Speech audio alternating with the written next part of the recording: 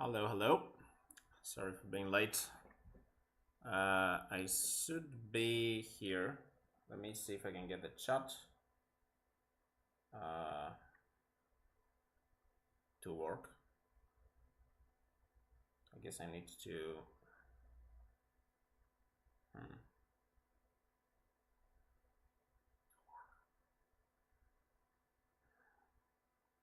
Okay, people are chatting, but it doesn't.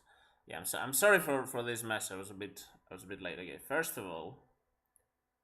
Oh, okay. Now that's how it works. Good. Good. Now, let me do this, and it should be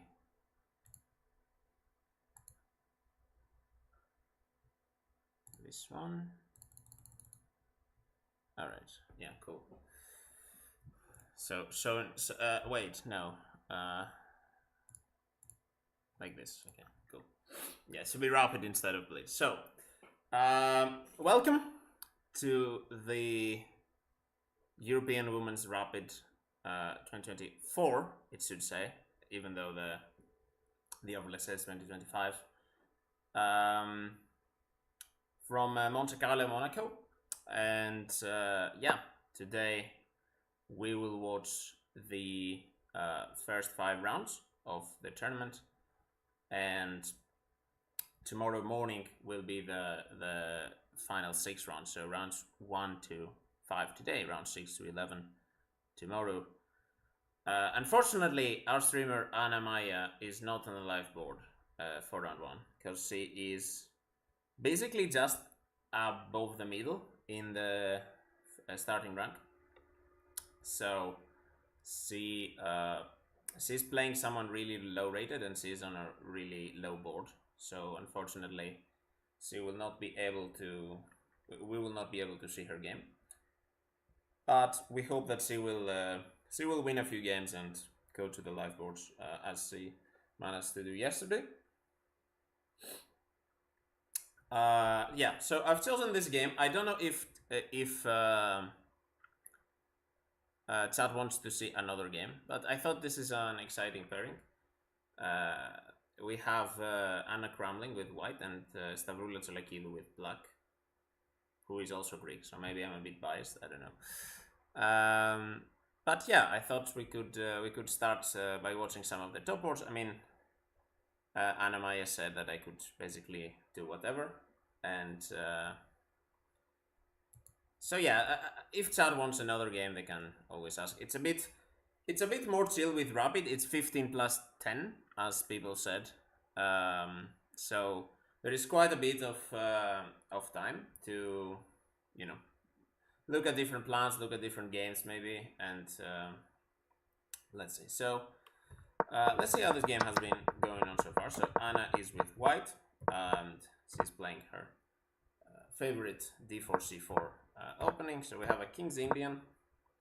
Stavroula is quite good at the King's Indian. She usually plays that when she wants to play for a win as black. It's hard to play for a win against d4 c4 openings usually, even at the top level. So King's Indian is an aggressive opening, but it's also not maybe the most sound theoretically. Hello Charco, welcome. Wow, nice to see you. And Anna is still playing. I remember when I was an active mod for Anna Cramling, she still played this h3 line against the King's Indian, which is actually a really good line. The good thing about this line is that usually the main pawn push that black wants to play in the King's Indian, this f5, is not so good because sometimes white plays g4. I don't know how this game developed yet, but let's see d5. So knight h5, black is trying to play for this f5, g3, okay, f5. So it's not as I said, you play g4. Maybe g4 is not so good in this position, I don't know. f5, takes, knight h4. But you see, it's not, your typical kind of King's Indian in which, you castle short and Black tries to attack on the queen side, white plays on the king side, usually with moves like on the queen side, moves like b4, c5, and it's like this kind of opposite sides battling. Here it's a bit more open. White's attacking this knight, and okay, knight f4, interesting. So that is not a piece sack, because if we take, then queen takes h4. So Anna played rook g1, knight g6, queen h5, queen f6, and this is the current position. And yeah, it looks very different from your typical kind of King's Indian. I actually like Anna's position here. I think she has a nice some nice developments. He can also play this tempo move bishop to g5 if he wants. I suppose that queen will come back to f7, and yeah, maybe we can start to plan long castling. There's a bishop in the way. What am I ignoring? I don't know. Ah, yeah, you mean this bishop? Okay, yeah. So maybe bishop g5 could be a move here. Queen f7, and I was thinking maybe here long castles. Computer is not so approving of this. Maybe we can take on g6, and after like something like this, maybe so you can even try. I mean, even this endgame is not so bad for white, right? I mean, these pawns are quite weak. I actually like her position here. She is of course thinking, so I suppose that is, you know, she did the main opening stuff, and now she's thinking. Players will have quite a lot of time today to think if you compare it to yesterday. I mean, yesterday, if you remember, if you were here, the games were running basically all the time. There were moves, you know, so you can't really do much commentary, and it's a very it's quite a big change of pace, because 15 plus 10 is not even the fastest rapid. Like they could have played like 10 plus 5 or something. So it's quite a change of pace from 3 plus 2, which is basically bullet over the board, because a 2 seconds increment. Imagine like you take a piece, you move it to another square, you have to press the clock. That takes about 2 seconds. So it's basically 3 plus 0. And this is much more relaxed, and players will have quite a lot of time to think. Yeah. But okay, I suppose that Starula isn't too upset that she is already up 4 minutes on the clock. And this will be a big problem for Anna, because usually she's able to get good positions, but the time pressure is always it's always, I think. I mean, if I was white here, I would probably play bishop g5 like instantly, and then maybe I would consider trading this knight. I don't know. Maybe black will take with a pawn, I suppose, and that is a bit better. It's still a bit open. The problem here for white is as follows. Like if you play like this, let's say you bring back the queen, black develops, let's say knight a6 or something. Now if I castle long, my king isn't 100% safe here. Like I could see at some point black opening the c file, bringing a rook here, and suddenly this king is a bit open. Also imagine black could also play e4 to open that bishop, and yeah, it's a bit strange. Phoebe, thank you so much for the raid. Welcome raiders. Welcome raiders, and yeah, hope you had a nice stream, Phoebe, and hope you have a nice time here if you continue to follow this coverage. Let's look a little bit at the chat, because I'm okay. Cool. Okay. Let's see. Should we look maybe at some other game? Because okay, Anna's gonna think. Okay, apparently she did play something. Let's see. How do I go back to the position? Boom. Okay. Has this happened? No, this was my analysis, right? Oh, my analysis has happened. Nice. Okay. Well, without the trades on g6, but yeah, I guess yeah, knight a6, and Stavroula is planning to put this knight here, or play c6 as well, and bishop d7. So very sensible move, this knight a6. It's also quite common in the King's Indian, and yeah. The problem here is that I think that black is much more familiar with the plans in this position than white. Although objectively Anna's position is quite good, and plays now bishop e2, defending the queen. The idea is that any knight move will not be a discovered attack on the queen. Maybe, although we could always trade the queen on f7, so maybe that's not a big deal. Knight c5. So Stavroula puts her knight in the strong square. Now, if you want to kick this knight, you have to play b4. This will weaken your position quite a lot, because remember, there is this bishop can always be activated with the move e4, and after b4, if the knight goes back, then this e4 will attack the knight, and this king will be very weak. So balanced position here. In general, in this round one, I guess the top boards are quite mismatched, but okay, it's still you know, 2,000, at least 2,000 rated players playing, so they are capable of some upsets, I would say. I don't think all the top seeds will emerge victorious in round one. Let's see. G4, okay. So that was so Anna is trying to attack on the king side, which makes sense, because I mean, she castled long, so yeah, let's try to open up and attack here. G4 is a good move. I wonder, what would I do here if I were black? I wonder if you could play f4. Or is that too bad? Okay, what's the evil bar? Going in white's favor. I would think about it at least. To play f4 here and try to close it down a little bit. Of course, taking is also possible. According to the engine, it's the best move as well. Because that also opens up the queen. You know, there's some ideas. You maybe take on f2. You can bring a knight to f4, perhaps trade the queens, or do something like that. Anyway, yeah. Unfortunately, they only have a few DZT boards. We were also not expecting that. Like I told Anna-Maja before the tournament that, you know, I see the standings and I see that you will probably be on really low board for round one of the Rapid. So please check that they have, right, 70 DGT boards or so. Because sometimes, you know, they're few boards short, but it definitely did not expect to be only 18 boards. Like, I think for an ECU event they should have more.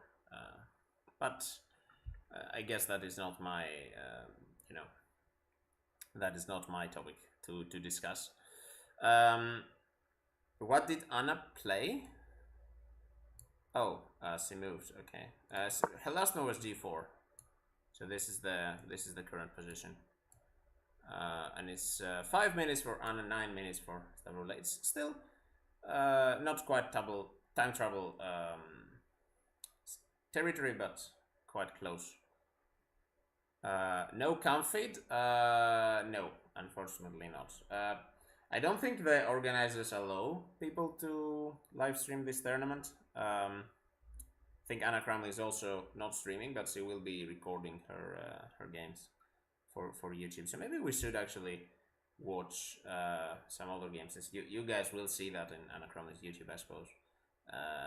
Anyway, okay, let's see some of the other top games. So we have seed number 1 of this tournament is Alexandra Kosteniuk, famous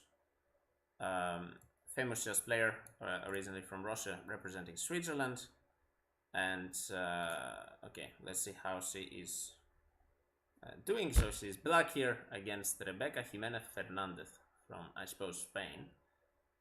And it looks like white has quite a good position. So, see, already seed 1 is maybe in a bit of trouble. I wouldn't say so much trouble, but you can see that these girls that are the underdogs in these boards, they are able to produce some good moves and at least give a challenge to the top seeds. I really like this protected passed pawn on d5. I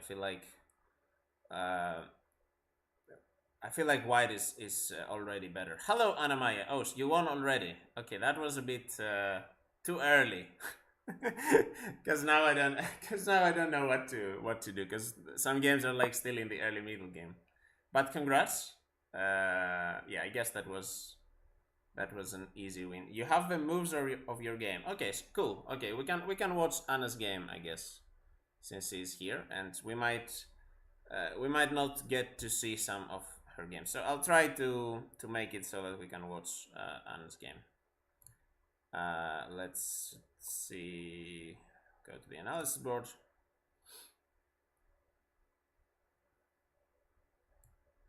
And okay. Yeah, I guess that works.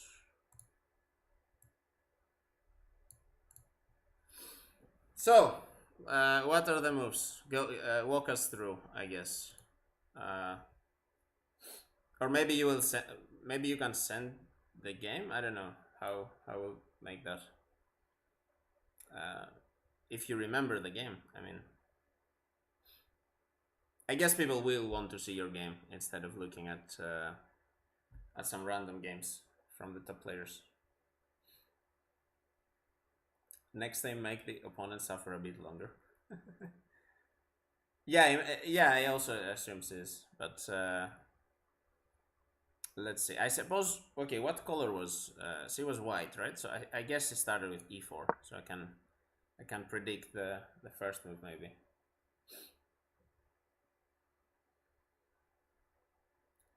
Random. I mean, okay, it's a round 1 game. Come on, it is. She's gonna win. Surely she's gonna win, right? Let me also switch to Wi-Fi, not use up my data. Cool. And oh, okay, I have it. Okay, thank you. So we have. We are, I suppose we are white. Cool. And we play e4, e5. Okay. Knight f3. Guys, watch closely because Anna is going to reveal some of her opening secrets. Look at this, d4. Never seen Anna playing the Scotch. That is a nice surprise. And the opponent played d6, which is already a bit dubious because usually this endgame favors white, but you know the opponent knows Anna-Maja very well, and she knows that she doesn't like to trade queens like ever. So Anna is like, yeah, I'm not trading queens. I want to win quickly. Bishop b5. You know, maybe the opponent blunders d5 or something. I don't know. So black takes on d4, white takes on d4. Okay, bishop d7. Bishop takes c6. Bishop takes c6. I guess pawn takes is maybe a bit better. You don't really want to allow white to have this option to play knight takes c6, but okay. I mean Anna's opponent is like 1400 or so. So yeah, I don't know. Knight c3. Okay. Queen d7. Sword castle. Knight f6. Nice development, you know, nothing too crazy so far. Rook e1, long castle. Okay. a4, yeah. So we already start an attack on the queen side. Long castle is a bit suspicious here because I mean, what is exactly black's plan? Like, it's not like black will attack on the king side or anything. And white is very fast with the pawn push. There's also this bishop can be used as a hook for the attack. So a4. Black played d5. Anna pushed the pawn to e5. Very nice. Knight e4. Knight c to b5. So c is threatening to take on a7, or taking on c6 as well. And this way this bishop is a bit stuck here. Like can't really do much. And if you take the knight, then Anna might decide to take with the pawn, and then the a file opens up. So as you can see, the evil bar is also suggesting that white is already much better. King b8 by black. Bishop e3. So Anna's bringing all the pieces to join the party. a6. And here Anna's like, yeah, well, yeah, I'm not really moving this knight. I'll just go f3. And the opponent took the bait. So opponent took on b5.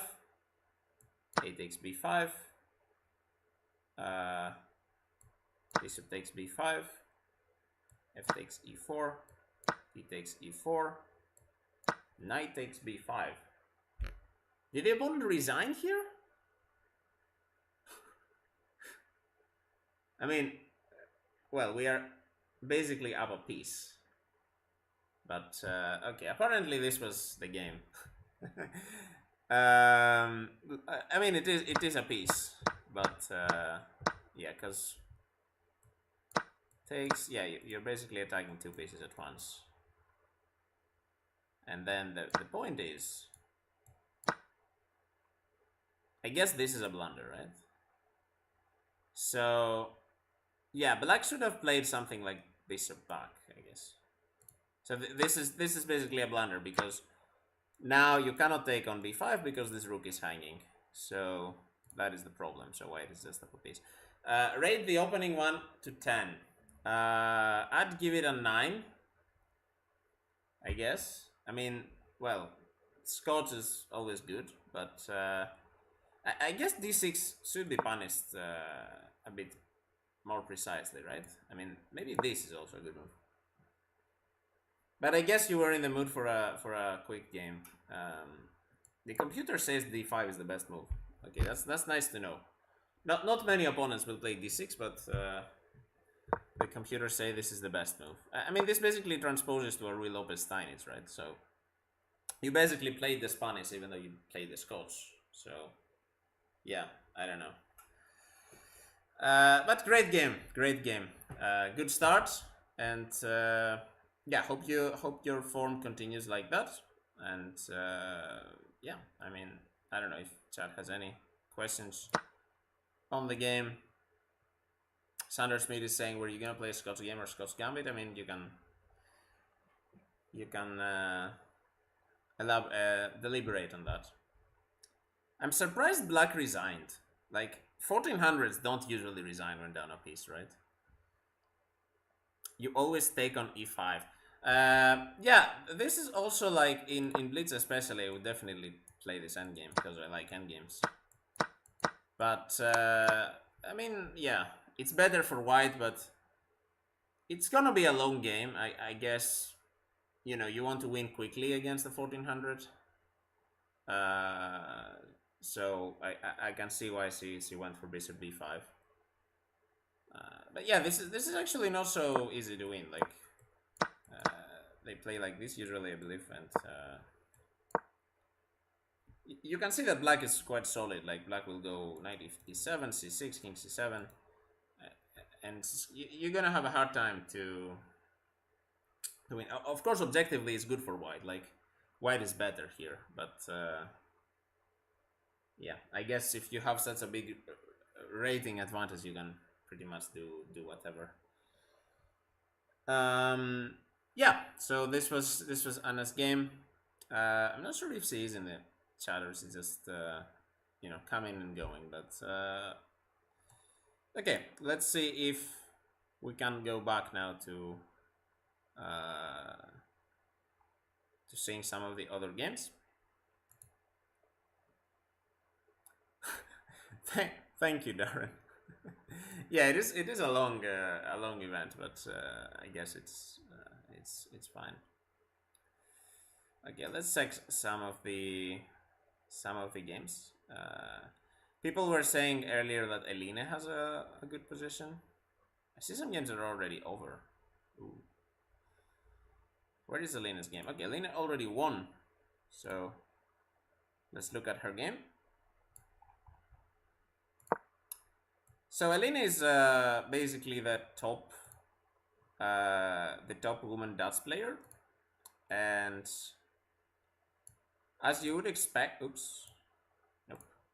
as you would expect from someone representing the Netherlands, I don't think she's board 3 now,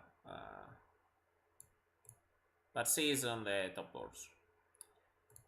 So as you can see, she's representing the Netherlands, both on and off the board, because she plays the Dutch defense, which is an interesting opening for sure.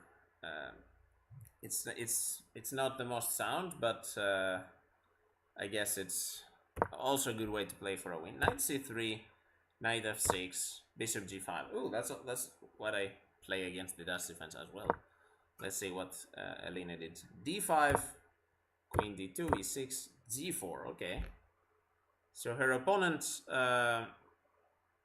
Nino Korjaje, hope I'm pronouncing that correctly, apparently had prepared against this, and she goes for this g4 gambit. I'm sure Alberto is a fan of this move. h3, okay. So basically white sacrificed the pawn. Not really though, because Elena loads, yeah, she didn't really take the pawn, but white has opened the h-file. This position is quite strange. Black has an open f-file, white has an open h-file. Black has 2 pawns in the center. I actually like white here, but I guess, yeah, black gets some initiative here, and she's probably going to play e5 and stuff. Queen d3, knight e5. Okay, so now she's going for this pawn. Queen g3, bishop d6. Developing with some tempo. f4, cool. Knight c4. You can see white is quite a bit better, so quite some risk taken by Elena in this game. But apparently b3 is a big mistake. I guess you counterattack this knight somehow, maybe, or what was white's chance here? Let's see. Let's try and find out. Maybe some attack like e4. I'm wondering if this works. Ooh, I found the best move. Nice. Okay, so e4, releasing an attack on this knight, also threatening e5. This would have been very strong for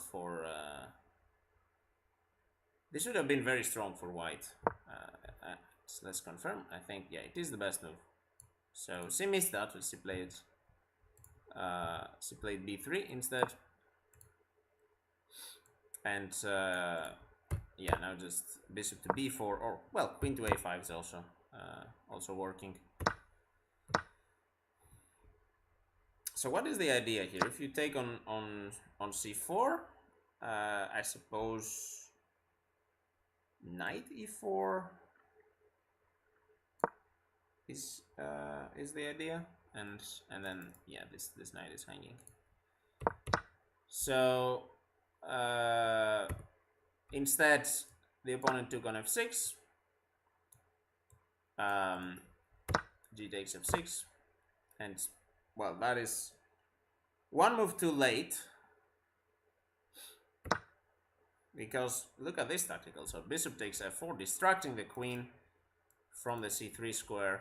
Queen takes f4, queen takes c3, queen takes a1. Black is up the exchange, and well, white's king is on g3. So yeah, this game is pretty much over, and white basically blundered the rook. I'm not sure if she could have even saved the rook. I mean, worst case, black will just trade queens and be an exchange up, but I'm sure with a king on g3, black would basically win this game. Anyway, but it's nice to end on a Khazarian gambit, I suppose. Okay, Anna says I was going to play the Scotch gambit. Interesting. Okay, let's look at this game. It looks like Kosteniuk is in quite some trouble against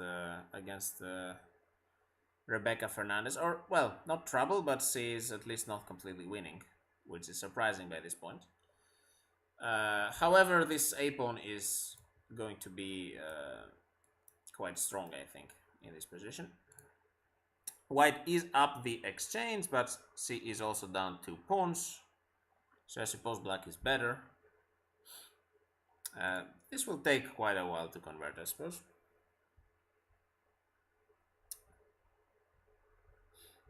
Anna said I want to play the Scotch Gambit. I mean, it makes sense. I also play that in faster time controls against low-rated players.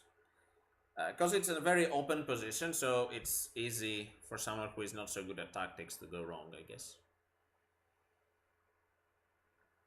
Rebecca Jimenez Fernandez, right? That is how you say the game. Okay, so knight e4. Yeah, I think Alexandra is experienced enough to win this position. This is a nice little fork, but rook d2 saves the rook for now, because we are counter-attacking this rook.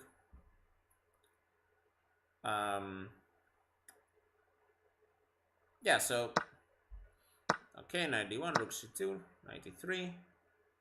So Alexander taking another pawn. However, some pieces are being traded. Yeah, this is not so simple. This is not so simple. I guess the eventual plan is to promote this pawn, but she's quite she has quite a long road to go.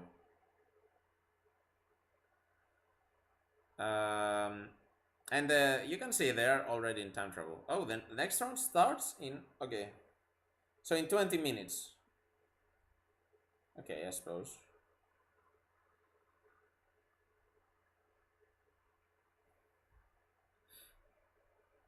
Got tips for, okay. I want to put this opening on the board, but maybe not. But yeah, this is a gambit, basically. You just sacrifice the pawn for development. Like queen b3, bishop a3, I think is a move there. And just sword castle, rook e1, stuff like that. Am I missing moves again? No. Bishop a2, okay. So both players now are below 1 minute. So we will see some more fast-paced action. So I'll keep this game, I think, for now. Because I suppose most of the top games will have finished by now. Okay, knight g4. Attacking h2. You know, I'm also warming up to commentate Anna's games better later on. Bishop d4. Okay, so some checks. This should have been played much faster. It's the only move. But okay. Now you probably don't want to trade knights here, I think, because then you get hit with this, and the f7 pawn is going to be very weak. Hello, Scrooge. Welcome, welcome.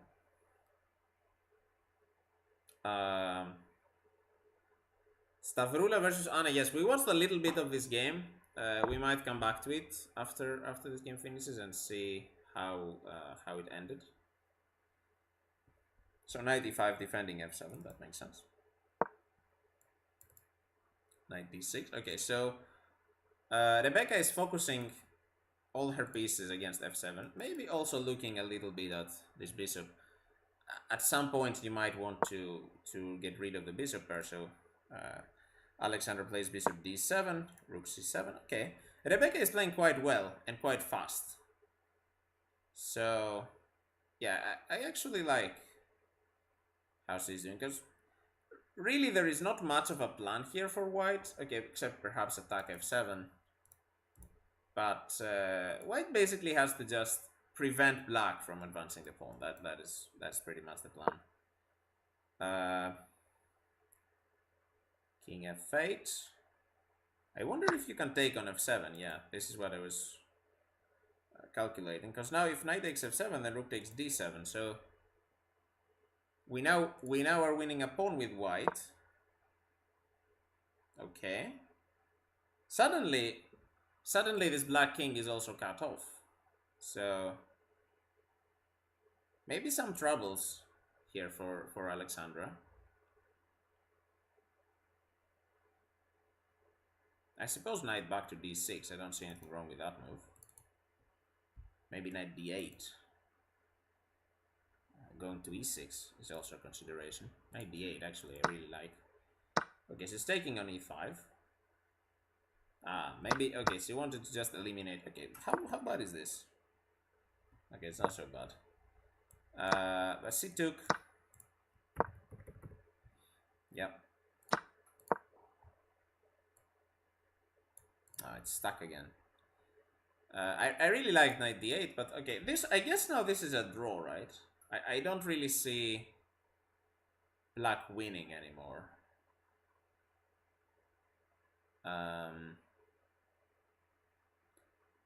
White cannot make much progress either. I guess Alexandra will try to push these pawns in on the king side. Bishop e6 though. Also going for c8 perhaps. Actually, yeah, I don't see how black defends the pawn here. Bishop d4, okay. I suppose rook a8. No, rook h7, okay. I don't see what was wrong with rook a8 and bishop c8, but rook h7 has been played. Now the rook goes back to b7. I suppose this is like a draw with in multiple ways. I guess both players are trying to win, but I don't really see this. Okay, rook c7. So she's trying to keep the black king contained in a way. But I think this is a good development for black because now there is no bishop c8 anymore. So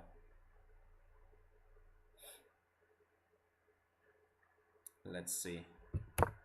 Rook c2, king e7. Yeah, you see black's king is activating. I don't think Rebecca is playing this that well. And now she goes bishop c4. Yeah, this is this is really bad. This now is winning for black. This pawn is running.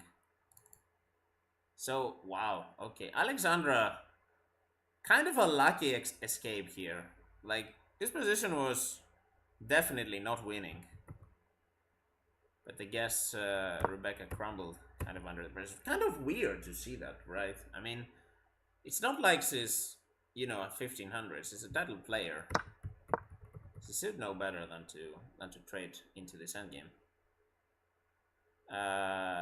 Yeah, that was a bit strange. Like, firstly, she allowed the king to become active on the 8, then she moved the rook back. Like, it's a well-known saying that the rooks belong behind the pawn, right? Not ahead of the pawn. So, yeah, and then she played this bishop c4, which is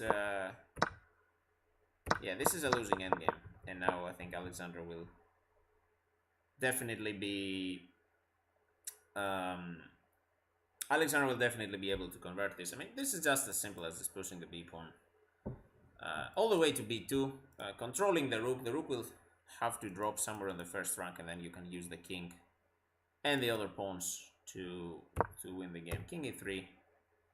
But yeah, this is some example. You know, I mean, you're playing against one of the legendary players that are playing this tournament. You might be a little bit starstruck, I guess, and make mistakes. But this bishop c4 and rook c2 was definitely not the way to go. Who are my favorites to finish on the podium? It's hard to say. I would like to see Alina doing well, since she missed out on a medal, despite having a really good performance yesterday.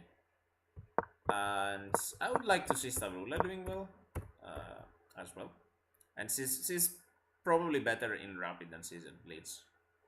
So I guess she would be a favorite. She's seed number 3, I believe. Of course, Alexandra is also very strong. Even though she had quite a slow start, I guess, with this game. Like, she didn't really show why she is 2500, but I expect that the 2500 will speak for itself at some point. And I don't know. I mean, the Georgian ladies are also always very strong, always among the top places. Maltevska, yeah, of course, won the Blitz. She will want to make it out with the Rapid. There's a lot of strong players that could finish on the top 3.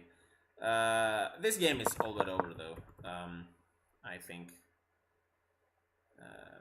Yeah, trading bishops is really not the plan. You can see this bishop is basically controlling everything. F3 will come, G3 will come. And I'm really surprised because I thought here, bishop E6, right? Here, okay. Why not this? This is really strange because look at this: King E7, Bishop C8. You're basically winning the pawn. Like, white can never lose this position. Black will play like H4, you just take. This is a draw, of course. But you are never losing this as white, right? You're just moving the rook back and forth. If black pushes the pawns, you trade. Eventually it will be rook against bishop and pawn. This is a very easy draw for anyone. Really anyone, even a 1200 can draw here. As long as, you know, they trade pawns.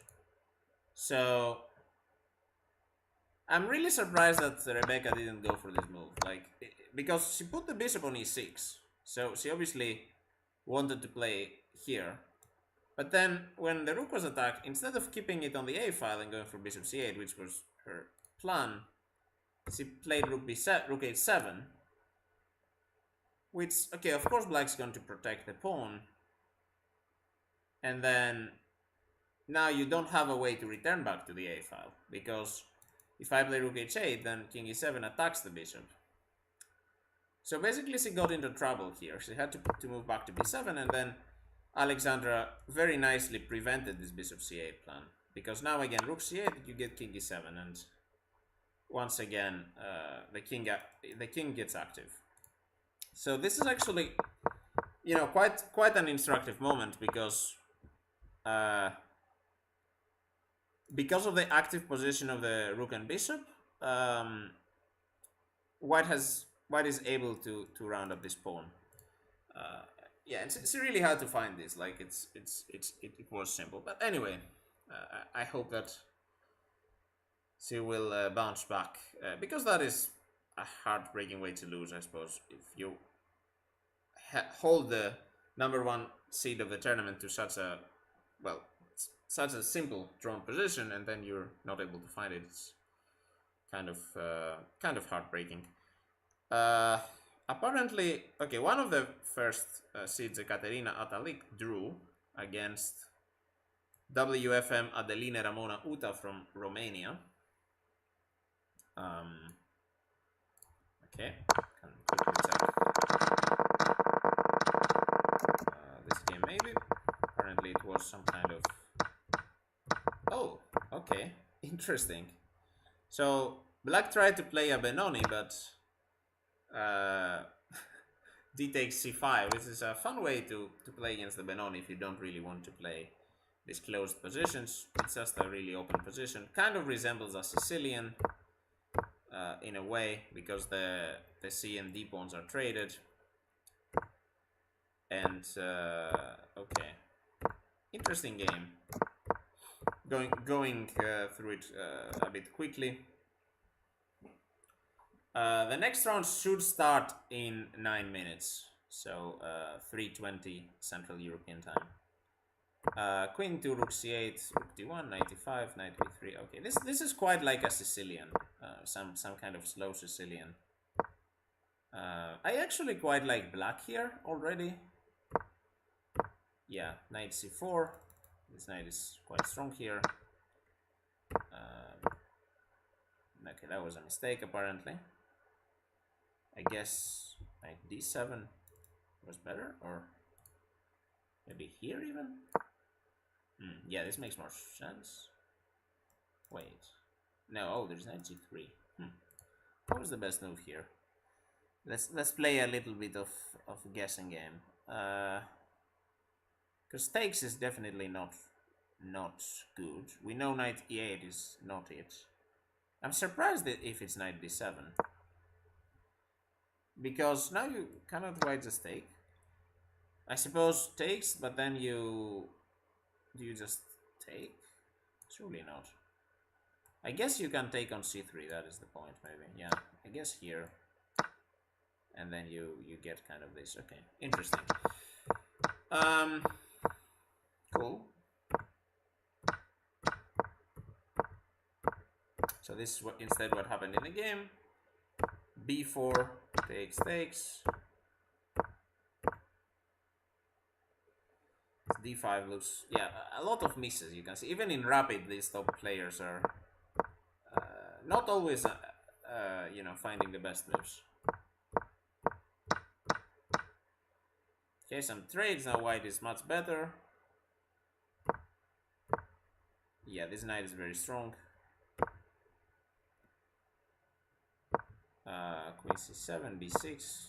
How did white not win here? I guess this is a mistake. What did she miss? She missed rook b8. Because now there is no rook a6 because of queen b5. So instead rook a7, but now queen takes b6, and now this is a draw. Or is it? Ooh. Apparently this is a blunder. Okay. Wait. Why not just move the rook on the 7th rank? Like rook d7.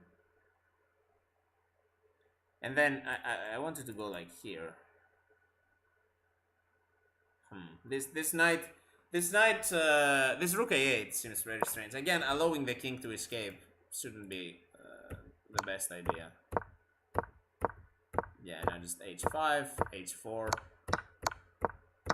and black is able to secure the draw. Okay, that was interesting. That was interesting. Pia Cramling also won her game. That's the final position. I guess dinner even later. I mean, there's only 5 rounds today, though. So, yeah. But I do think from my notes here that, yes, the games today are supposed to finish about an hour later than they were tomorrow. So, yeah, let's hope they don't take too long. I mean, 15 plus 10 is actually quite long, right? I mean, if it's an even game and it takes like 80 moves, it could take up to an hour. So it's not so fast of a time control. But okay, pairings for round 2 are up, I believe. So okay, and we have Anna-Maja is on board 29 against Yelizaveta Hrebenshchikova from Ukraine. WIM with 2251. So tough pairing, and we again will not be able to see the game, I suppose. But we hope that that Anna will make it 2 out of 2, and if she wins, she will be on the live board for round 3.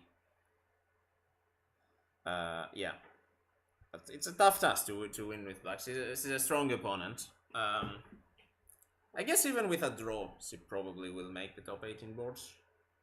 because there are only like so many people with one.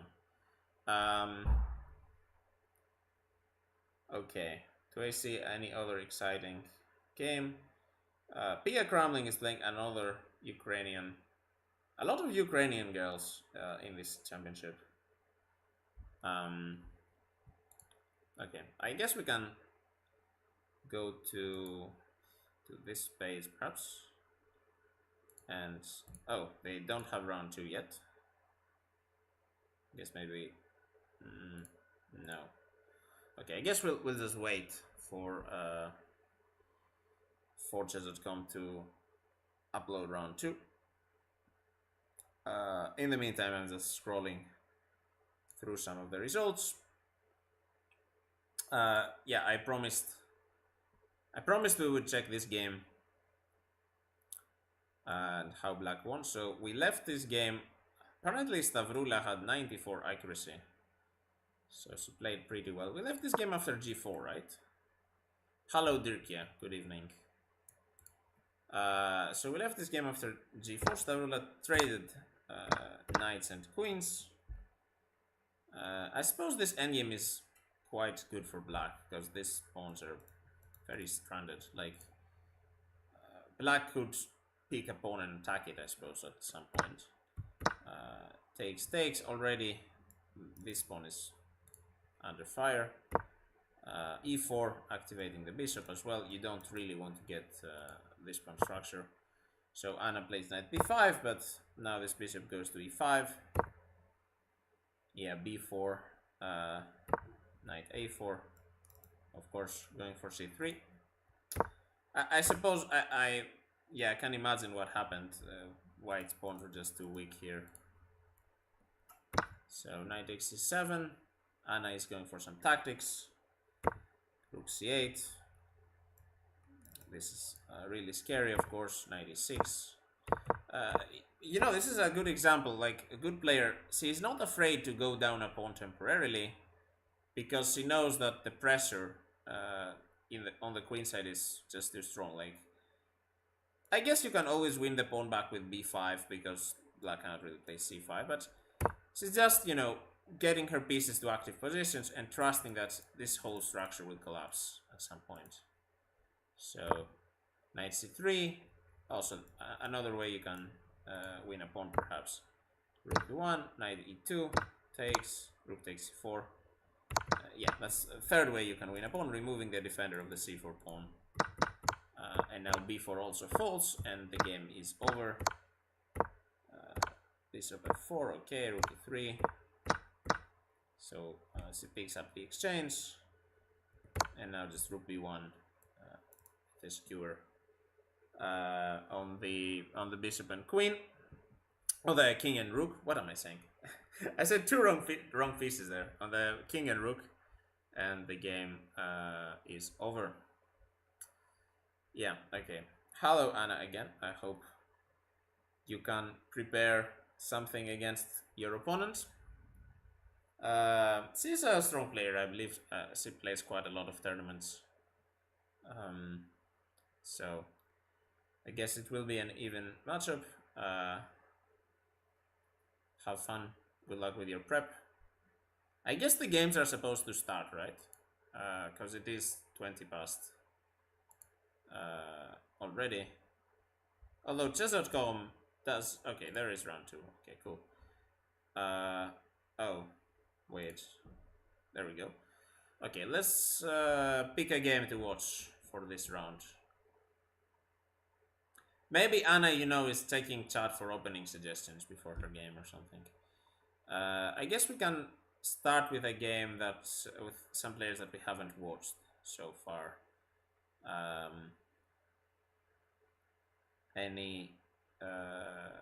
Any preferences from chat are welcome, of course.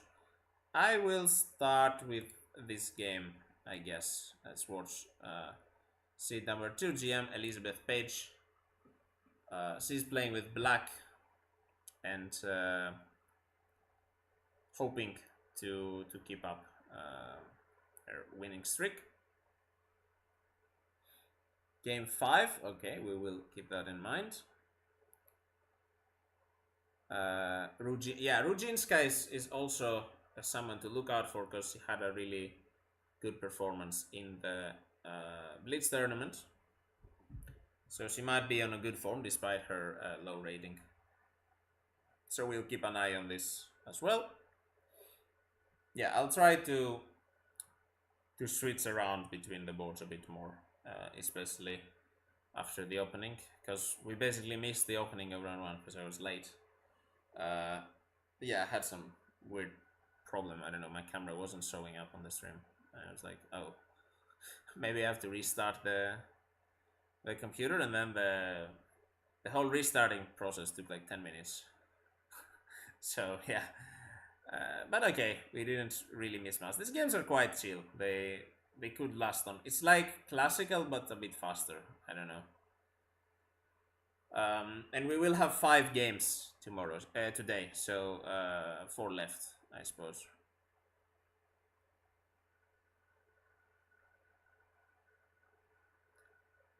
Rank after round 4 is not up yet. Wait, what? Yeah, I saw that. I didn't really look into what happened because I was a bit tired. But yeah, I don't really know what the drama is. Was there any like controversy or what? Or maybe someone just forgot to report the results. Okay, so we have, oh god, another King's Indian? Okay. Maybe not the best opening to commentate. Yeah, it's very dry. I guess Elizabeth is going for a solid approach and trying to outplay. Oh, I expected d5. Okay, d6. Trying to outplay her opponent a bit later. This is interesting. Yeah, they do seem to have quite a problem with they do seem to have quite a problem with reporting and publishing the results, because chess results were not updating properly yesterday. Like, I'm not sure whose fault that is, but usually, even in big Blitz tournaments, they don't have a problem with that, but somehow yesterday they did have. So, yeah, I don't know. But okay, some nice and simple King's Indian position here with, yeah, this bishop on f5 is a bit unusual for this structure. White is maybe preparing to kick it away with e4, and yeah. Okay, let's check a bit of the other openings. Alberto is saying Dinara is losing on move 7. Let's see, is that like copy him or... Oh, so we have Anna's opponent. One of the players Anna beat actually yesterday. And we have an English, c4, knight f6, knight c3, e5, knight f3, knight c6, e4, okay. So some kind of hybrid Botvinnik system, I suppose, if you play d3, but also d4 is possible. Bishop c5, knight e5, okay, knight e5, d4. Ooh, and bishop d6, which is a big mistake, because now c5, bishop c5, d takes c5. Ah, this was much better. Why take away from the center? I guess he didn't want to have doubled pawns, but this was a huge missed opportunity here for Sylvia. If she take on e5, if she took on e5, because knight g4 is not available, so this knight will have to go back to g8. And obviously white has a huge advantage in development. Yeah, this is actually, yeah, bishop c4, and then you're already threatening some bishop takes f7 ideas and stuff.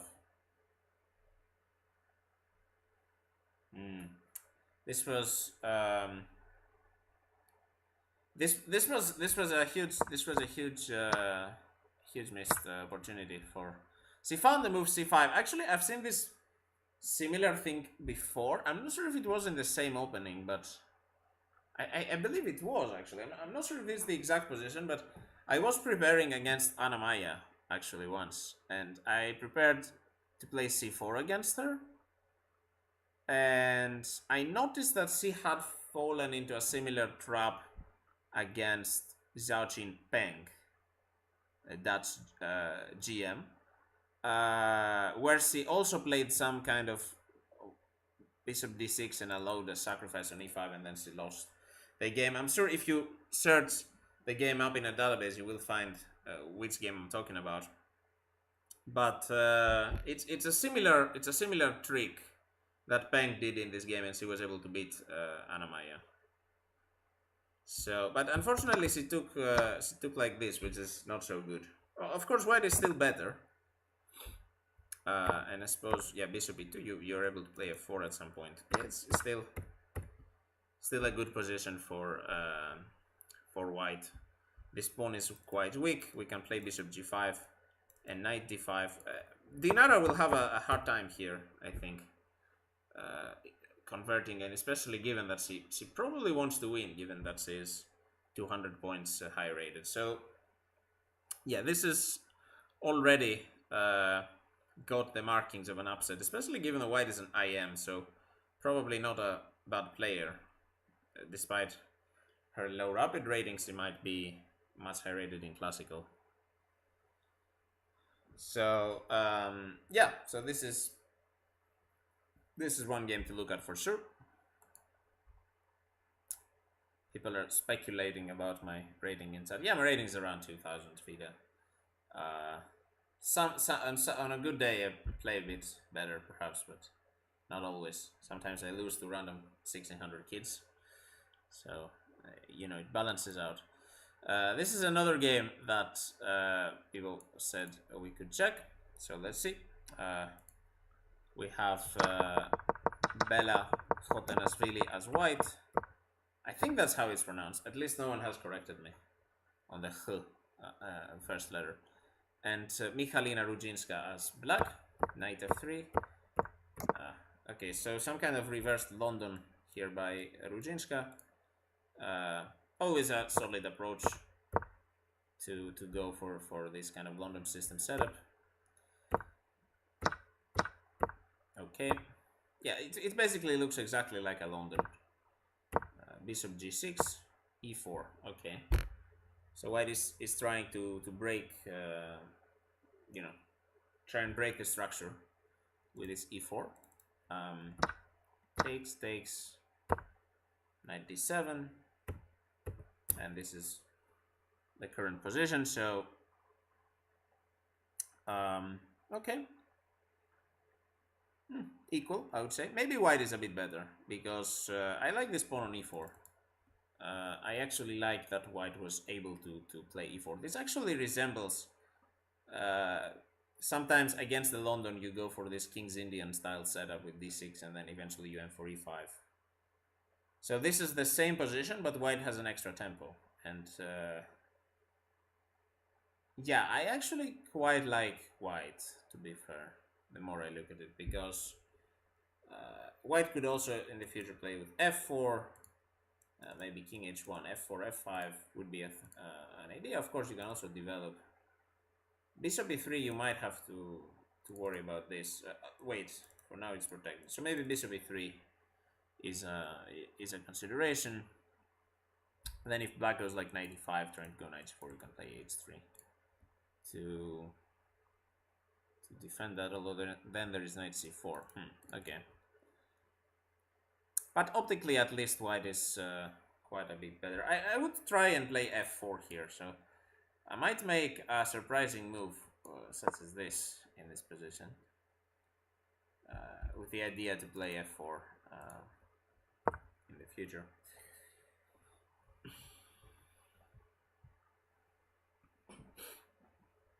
But okay, this game is basically still in the opening, so not really much to say about this one.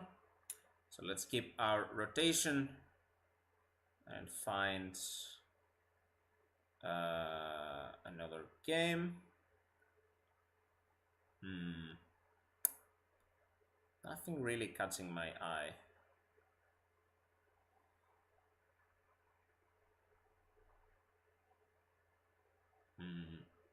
Let's look at this. We haven't looked at the European Blitz champion, Blitz women's champion. I guess for 2024, despite the tournament being in 2025, I guess he gets to have the title of Blitz champion for 2024. So, okay, let's see her game. She's playing against WIM Maria Manco. I don't know what her flag is. Let me check. You know, there are some names that you can figure out the nationality just by reading them out, but this is not one of them. Okay, apparently she represents Switzerland. The player with white. So d4 knight f6, c4 g6. Another King's Indian. I guess the King's Indian is a very popular opening in this tournament. We've seen a lot of them. Okay, it's transposed into some kind of, well, close to a Marochi, but black has a pawn on c7, so not really. a5, okay. I guess it's still a King's Indian structure. And Alexander's trying to control the dark squares with her knights. a3, a4, okay. Bishop h6, takes.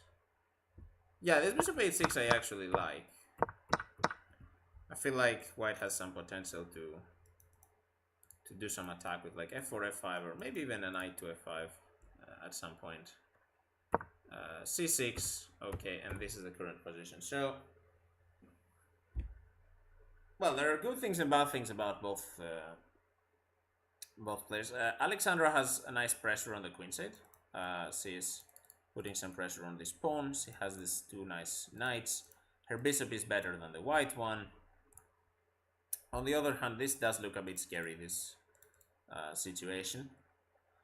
But as long as white is not able to bring more attackers, I would be a bit scared of this in the future, because this pawn is also supported by a rook, so it could actually even end up on f6. But as long as we can prevent the immediate attack, then black maybe will try to play on the queen side. Also, black has some strong squares for the knight. Maybe f4, knight g4 is the point, yeah? And white is not able to play f4 because... right, so if white played f4 here, knight to g4, and the problem is that this queen is kind of trapped. You would either have to go to h3, which loses after knight to e3, because now that attacks both the rook and the queen, or you would have to trade queens, which is definitely not what black wants. So f4 was not possible. So instead, Maria played h3 to prepare the move f4, but the computer says that's not very good. I guess it kind of weakens this pawns a lot. Not sure what would be the concrete problem, however. Black has to be a bit careful, because again this f-pawn is quite dangerous.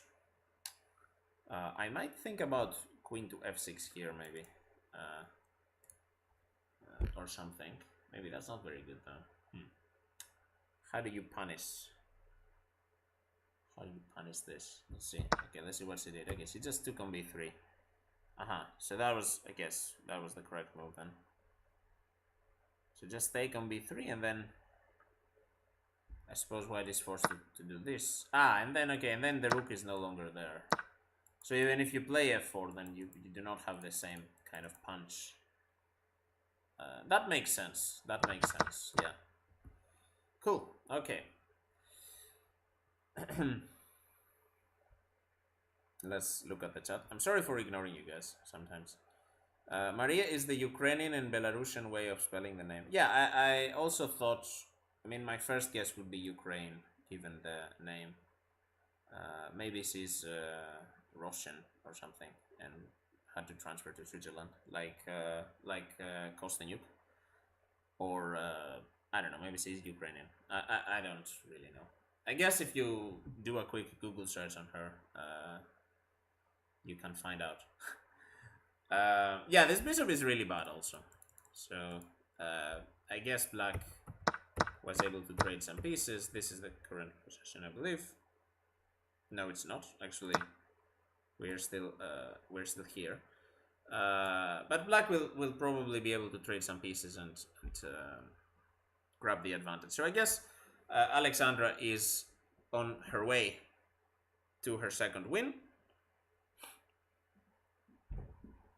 So okay, let's keep taking a look at more games. What is this all about? It looks like very few moves have been played. Another one of Anna's opponents yesterday, GM Antoaneta Stefanova from Bulgaria. Hello, Kristomir, by the way. I believe he is Bulgarian. So let's watch Bulgarian player. She is playing here with black against Ines Prado Acebo, I suppose from Spain. And this is a Queen's Gambit. Knight c3, a6. Very popular line nowadays. It might look very inconspicuous, this a6, but it actually has quite some ideas. Basically, you're preventing all the bishop b5s, you're preventing all the knight b5s, and you also prepare in some lines the move b5. So it's actually quite a useful move in a lot of positions. Queen b3, c6, e4, and b5. So justifying this c6, and you might say, well, that's a lot of pawn moves, and we haven't really developed any pieces. That's maybe an opening that Anna-Maja would enjoy, but I don't know if she knows about the existence of this opening. But look at that, you're just pushing pawns, not developing. It's great. Hello, Matthew, welcome. But on the other hand, white doesn't really have any attack to take advantage of this underdeveloped situation. So, and yeah, that was my question actually. What happens if white takes? But then I guess b4. Okay, because if c takes d5, then yeah, queen takes d5, and white is just chilling. We are attacking the rook. We are up a pawn, and of course, if white trades, we are also threatening this, and black's position is pretty bad. But instead, Antoaneta, of course, probably knows this line by theory. She plays b4, c takes d5, and knight c5, knight f6. This is the current position, and it seems like she has been thinking for quite a bit of time, as she is already down to 7 minutes. Yes, she is of course a former world women's champion. We were talking about her a lot yesterday when Anna-Maja got paired against her. So yeah, but here she thought for quite a bit of time. Maybe she was trying to recall what the book move was. But her position is pretty good, I think. Despite all the scattered pawns, I think she will not have much trouble developing. Of course, white's position isn't too bad either. This will be an interesting game, I think. It will, because it looks very open. And I guess it will come down to who has the best piece play. Black is probably threatening to take this. There is a move, knight f3. Now does black take? I suppose you would want to take, because now this pawn looks a bit strange, right? You can play knight c6, defend this pawn, and eventually this pawn will be attacked, maybe with knight d7, maybe with queen e7.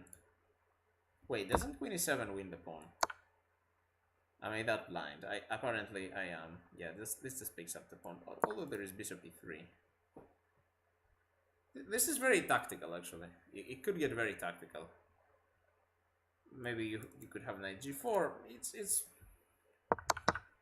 It might become very double-edged. I can see why she's spending that much time. But it's kind of strange to see a GM spend 10 of her 15 minutes, and we are on move number 10 already. Like, the first 10 moves of the game cost you 2/3 of your time. That is Not very good time management. So she might be in a bit of trouble later on. But for now, her position isn't too bad, I guess. Okay, let's keep rotating between the games. Ooh, Pia Cramling is completely winning. Let's see how that happens. She is playing another Ukrainian player, Anastasia Rakhmangulova. And another King's Indian. That's crazy. There's so many King's Indians in this tournament. I think every game I've been watching is some kind of King's Indian. Well, this is not exactly a King's Indian. This is more of a modern defense. Since White played e4. And this is a big difference between, you know, Pia and her daughter Anna. Like, Anna would never play e4 here. She always plays like d4, c4, knight f3, knight c3, kind of autopiloting that. Of course, a GM like Pia, she's a universal player. Even though she plays d4 as her main opening, she also knows e4. And in this case, Black hasn't taken any central space. E4 is definitely the best move.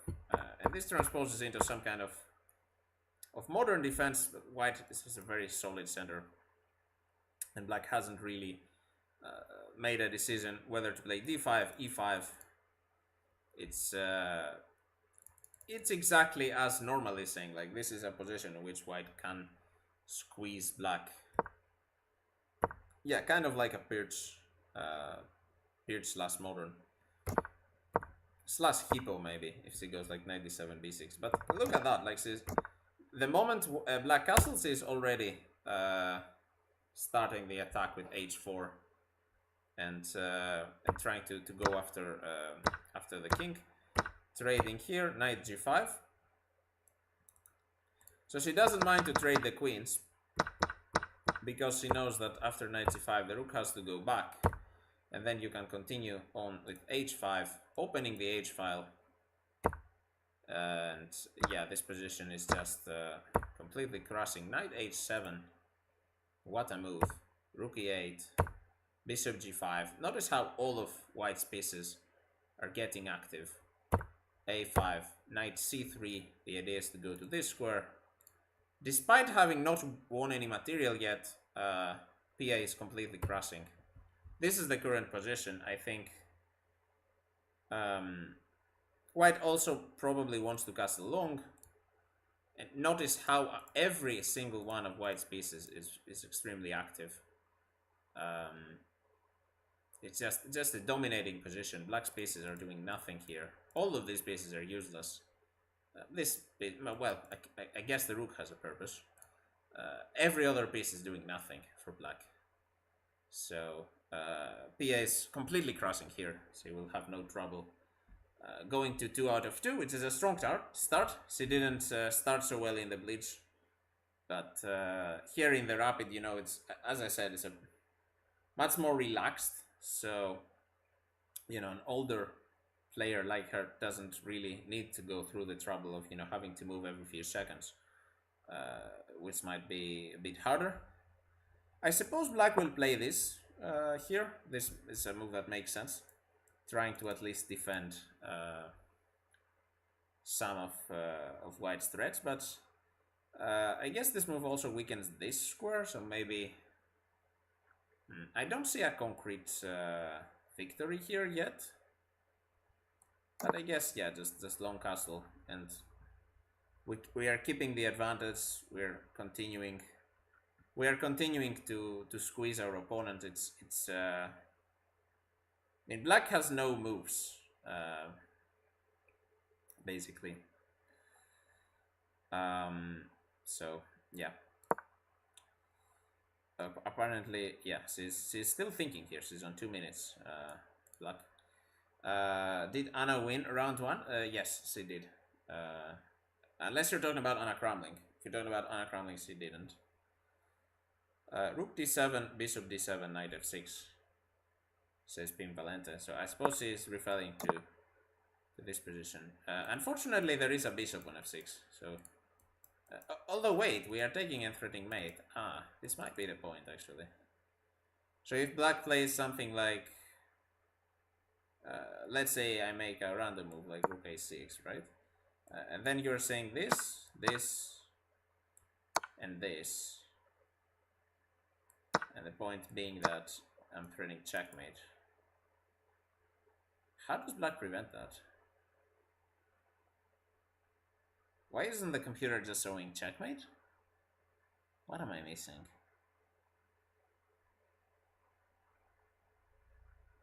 Wait, I'm definitely missing something here. King f8, and then this. And black defense. Interesting. Okay, yeah. I guess that is hard to spot.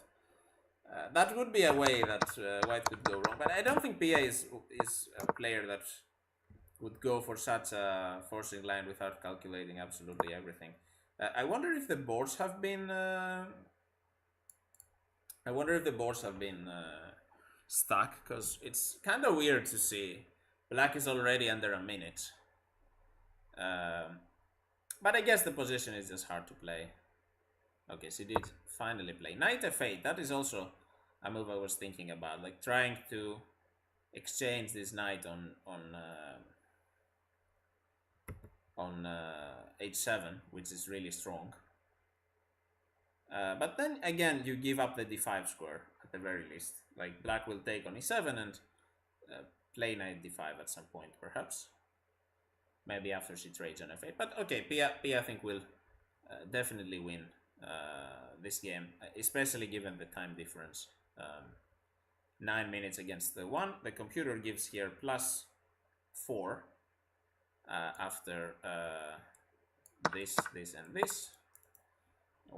Black cannot defend the pawn on c7. So yeah, white is just completely crushing on the board on the clock. It should be yeah.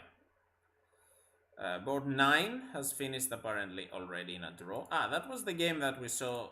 We said that white was starting really well with this c5 push, right? So let's see what happened. Bishop e2. Okay. I was saying how white is basically in a better position here.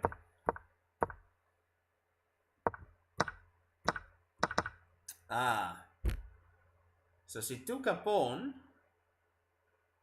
but apparently she missed a tactic. Okay, cool. Yeah, this pawn looks a bit scary to take, right? I mean, maybe you should castle instead first, or I mean, this pawn will always be weak, so maybe it's best to... But what is exactly the tactic here? Takes? What am I missing? I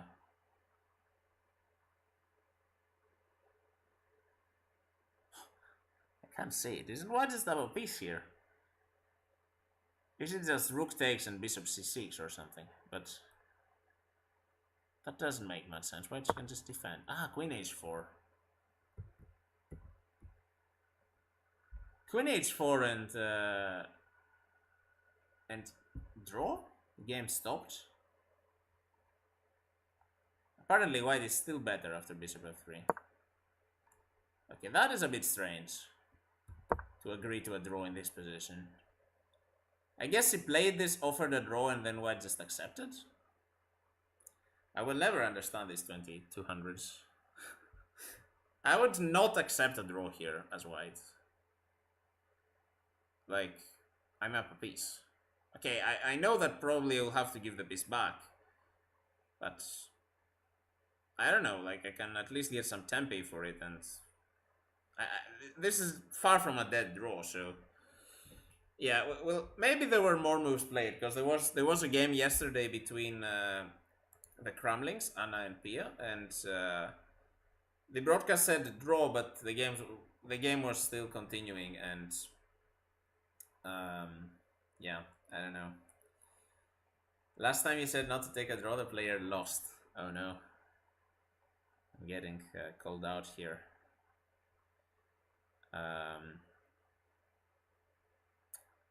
Okay, let's go to another player we haven't looked at. Sara Kadem won against Salomeja Zaksaite, I suppose from Lithuania. See, if she's actually from there, I'm good at recognizing names. Let's look at this game. Ooh, this, I think Glamdring will like this opening. King's Gambit. It's a bit of a change after seeing all these D4 openings. And this is also what I play against the King's Gambit. This is called the Falkbeer Counter Gambit. The point being that white cannot take on e5 because there is queen h4 check. And black is instantly winning on move 3, believe it or not.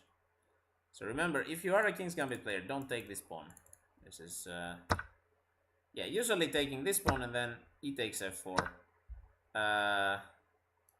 I usually play this, giving white a second chance to go wrong with f takes e5. This is completely losing again because of queen h4.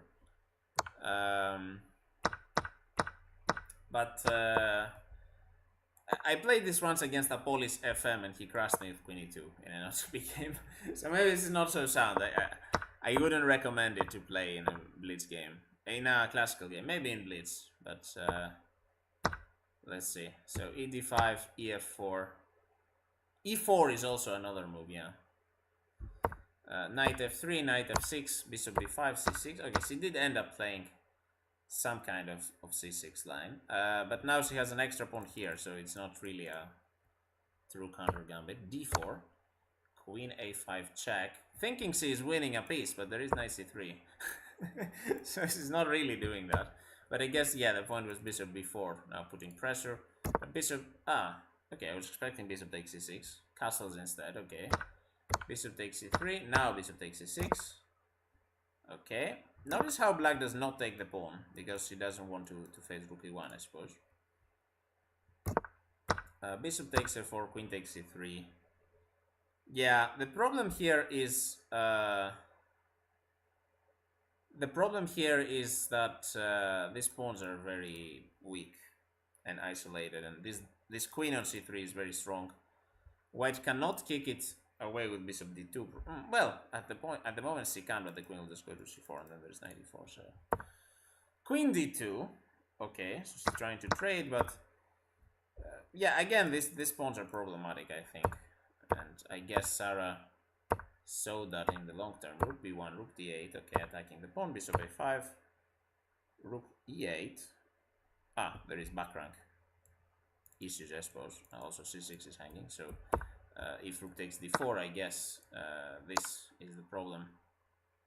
And now if knight e8, then knight c6, and white is fine. I'm surprised that all the moves I made weren't blunders. Well, okay, what happened in the game? Rook e8, bishop c7, knight d5. Okay, very nice, blocking the pawn. Can white play c4 here? That's my question, though. Can white play here? What did I blunder? Bishop takes, knight takes. Yeah, bishop takes. Okay, just bishop takes. But instead, Salomeja played bishop b8, which looks very strange. I guess he wanted to attack a7, but apparently this is a blunder because of, I guess, knight c3? Oh, f6. Cool. Through f6. And then wait, knight f3? What am I missing here? Rook e1, knight e1, yes. And now knight c3. Okay. And look at that. The rook is overworked. That is crazy. That is a really cool tactic by Sarah. It's not often you see a rook protecting pieces like on the 8th rank and on the 1st rank like that. It's kind of a funny geometrical motif. Okay, so knight c3 just wins a piece. And yeah, Sarah is an IM, so we trust her that she can win a piece up. Very cool. Okay, so just resigned, yeah. I guess, yeah, it's not much point playing down a piece. Cool. Okay. Which other game? People mentioned Pia played a brilliant move. Okay, I said that Pia will basically win the game. No matter. Knight f6, bishop f6, bishop f6, knight h7. I guess this was the brilliant. Nice exchange sack from Pia. Showing that she can also be a dynamic player. Knight b5. Okay, maybe she's not keeping it that simple. But she is up material. I would be a bit scared that black will have some counterplay now. But I guess, yeah, white's gonna win here. Surely. Elina got mated. Oh no. Let's look at that. Where is Elina's game?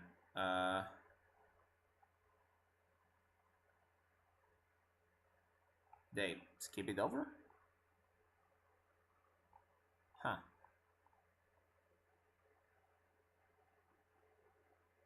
Wait, where is the game? Am I just that blind? Or is it not on DGT? Oh, it's here. Wait, I got debated, guys. Ooh. Oh, it is made. Ah, okay. Cool. I can search at the top. Thank you, Screws.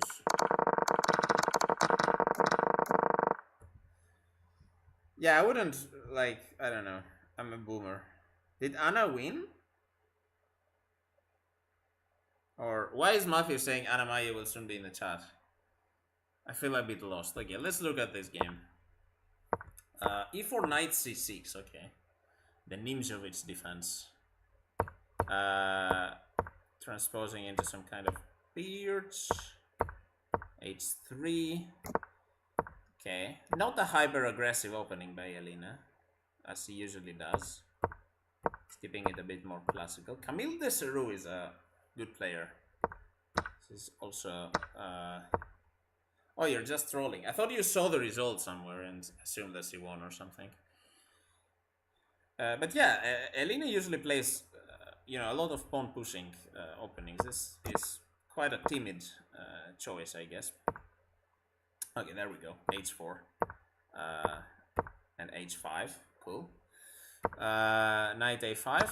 Okay, we open the H file. F takes. Black is surprisingly solid with his bishop. This reminds me of some positions in the Sicilian Dragon, where black just plays bishop h8 and chills. And despite this looking horrendous for black, somehow it's surprisingly solid and black holds on. So I guess that is what happened in this game. Knight g5. You see, it looks like white is just crashing, right? The computer also says that white is crashing.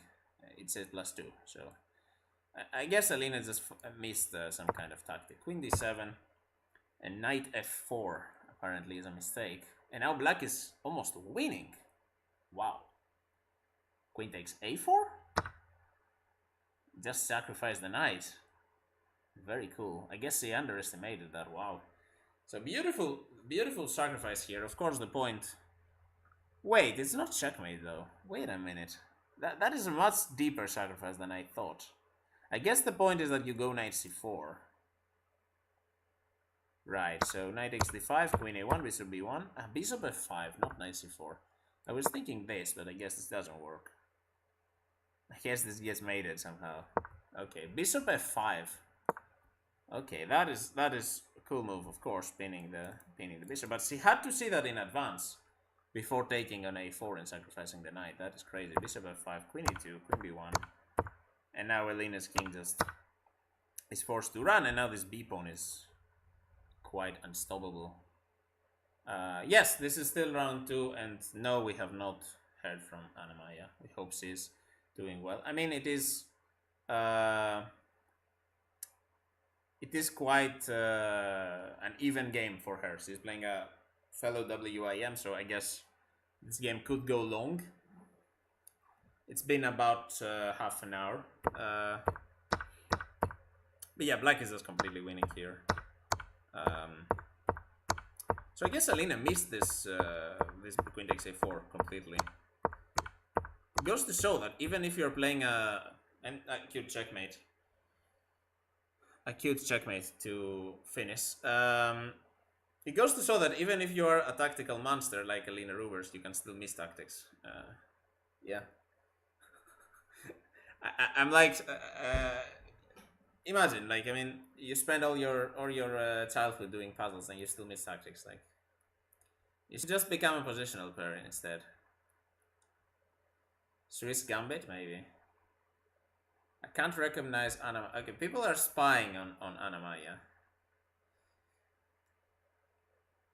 I'm a bit concerned that she is not here yet, because usually, you know, if she, the amount of games she has won is mostly in the early middle game. She just like outclasses her opponent. Like the more the game goes to the end game, it's, I think, less likely that she wins. Although she can still win in the end game, but I don't know. What other game can we look at? Let's look at Anna Cramling. She is playing against Maureen Thomas with a rating of, oh, it doesn't show the rating here. The rating of 1700. So let's see. Maybe some players more closer to chat's rating. Looks like Anna is up 2 pawns. She also has 15 seconds though. This should be winning. But it requires a bit of good technique, and especially if you trade knights. I guess it's winning though. Like Black's king is more active.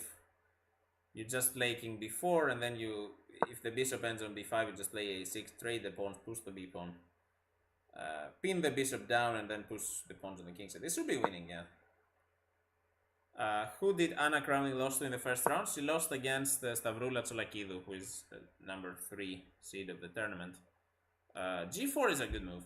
Anna has to be careful not to remain with this pawn, because that is the wrong color corner. King d4 is a good move. Yeah, I think Anna will win this. Despite this looking like, you know, it's opposite colored bishops. It will maybe take some technique. f4, I like this move. Not trading pawns. The computer says this is bad. Oh no.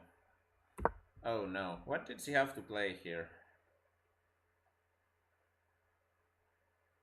Okay, the computer doesn't like it. Why though? Okay, h4, okay. Interesting. But now, okay, now she has a protected passer, and I guess now the plan is to just, I really like this plan, like go here, a6, b5, have a passed pawn on the b file, have another passed pawn on the f file, and white cannot stop both the pawns. So,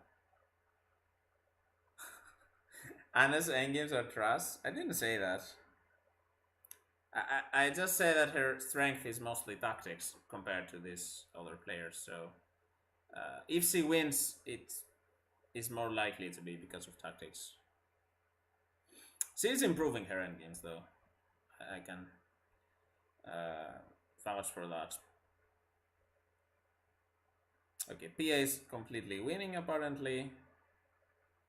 Now he did. Okay, this looks like a draw, right?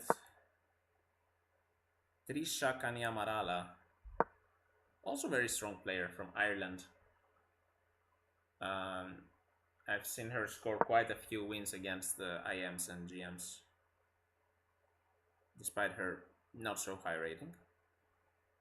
This looks like a draw, so I guess another draw with IM. Also, Alexandra Kosteniuk drew with Elvira Berendt. So, Alexandra not quite off to a great start. Although, okay, she's still in convention, of course, with 1.5.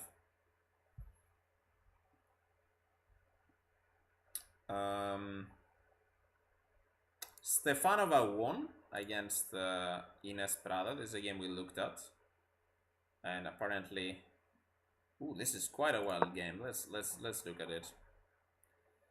Yeah, this was the funny opening where both players spend a lot of time. Queen e3, queen e7, bishop d3. Okay.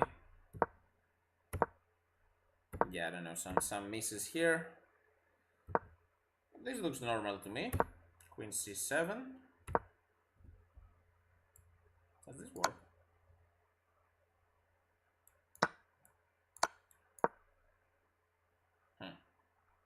Interesting.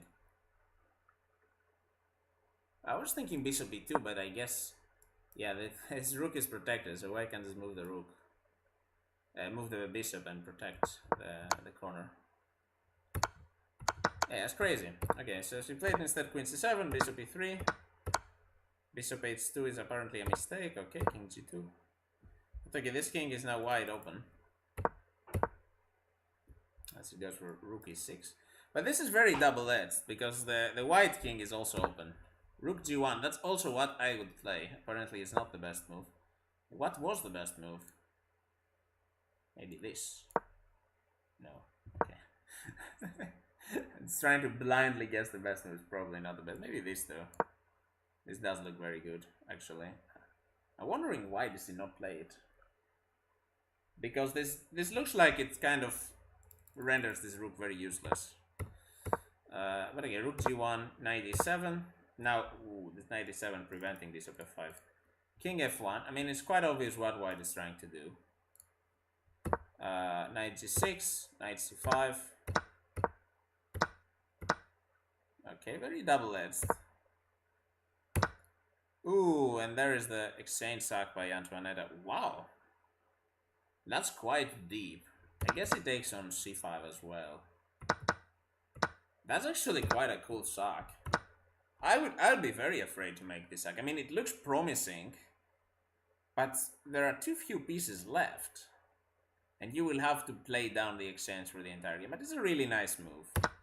Especially with your opponent on such low times. Like, I never really know how to evaluate this, but I guess taking on f3, yeah, the rook is on an open board. Queen e5, and she quickly rounded up this king. Very impressive. Rook takes e1, now she's of course up a piece. And white resigned. Cool game, very cool game. It looks like Stefanova is in form today. So, alright. A lot of the games have finished. Anna-Maja is still not finished, I suppose. Let me check on chess results. Maybe they... Okay, they don't have any results there. But quite a lot of games are finished. Let's look at Pia's games also on the cusp of finishing. White is completely winning, of course. Still up a knight and bishop for a rook. This pawn is also a big factor. Black has no pawns. This will be an easy win for Pia. Anna-Maja probably won quickly and went for dinner, but is he so cruel to not update us? That is a bad streamer, you know, not letting chat know where you are at all times. Really bad. Rook f5, okay. I guess we just maneuver the knight to c8 somehow and trap the rook. Knight e5, check knight c6 is maybe how she wants to play it. Yeah, this should be winning in many different ways. I think knight e5, knight c6 is simplest. Rook f3. Okay, she's taking, you know, no prisoners. Doesn't want to give up a single pawn. I guess the idea is also to guard against checks, but this game is absolutely over. Check. Okay, finally she is going for it. And this should be all she wrote, I guess, for Black, who actually fought quite well. Oh no, you lost, Saj. Ah, that's unfortunate. That is unfortunate. Yeah, it's okay if you can't remember the game. You're not. I mean, if you remember a position, I'm more than happy to put it on the board. But if you don't remember, it's okay. It means that I will be standing here and just watching some random games, but it's fine. Okay, this game is over. Trying to get paired with Alina, yeah. I guess, yeah. Not the best results for the Dutch team.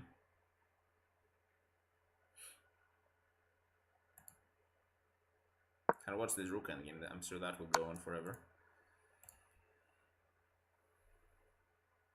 What opening was it, if you want to say? Don't know if she can hear me, by the way, but yeah. Ooh, black knows how to hold this. Yeah, king h6. Now the king is stalemated.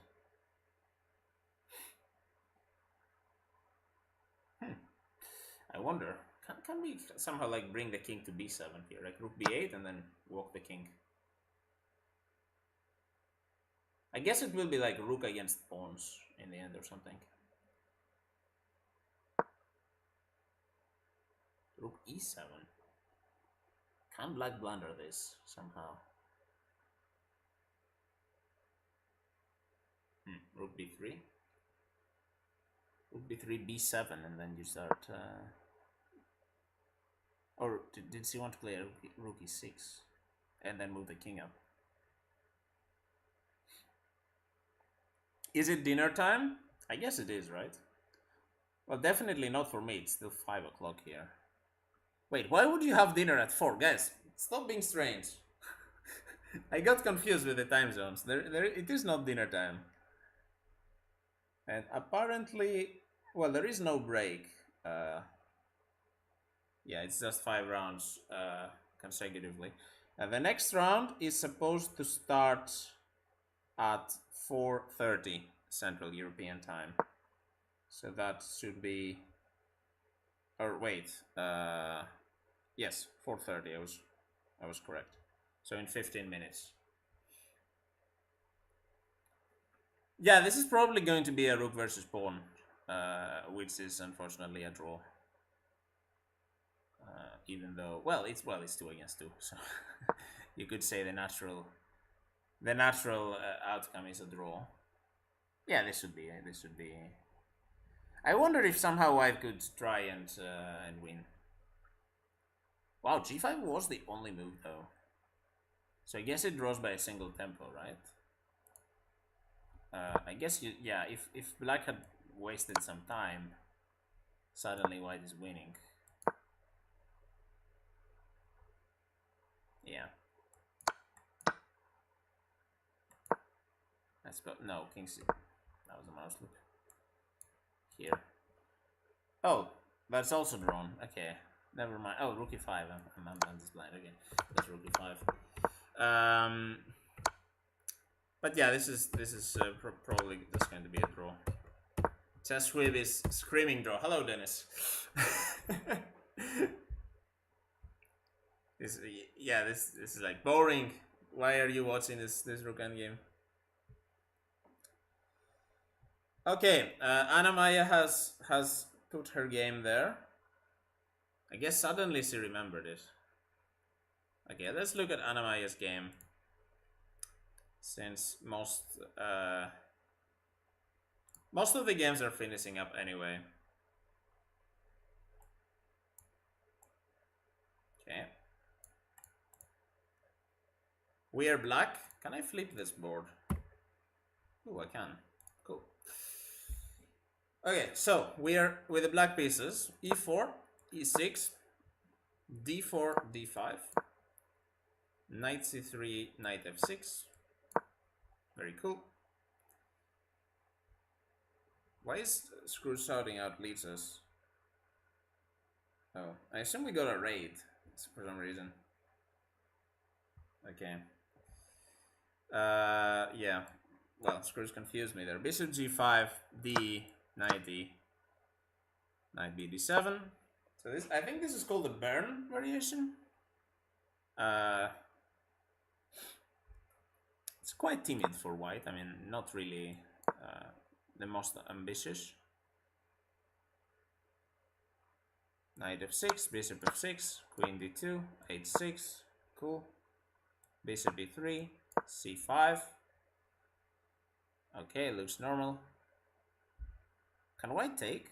Probably not, right? You don't want to open up. Okay, white castles long, that makes sense. C takes d4, bishop takes d4, a6. Looks a bit passive for black, but very solid. I mean, as long as we can develop this bishop, we should be fine. King b1, short castle. g3, that looks a bit slow. Yeah, this g3 doesn't look like the... I mean, if anything, g4 is maybe better. Like, g3 looks very slow. Queen e7, okay. The computer screams that black is better here. I guess a little trade couldn't hurt. No, maybe not. I'm trying to guess. Maybe b5? b5, bishop b7, yeah. That makes sense. Okay. I guess it's what Anna's remembering, Cabbage. Queen e7 also makes sense though, because yeah, you're able to take with a knight and there is no pin. Knight e5, b5. Okay, we played. Yeah, this is black has fully equalized. The queen also helps defend the bishop. f4. Okay, rook d8. This looks like an equal game so far. Knight d5. Rook h f1. Queen c7. Knight d3. a5. We're pushing on the queen side. f5. Okay, so it's an opposite castling scenario. And it is very double-edged. ef. Okay, rook takes f5. b4. It's basically who gets faster here, so I guess a4 and b3 is the point. Rook d to f1, attacking here. Rook e8, attacking the queen. Queen f2, knight f6, bishop b7, queen b7, g4. Okay. And Anna was brave to take this pawn, apparently. Attacking the queen. Okay, that is a bit scary for me, but I guess Anna likes grabbing pawns. Queen g3, knight e3. Isn't this a move? Ooh.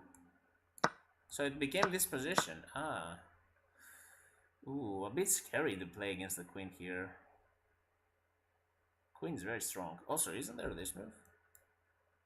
Or am I missing something? Yeah, that's what she played. 95 check. King f6. But I guess you cannot take immediately at least. Queen f4. Knight f5. Knight d7. King e6. Knight c5.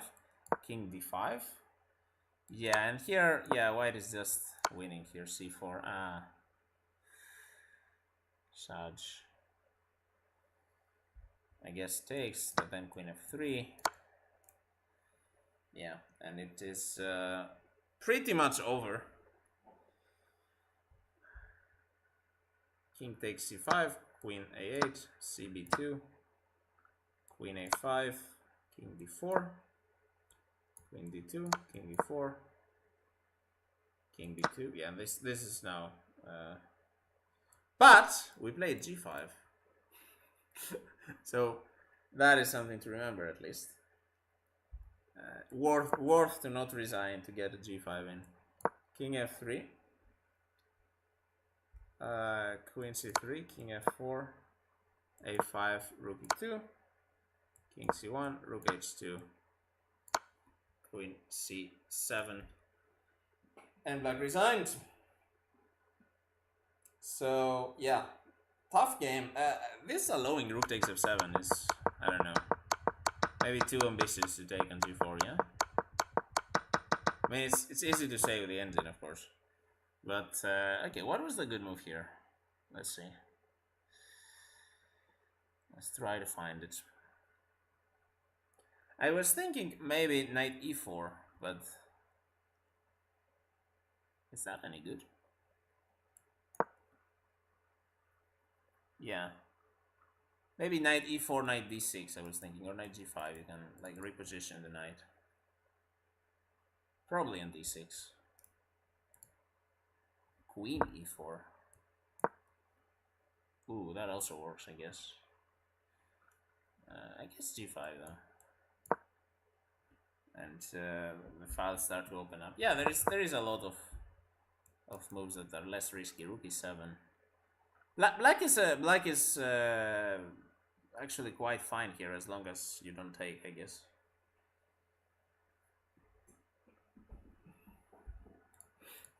I guess he missed some move down the line. Because this looks very scary to play. Like, even if you didn't lose the knight, it's... I mean, your king is open, the knight goes here. Screws was asking a question earlier. What if... Could we take on c3 when... Wait. What was he asking? I'm not sure at which point you wanted to take on c3. Can you repeat the question? Rook takes f7, knight takes f1. That was the question. I mean, there is this. I don't know.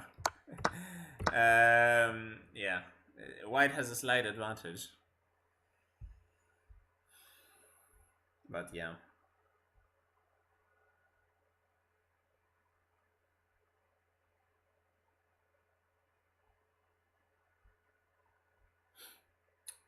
Rook takes f7 after knight takes g4. So here, rook takes f7. I guess we take the queen. White takes the queen. We take the horsey. White takes the horsey. Somehow this is equal. Why? Good question. I mean, it is 4 against 4. This is my first thought.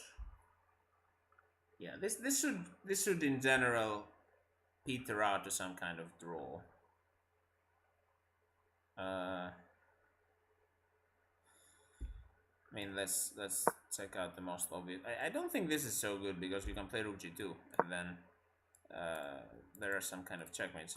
So I guess white cannot really lead. Actually, black might be a little bit better here. Like, white has to be careful. Probably rook g1. But white has to be careful here. Like, can play g5 again, then maybe h4. Try to open up. But you see that these pawns will get traded and there will be perpetuals all around. So yeah, this should basically lead to a dead draw. So I guess white wanted to play for a win after knight x4. That's why I played queen g3. So I guess Anna calculated this, and this is like, okay, here I'm fine, but she probably misevaluated this position. Tough game. Because she was doing really well, so just had to be a little bit more careful here. Yeah, rook e7, I like this move as Kabach is suggesting. Because that defends f7, it also prepares the double. This is also a good move. But yes, it's hard to allow such a move. Wait, oh, there is this, yeah. But yeah, it's a tough game, I guess.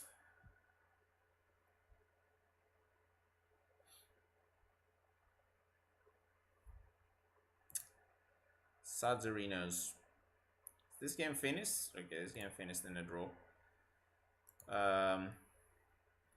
Not sure we have much else to say about the game, right?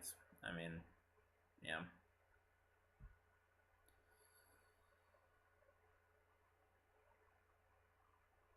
Okay, it looks like on chess results, all of the games have been finished. So we see quite a lot of upsets. Wow, Rudzinska won against Bella Hotanashvili, so she is once again having a great start. Let me check some more games. Nino Maisuraje won against Narva Mai.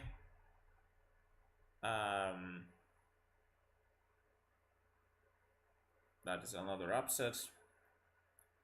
Camille, of course, beat Elena. We looked at this game.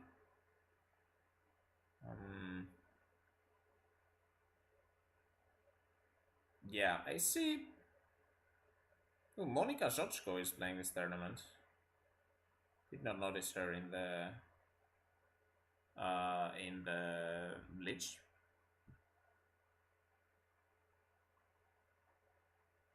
Okay. I also noticed Ketty is not paired, so I guess she is not going to play after all. She was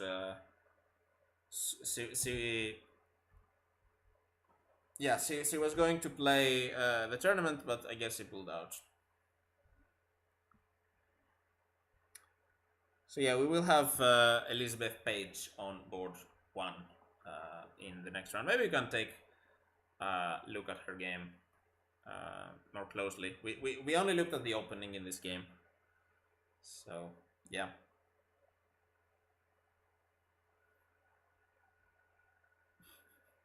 You don't know if Anna won or lost.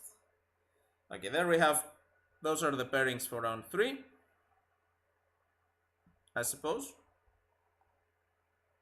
I think Marlies Bensdorp is on the top boards, so I guess he's having a good start. She beat oh, she's played down twice. Okay, interesting. I guess her rating is just high. And she's gonna play against Irina Bulmaga. I do not see the pairing for Anna. Maybe actually we can look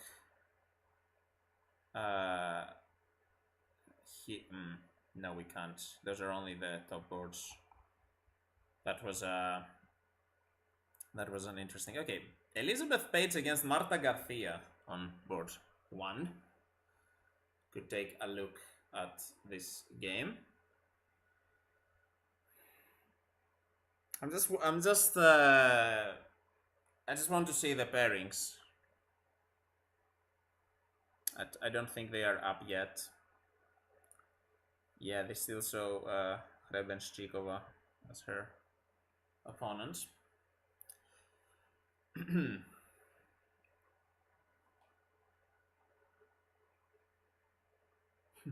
to flex my pronunciation on Glamdring again. I mean, it's quite easy, right? That unpronounceable previous opponent plays Pia next in round 3. Okay, let's take a look at the pairings until they update it. I guess they will soon update it, but so we have Stefanova against Livichka, Pia Cramling against I will not pronounce that again. It's enough, I guess. Marlies Bensdorp, Irina Bulmaga against Marlies Bensdorp. Rudzinska against Ushenina. Ina Agrest against Sarah Kadem. Okay. Mary Arabidze against Mitra Hechazipur. Alexandra Malchevsky against Anastasia Khmatishin. Harriet Hunt is playing Nino Maisuraje. Okay. So Harriet is also on 2 points. Maybe we'll take a look at her game as well now. Okay, Anna Cramling is playing against Leah Cadillac Sefino. Did she win her game? Yes, she did win, so she is on 1 point, I suppose. Camille is playing as Lela Yavahisvili. Okay. And those are the guys with 1.5. So even if Anna made a draw, she would have some chance of making the live boards. Those are the top players with 1.5. Kosteniuk and Stavrula are leading the pack by rating. Okay, it looks like we have started.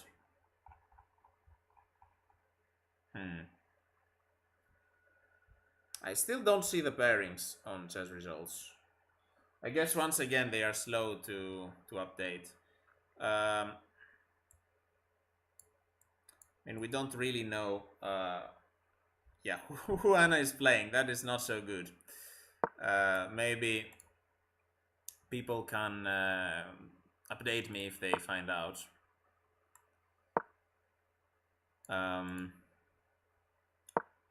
In the meantime, Glamdring has coerced us into watching a London. I don't know if that is the best scenario. Elizabeth Fay is not playing the most exciting openings today. But yeah, it is a London. It is what it is. We can blame Glamdring if people leave the stream because they're bored. Yeah, we will check maybe some other games. Wait. Okay. Anna-Maja should withdraw in protest. Oh no. Don't give her ideas. We don't need more drama. In protest of what? For not giving her a live board? I guess that's a reference to the Magnus thing.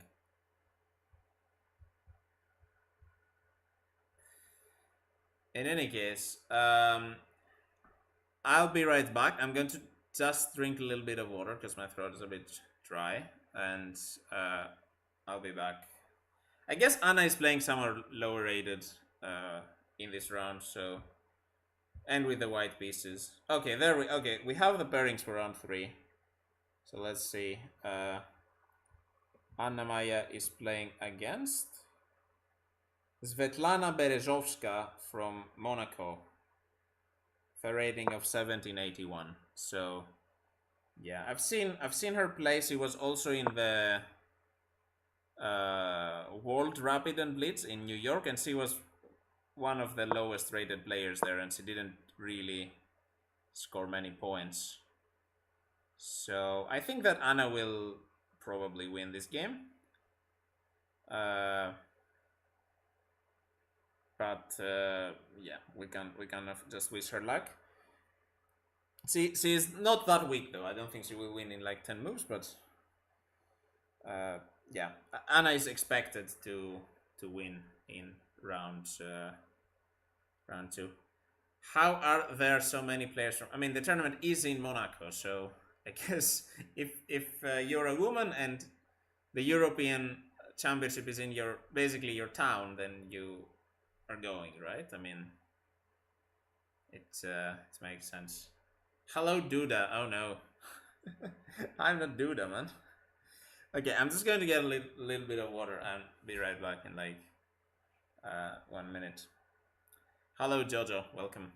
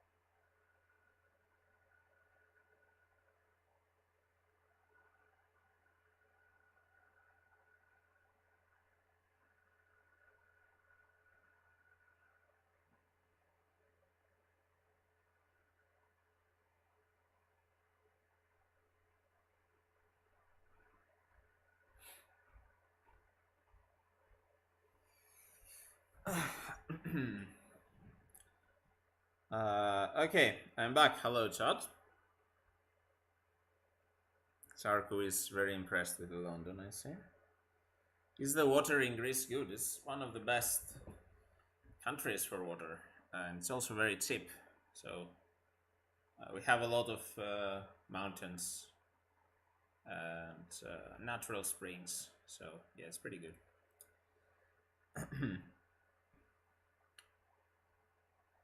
Yeah, I guess C is playing for a small country, so most of these uh, titles are from the Olympiad. None of the Slovenians are playing here. I mean, there's quite a few. There's actually quite a few countries missing. I actually have it as result spades here, and I can count. Okay, let's see if I can count. 4, 5, 6, 7, 8, 9, 10, 11, 12, 13, 14, 15, 16, 23, 24. There are 28 countries represented in this tournament, so that's not a lot, because Europe has like 50 something countries, right? So half of the countries didn't really send a player.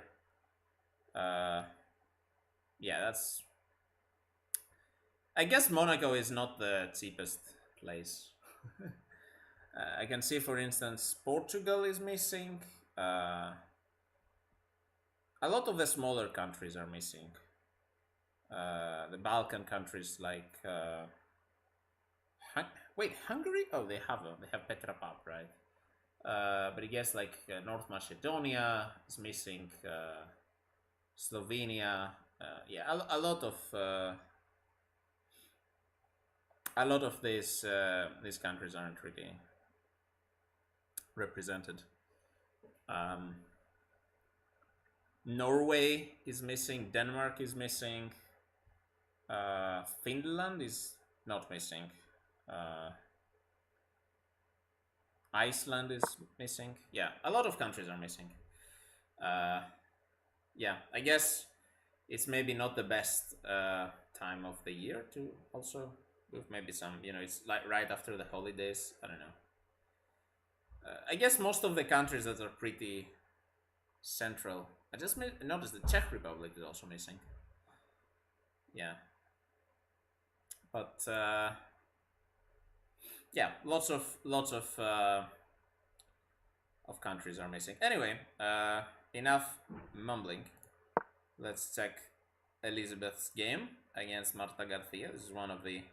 This is already, some top players classing. So we do have a London b6. Okay, I like white here already. She's managed to put a knight on e5. That's always good. Bishop g5. Okay, black is doing some funny things with the knight here. And h4. Very cool. Bishop e7. So Elizabeth is playing the London, but she's actually playing it to attack. I am not sure where this pawn is going, because after h5 you just get h6 by black and you have to go back, and then this pawn is weak. So isn't this what we were watching? Yes, I just wanted to see how this happened. Ooh. So Elizabeth's going for some interesting idea here. So she played h4 not to play h5, but rather to bring this rook to the third rank. Because, yeah, h5 doesn't really make much sense, right? If black's just gonna play h6. Yeah, so rook h3, rook g3 is the plan. This knight feels a little bit out of place because the queen's on f3, and now we put the rook on g3. Where's this queen going though? Maybe f4, and then you can play like that. This is going to be a slow build up for white, but C is at least trying to build up something, and black doesn't really have much counterplay, so I suppose I do prefer a white a bit. I mean, the tournament is open, so basically any woman can play. Unlike the World Championship, in which I think in the World Championship only the national champions were allowed to play, or if you had a rating of over 2300, I believe, for women. Um, Whereas here everyone can play, so here in Greece we could have sent 10 Greek girls with rating of 1600 to farm everyone, but we didn't because we have no money. So yeah, feeder rating, yes, the feeder ratings go down to 1400 after the update. So yeah, you would not find a player with rating lower than 1400 anymore.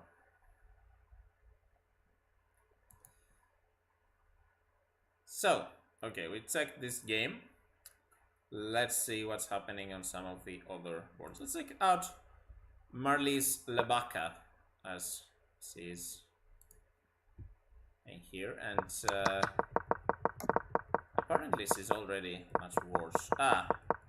Yeah. As the as I went backward through the moves, I realized what opening that was. Okay. Yeah. So this was our friends, and looks like Irina is playing this Steinich variation. The computer always claims this is super good for white. I never really understood how to play this position, so maybe Irina can teach us a lesson here. Bishop e3, a6, okay, queen d2,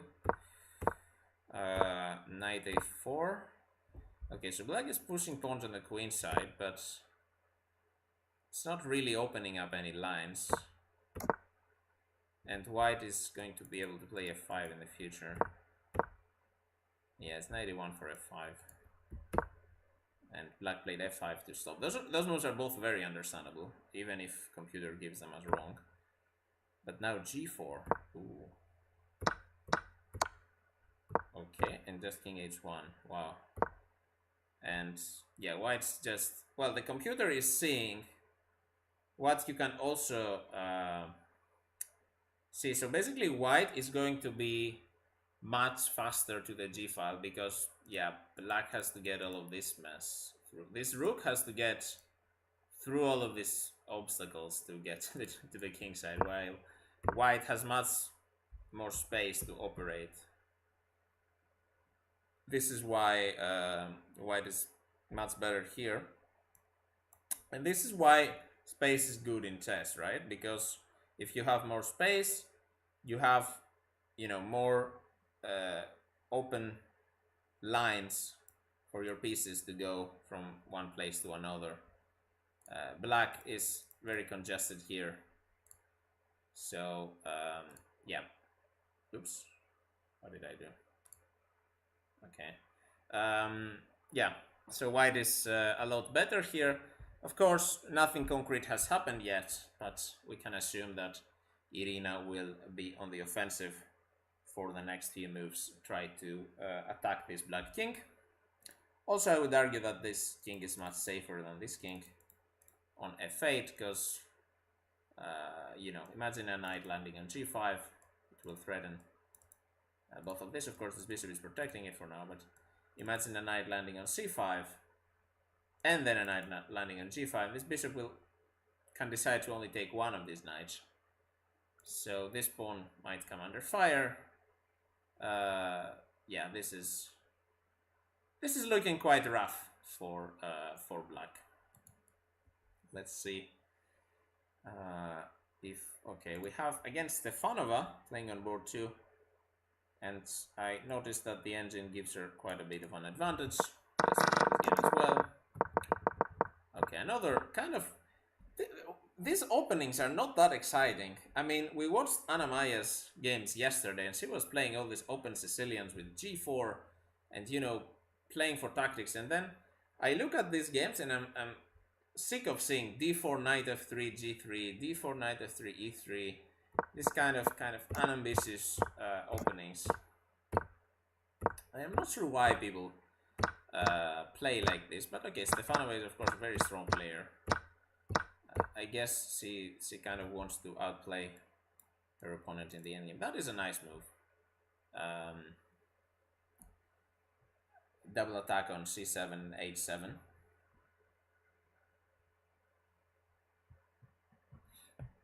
Yeah, Charco is not very happy with the openings either. But it looks like Stefanova is a clean pawn up, and she is basically, well, just about converting this. I mean, yeah.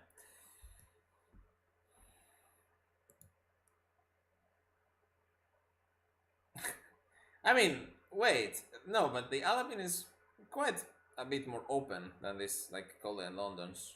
Even if the computer says it's equal, that doesn't mean that it's equal in practice, right? So, yeah, I don't know. The Cole is an unambitious opening, but sometimes it can get really dangerous. I have also lost to a Cole before.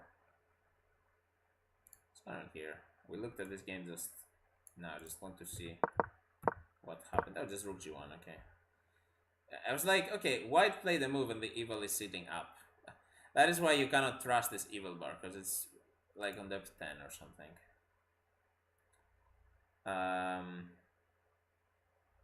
Let's look at this game. What opening was that? Another d4. Oh my god. Okay. I'll quickly go through the openings. Okay, this is a Taras defense. I guess this is some kind of theory. Ah, yeah, this is a gambit line, I believe. So white could take here, and white is just up a pawn, but black gets some development, I guess, with knight f6, knight c6.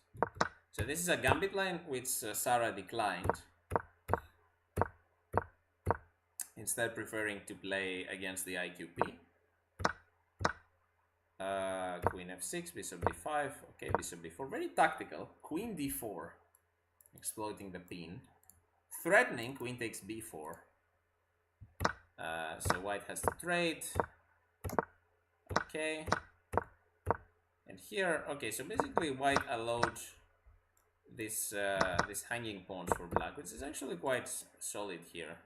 Especially given as black also has the bishop pair. I actually like black here in this endgame. Let's see, castles. Okay, this is the position. I actually like black's position here, despite these pawns might become weak later on. But for now, I enjoy playing with the center pawns here. I just think it should develop with a move like this. Oh, it's white's turn. Or is it? Yeah, it is white's turn. Okay. Wait, it's white's turn, but I can make moves for black? Wait, no, something is wrong. Oh, she did play d4, okay. Yeah, okay, I missed moves. 92, so this is the position now. So no more hanging pawns. There is an isolated pawn, which is also a passed pawn on d4. Okay, double-edged position though. I guess playing a high rated with black, it is what she wants. She goes and grabs this pawn on a2, but of course white can counterattack on a7. What is my level? My level is around 2000 FIDE, so yeah, not very strong, but I guess enough to explain some moves and ideas. Level 100. Oh yeah, my level, not my rating. Yeah, I don't know. Are there experience points in chess? Okay, I promised we would look at Harriet Hunt's game. So let's take a look here. Oh my god. Charco, this is not your day, man. There's a lot of Cole system. Bishop d3, yeah. So another Cole system. This time by Nino Maisuraja.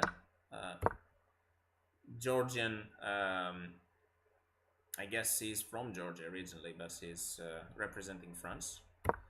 c4, d5, okay. Ooh, apparently this is a blunder. Why? What did she miss? I guess just taking on c4, copium.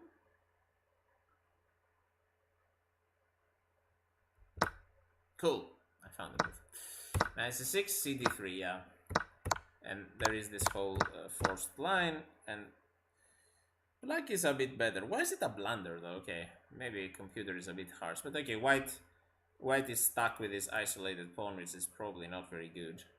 Because usually, when you have an isolated pawn, you do have like quite a good attacking setup behind it. You have like a bishop on d3, a queen that's ready to jump on h5, maybe your knight is like on e5. This is not really enough compensation for the structural weakness that the isolated pawn has. Also, black's rook is doing a nice job here on e7 and can swing over to the pawn's file quite quickly, or to c7, to the open file. That's also very good. Knight c4, rook c8, rook e1, bishop a6. Really good move by Haret again. Taking advantage of the spin, rook e5. Queen back to d8 apparently is a mistake. Not sure what the engine wanted here. Perhaps, let me try my luck again. Is the difference really that big? Which is queen to d7, okay. So okay, it wanted queen to d7 instead of d8, but okay, that's... Okay, that is the current position. I'm not sure why it gave up. I guess the queen from d7, it can eventually go to a4 after bishop takes c4, b takes c4, and gobble up these pawns. But yeah, black has a nice position here. She should be able to press on her opponent. Of course, I guess he's basically winning a pawn, right? I don't see any way that white can save the pawn, because even if you play like rook c1, black has just too many attackers on c4, and then d4 is also very weak. Yeah, is rook takes c6? I think probably not. I'm not sure what you're exactly attacking. Like, I think black has enough defenders here to I guess you can open up your bishop, but this is just too slow. I can just take. Yeah, this is completely winning for black. So even though you got an active rook on e5, it's not really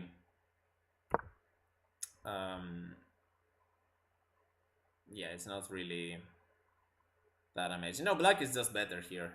Black is just better, and c is also up on time by quite a bit.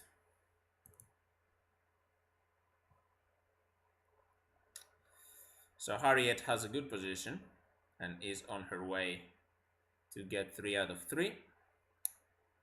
Let's look at the Spanish battle between Monica Calceta and Anna-Maja. So 2 Spanish players playing each other, and this is a Philidor defense. Interesting. Okay, not the most ambitious opening, but let's see. White is definitely a bit better. A lot of online games. I play e4, so a lot of online games go like this for me as white. I do enjoy this position. White is just comfortable here. One thing I notice is a lot of these strong players, like Mataja, for instance, they often go for this not so ambitious systems, and then they try to outplay you later on. White, I guess Calceta is a Spanish surname, no? Well, Matnaja is obviously Georgian, but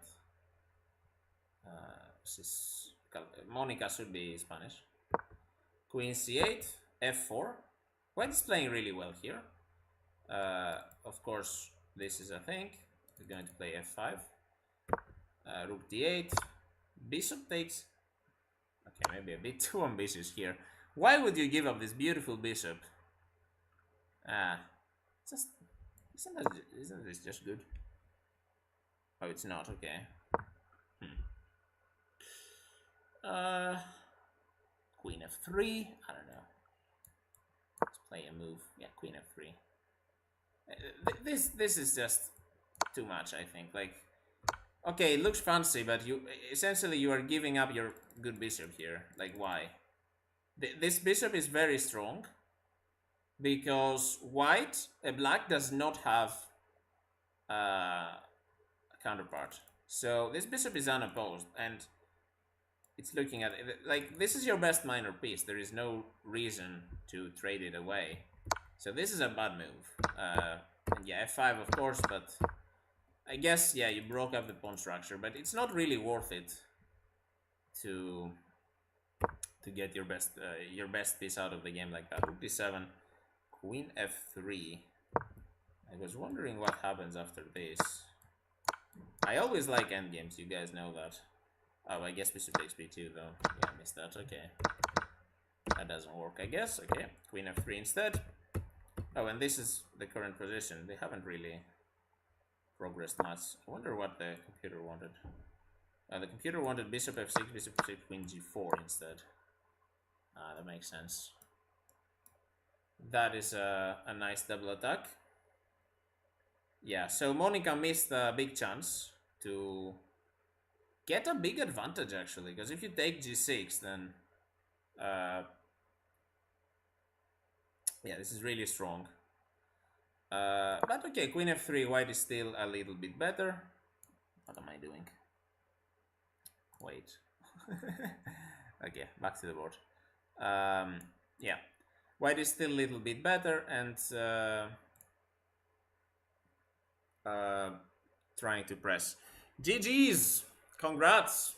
Nice. We predicted her result correctly. I love how, because you're not playing on a live board, you have to remember the games as well. Like, you have to, you know, play a move and write it in your mind. It's okay if you don't remember it at some point, but yeah, GG. In the meantime, we can until I get. Imagine if Anna asks. That would be kind of funny, like kind of a funny way to get back to the organizers for not letting her use a live board. Like, you don't want me to stream?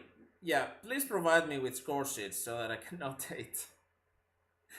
I had a friend. We were like 12, I believe. He was a very strong player, and at some point he was just trolling. And in a rapid tournament, he just asked the organizer for score sheets so he could notate. Just randomly. I don't think he had any purpose with that. This is just, I don't know. And yes, she has the right to ask for it, and the organizer is obliged to give them. But yeah, it's kind of funny. I don't know. Like, you lose time unnecessarily. Okay, Monica is doing quite a good job here. The queen has to go to f7, right? Or a6 maybe. But in both these places it looks very out of place. Oh, there is d4 as well. I just noticed, yeah. I like this queen on e6 though. This is shaping up very well. On queen d4 there is rook d1 simply. And this is shaping up very, very well for white.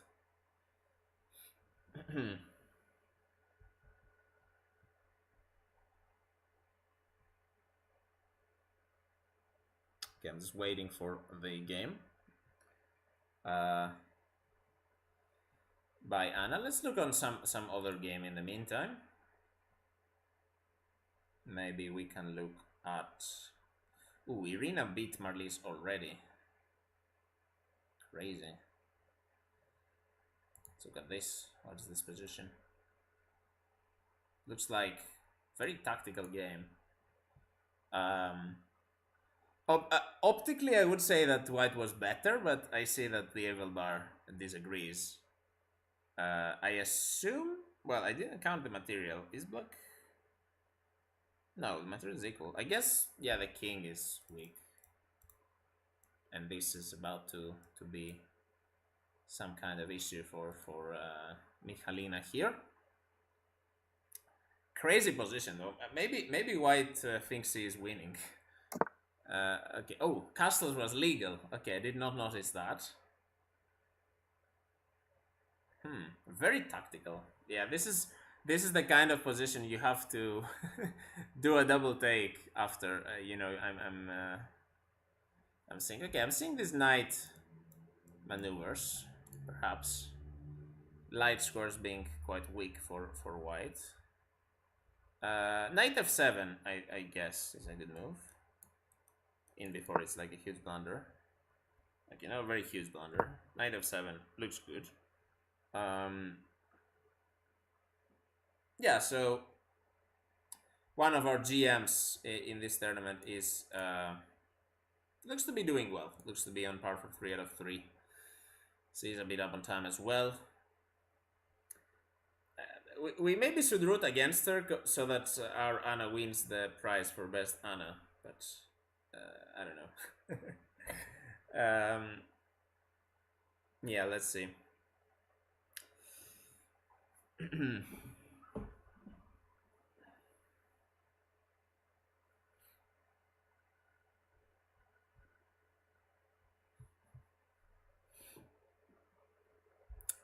Calfettana winning.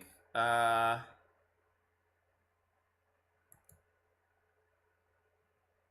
mean, she was winning before, right? She had a very good position. In the meantime, Anna Cramling is completely winning. Look at this position. Yeah, it's crushing. I mean, wait, what? How is a 1400 in this? Did she take a buy in round 1? Okay, yeah, I was like, okay, what is this development? And then I noticed the rating. I was like, oh.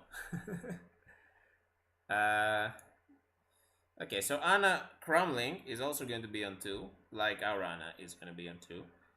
Actually, Anna, I think, has a decent chance of being on the live board, I think, with 2 out of 3. So, let's see. Wow, Anna is disappointing me by not playing the c3 Sicilian. What am I doing here? Oh, I'm supposed to do this. Okay. All right. Let's look at Anna's game. So she was white against Svetlana Berezovska from Monaco. E4, C5, Knight f3, A6. So this is called the O'Kelly Sicilian. The point is that after d4, here, and here, there is no knight b5. So this, oh my god, my arrows. So this is considered to be equal for black. So d4 is not the best move. Instead, c3 or c4 are usually, I think, are the best moves by the engine. But Anna does not like c3, so she plays c4. Sag. Knight c6, d4, cd, knight d. So we have kind of a Marozzi position. Knight f6, knight c3, e6, a3, stopping bishop b4, bishop c5, knight b3, bishop a7, bishop e2, d6. Okay, this is comfortable for white. Short castle, 6, queen d3. Ooh, short castle, queen g3. I like this this plan. The transfer of the queen. We're also threatening this pawn. King h8, bishop e3, queen e7, bishop a7, rook a7. This bishop was annoying, and it's also stopping us from pushing the f-pawn, so I agree with taking it away. Rook a to d1, e5. But now d5 is really weak. Queen e3, rook a8, knight d5, knight takes d5, pawn takes d5. Interesting. Is that the best move? I guess it is, yeah. This knight is in trouble. Looks very symmetrical, though. How bad is this? Oh, really bad. There's bishop e6, I guess, yeah. Yeah, you don't want to take with the rook. I guess pawn takes is the best. Knight back to b8, rook c1. Yeah, I was worried about like this pawn push like f5, but okay. E takes f5, bishop takes f5. Oh, and now guess the beautiful move that Anna played here. I really like this move. So she played this, which is the best move, of course. And of course, he's using the pin. Queen b6 is not so bad, I guess. Maybe it is. I guess there is. I don't know. What did I miss? But yeah, knight d4 is just really good looking. And black is forced to play. Wait. I thought black was forced to play this. But Anna's one played here. This is immediately losing, right? Yeah, okay. So who can spot the tactic here? That's an easy one. It should be an easy one. Why did she play Queen h4? Wow. Crazy. The 1700s are worse than I thought. But okay, this should be easily winning for white. You have 10 seconds to find the tactic. Okay, no one is interested in playing this game. Anyway, okay, so basically, okay, Anna played knight takes, rook c8, king h7, bishop d3. That's just Lover is saying. And yeah, this is just winning. The rook or the exchange. Well, the rook technically, because this is actually really good. This is an instructive moment. So queen g4. Oh, yeah, I have to make the move. It does not go automatically. But this is an instructive moment. So here we could take the rook and be an exchange up. And eventually she would win. But this rook is pinned. So it's not going anywhere. And Anna played really nice move here. Oh my god, I'm doing the arrow again. h3. Queen h5. And g4. And now we're winning the entire rook. So the best way to win a pinned piece is to attack it again and win it cleanly rather than wait for this. So this g4, and now, of course, Anna wins a full rook. g6, bishop e6, queen e7, and for a nice finish, rook h8 check. How is that for a finished point? Of course, being king 8 takes h8, queen 7, queen h8, and queen f8. Queen g8, queen takes g8 is checkmate. So, nice finish, showing that her tactics are on point. Very cool game. Is f3 the same? Yeah, I guess it is. I don't see why it wouldn't be. Again, you play g4 next. h3 looks more normal. I don't know. You don't want to play f3. Ben Feingold might be upset or something. But yeah, as I said in the previous game, like if Anna is, you know, around the 30-minute mark, she's typing in chat, it's much more likely that she won the game. Yeah, this is win. This is really nice game. I'm just wondering, like, this knight d5, is it really necessary to play and allow f5?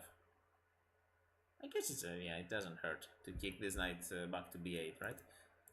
Yeah, b8. Yeah, it's good. Ooh, you had like 10 minutes left. That's cool. Great time management then. Let's go. Where are the time management haters? Maybe they're waiting for the next classical tournament. I don't know. But yes, if you're playing really fast, that's really good. Yeah, cool game. I don't think we have much more to say. I mean, that was a clean one. There are a lot of blunders again in the top boards. Also, there are a lot of Cole systems. People are complaining about the openings. We need to watch your game so that we get exciting openings. We can't have like you know, these boring color systems.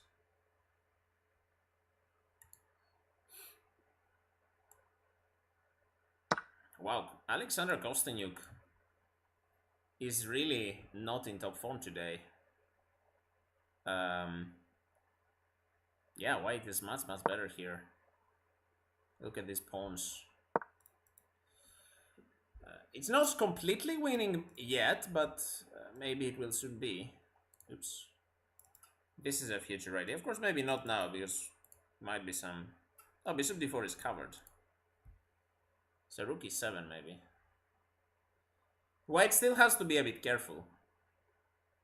Maybe just h3. And just be safe. White still has to be a bit careful, but this looks like Sopio Gvetage is going to go to get a very nice scalp.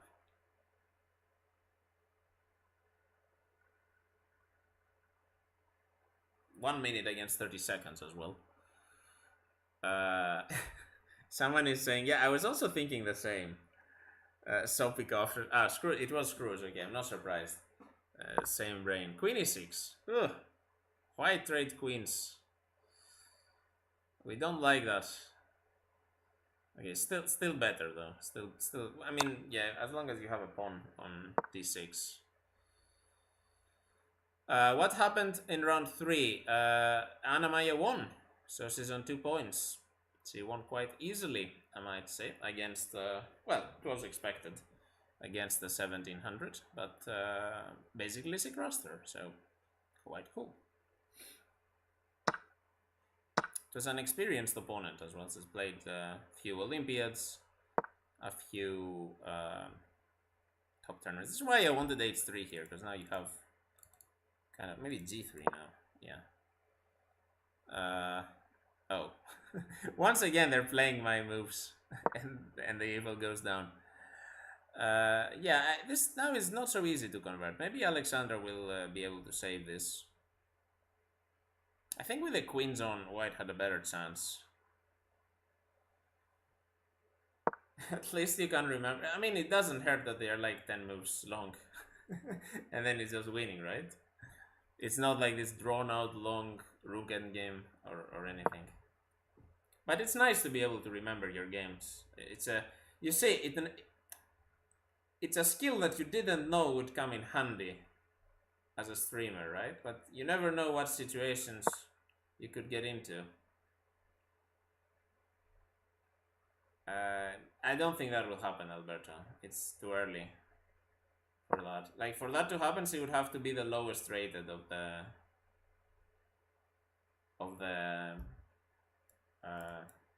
oh, the bishop is here. Of the 2 out of 3 points. How is white winning here?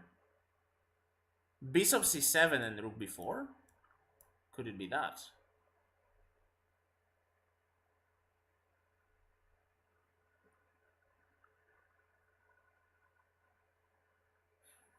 Remind me of Javaker? Oh no. Should I stream Javaker? Where is Blue Boy? Blue Boy was saying I should stream Javaker. Oh, just king g2, okay. I thought just this and this, yeah. I also thought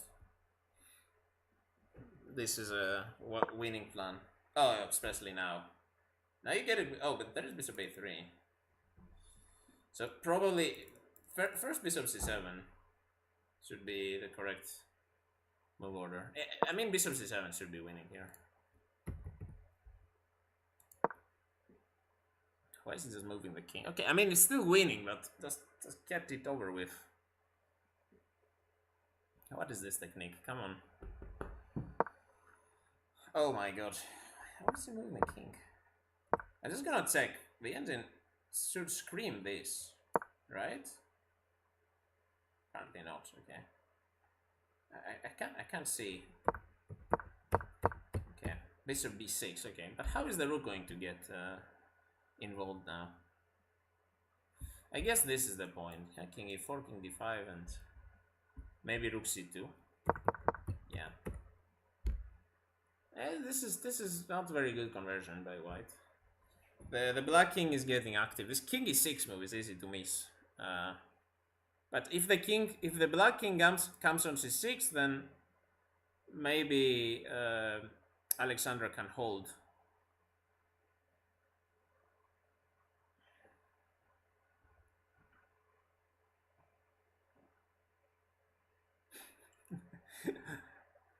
Chaos, have you played enough games? Like, you have to play like 4 games, I believe, or 5, to get a rare pack. How is Elena doing? Well, she lost in the previous round, so I don't think she's on DGT boards. She has 1 point. She lost on round 2, so we can't see her game. And Katie apparently is not playing. Like, she's unpaired for the entire first day. I'm not sure if she will play the second day. Probably not, I guess. Won't be much point to start with 0 to 5. But, yeah. Maybe she was scared. Yeah, maybe she was scared. Of more, yeah, I don't know. Wait, we're missing quite a few moves. Okay, yeah, as I said, like, if this king is, if this king goes to c6, then it's not so... Imagine if black wins with the icon. That would be funny. Bishop g7. Yeah, already, like, the bishop endgame is probably a draw. Yeah, so white doesn't trade. Interesting. Nice defense by Alexandra. 10 seconds, though. Rook e8, okay. She's just gonna offer trades, like, back and forth. And white can't really go to any open file. Rook f2, just rook f8 again. She's going to save this for sure now, I think. Yeah, just rook f8. I think this will be a draw. Wow, that position seemed impossible to save. I have to say the opponents are making quite a few mistakes against Alexandra today. Like, I don't think she was supposed to be on 2 out of 3. But I guess the GM title counts for something, right? The opponents get scared. Okay, they're just moving back and forth. Thank you. Yeah, are they going to make a draw? Draw? No? Imagine if black plays for a win. Come on! How many times have you repeated? Like... Okay, it's the 3rd time, I guess. So rook e2 will be a draw now. So this is a draw immediately.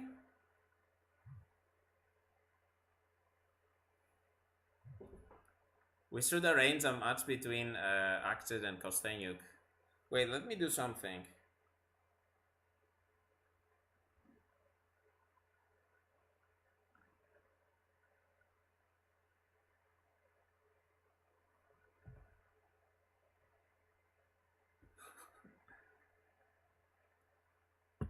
Did they agree? Okay, they agreed to a draw. Okay, let's look at some other game.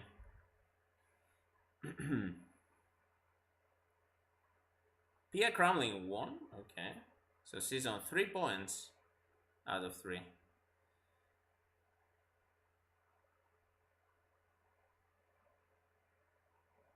Stavrula also won.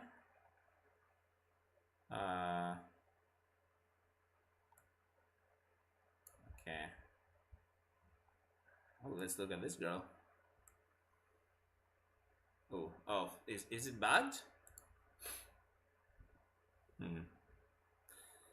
So that is the girl that Anna played in the last round of the Bleeds, right? Okay, chat is going crazy. I mean, the my head-to-head score against Anna is skewed because I challenged her to 15 seconds when she was like rusty and she didn't stream for a long time. So it doesn't really count. But yeah, I did beat Alexander once. It was quite fun. I think it was Arena Kings. I remember the game. It was on Alapin. It was equal for like 30 moves, and then she blundered a pawn, and then I basically took it and won. So yeah, this Anastasia Hnatishin is quite good, I guess, for a week 2000. Let's hope that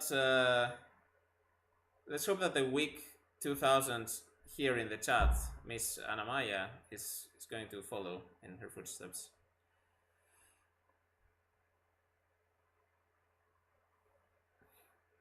Wait, there is this command? Wow, crazy. Thank you, Anonymous, for gifting a sub to Alberto. Good to have him in the sub club. Stroop Waffles Club. Okay, let's find another game. Here, black is winning. Ah, we checked this already. Very cool. Is there a game where the board is not glitched? Goodness me. No, I guess everywhere is glitched. Yeah, that's all you guys get for games then, I suppose. Let's check. Are the results up?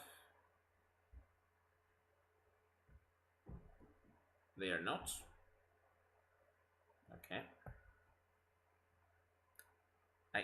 Wait, I pronounced it wrong? Wait, how is it pronounced? Is this stroopwafel? I guess. Is it like a O, the double O sound? Wait, that game is still ongoing? No.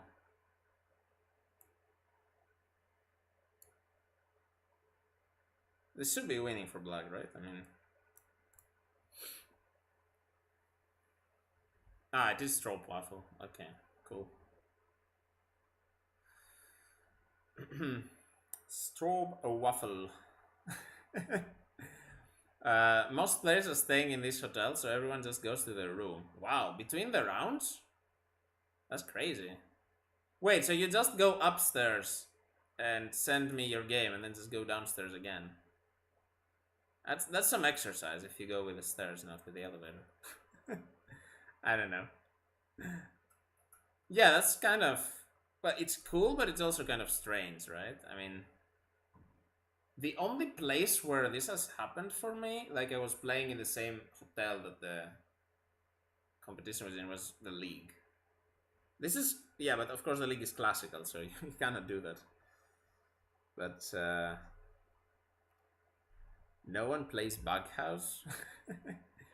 Somehow I feel like girls aren't that interested in variants.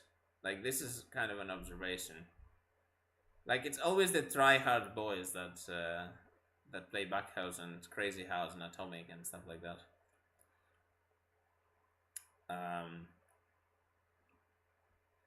Yeah, I also saw that the... Ooh, thank you, Anonymous, for gifting a sub to Fly You Fools. Thank you so much. What was I saying now? Yeah, I was saying that I noticed that the average age of the tournament is 29, so Anna is below the average. In case he feels old again. Imagine she's 4 years younger than the average age.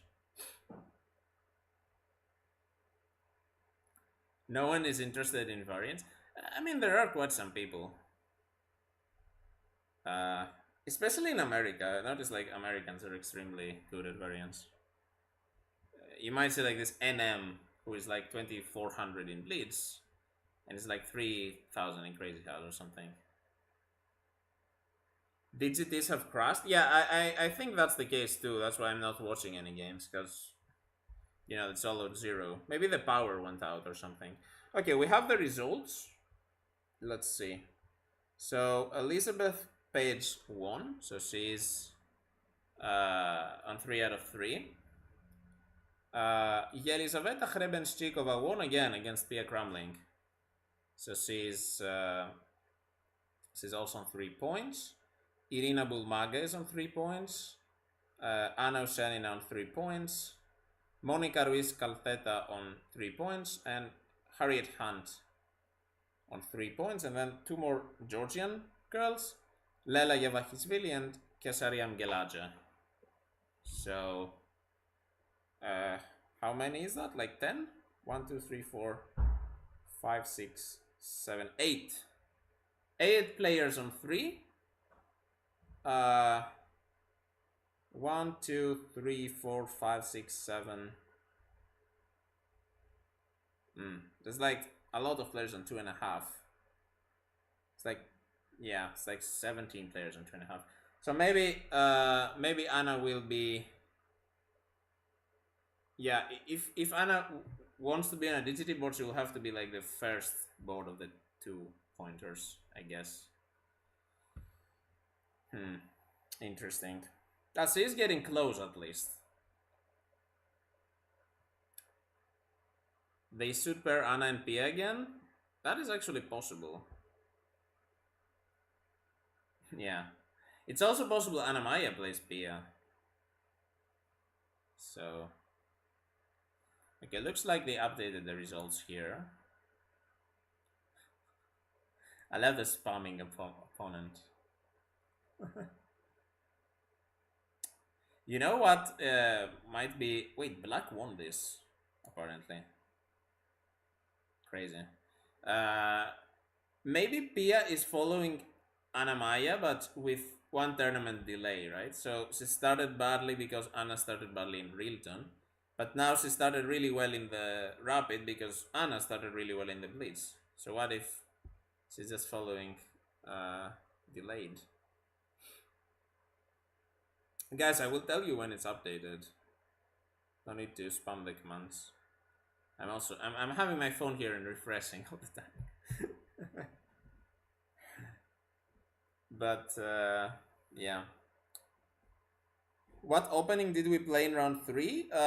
It was an O'Kelly Sicilian. So yeah, I guess e4 d6, e4 c5, knight 3 a6 c4.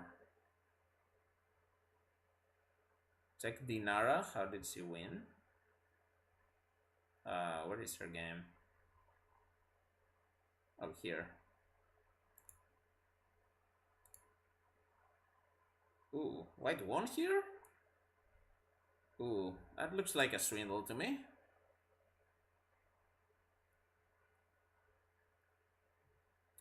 So the thing is, Anna, like, it's more likely that you learn it from the posted, from the place where they posted, because they don't update says results. Like, we learned who you were playing only after the game started already in this round. So yeah. Yeah, black is better here. I don't know how Dinar won. We will never find out, I guess.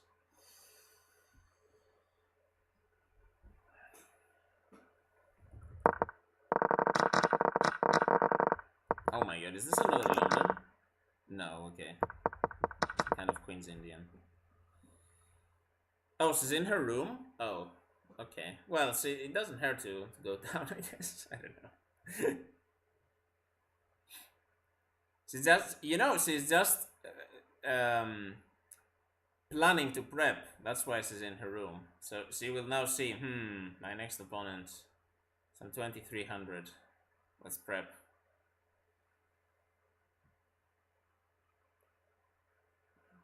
But would the Europeans accept an American as their organizer? I think they wouldn't. It would be like now this weird Americans trying to buy Greenland and all stuff like that.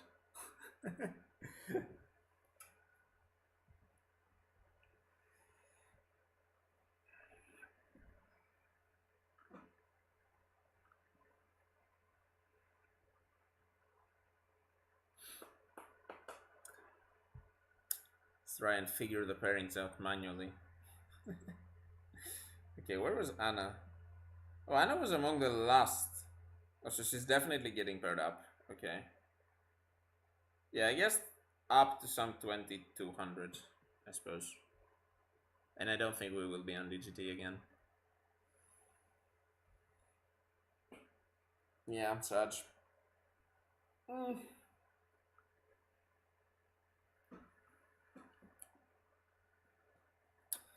So the round is supposed to start in 8 minutes, right?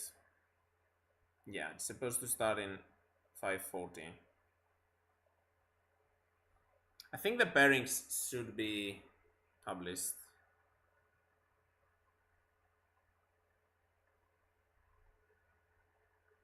Oh, she's playing Marlies. Oh, okay. Interesting. So a Dutch battle. Yeah, I guess. Uh,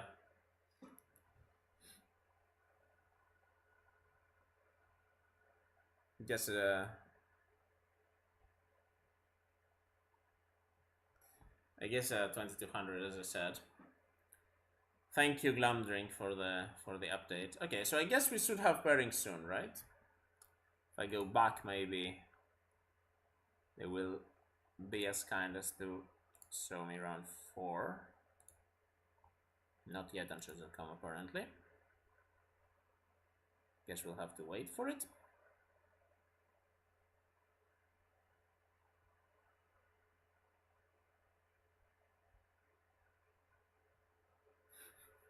Yeah, I can't see the deleted messages on phone, Sarge. I can't participate on the drama.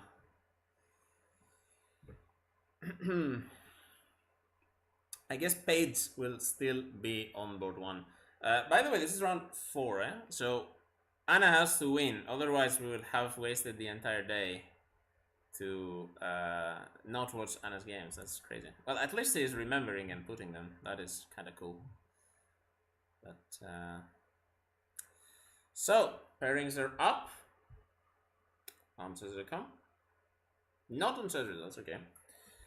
So I guess we can watch them here. So let's see. So we have Yavakisvili against Paige, Kesariam Gelace against Irina Bulmaga. Cool.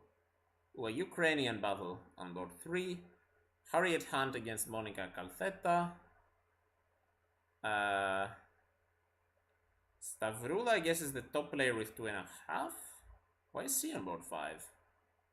Oh, because they're just 8 players, yeah, as I said, okay. So Stavrula is playing against Ina Gaponenko. Ooh, that is a tough battle. GM against GM. Cool. Well, there has been 3 rounds. Anna is on 2 out of 3. So, yeah. These girls are on 2.5.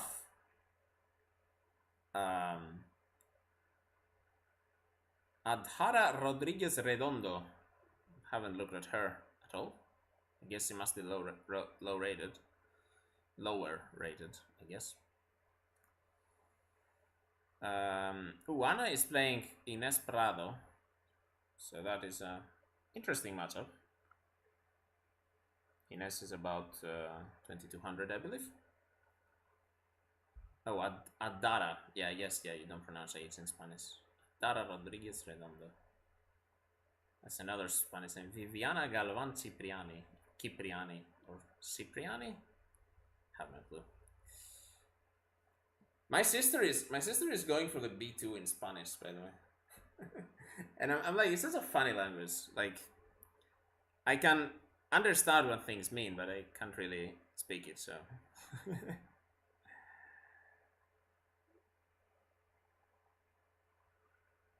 Lara Sulce against Alexandra Kosteniuk. Interesting pairing. Cool. Okay. They both have streamed in the past. What is going on? Stop. Oh my god. Oh, how did this, I guess? Yeah, okay, cool. And, Elena is back on the live boards, just barely. So I guess, yeah, the top 2 boards of the girls with 2 points are live.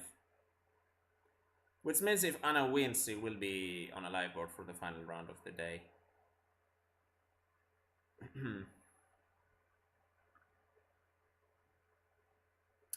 There was a third Dutchie in the pairings. Yeah, that is Marlies Benster, who Anna is playing in this round. So, yeah.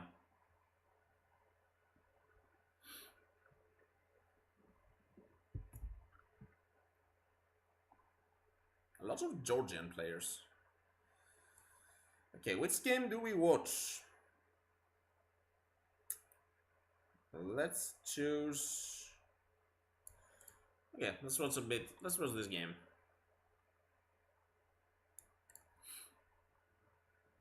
Kind of the underdogs among the 3 out of 3 players. Still very strong players, of course. And yeah, okay. I guess round's about to start in 3 minutes.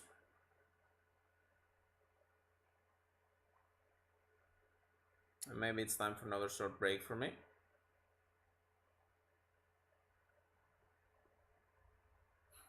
They have 3 players as well. Interesting. Okay.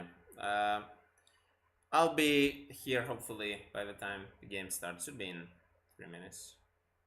Oh, Haret v Hunter v Calzetta. Okay, yeah, crazy. But yeah, see you in a bit. I'll probably get like some food as well because I'm a bit hungry.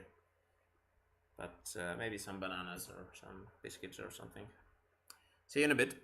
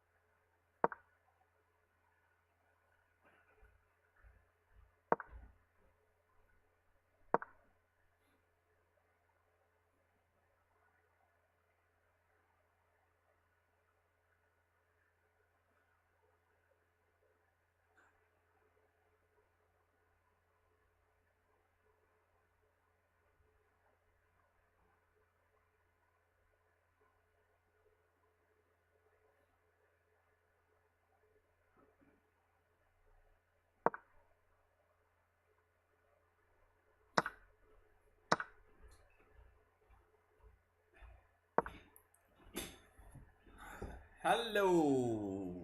Okay, I'm back. Just in time. Let's catch up with the chat a little bit. Anna Cramling sent an announcement that she had to withdraw. Oh no, I hope she's okay.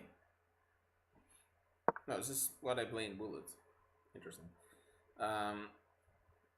I hope she's okay. Maybe it had to do with Anna-Maja was saying some weird shit yesterday that they would kick her out of the tournament or something because she was streaming the games. So hope she is okay and it's like a technical problem or something. Yeah, it's also funny because she has a fixed board, right? So yeah, I'm not sure. I'm not sure what's. Wait, announcement? Is it like on her Discord? Let me look. Let me look at that a little bit. Maybe I can. Maybe I can find out what happened. Oh, due to medical issues. Okay. So she said, I'm withdrawing from the tournament due to medical issues. I'm so sorry to everyone that is right now following live, but I've had a bit of a medical emergency. Although I'm fine, just need to get it checked. My mom is still playing though, so please follow her games. Yeah, I hope she's fine. She's yeah, I hope she's fine. Yeah, I guess.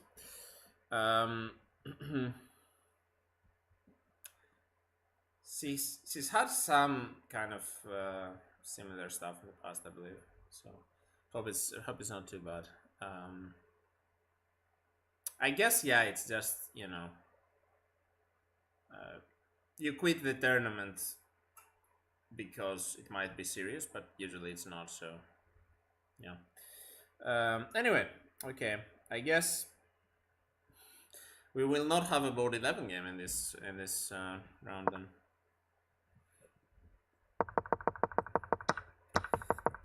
Okay.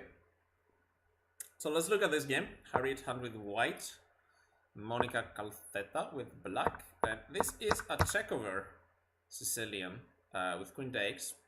This is what I usually play in Bullet against this g6 line because a lot of people play knight c6 and I take the rook and they resign. That is really funny. Or d6, d5. I've seen all of these moves played against me in Bullet. So this is a cool line for Bullet because it is good even if black plays the correct move, which is knight f6, it is still playable. So it's it's a funny way to tilt your opponent. But yeah, this is theory, and then you play queen e4, knight b6. It's supposed to be quite equal. Bishop f4, bishop g7, knight c3. Okay. Actually, white has quite a fun position here. This pawn on e5 is quite strong. The queen on e4 is quite strong. This bishop is probably going to be developed on b5. Also, this is always a plan. I like Haret's position here. So, least the organizers could do is give board 11 to Anna-Maja. I don't think that is possible. I mean, it is, but it would require the organizers to cooperate, which I'm not sure they will. Yeah, I don't know.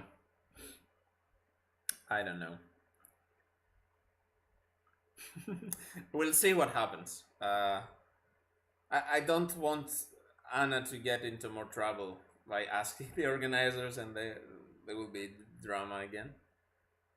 I know that you in chat love drama, but we will see. We will see. We hope that she wins and is on a live board for round 5. So.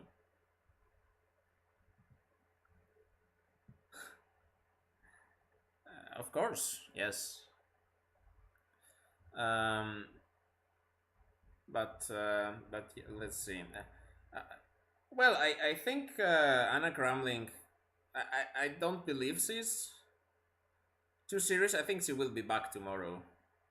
That is my guess. Although maybe not. I don't know. Wait, has he withdrawn from the entire? Actually, if test results had the pairing, we would be able to see. So Anna, yeah, Anna. Okay, so Anna has withdrawn for the entire tournament, so she's not gonna come back tomorrow. Interesting. Um, yeah, I guess it's not returning then.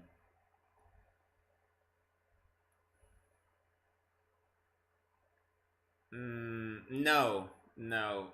If the player who has the fixed board is not paired, then the boards are normal. Like the 11th board will just go to the 11th, the board which will normally be the 11th board. So that will not happen.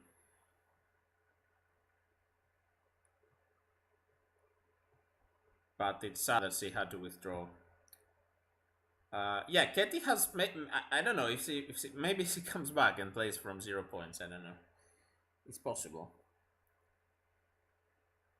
Anna-Maja is playing on board number 26, so it's quite close.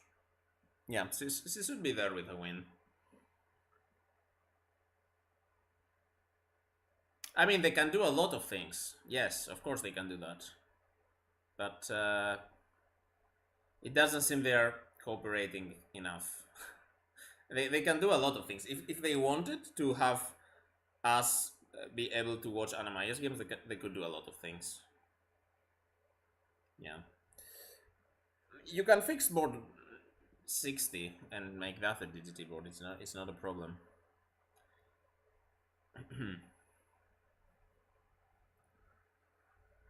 In the meantime, Black has played d5 here. I always take this when this happens in my games. I don't know. That looks like a good move. Usually it goes like ed, bishop f5, queen e2. Not queen e2. We don't want to block the bishop. Maybe queen e3. Yeah, because bishop takes e2. I'm guessing is not that great to leave this pawn here. Yeah. Okay. Double-edged position.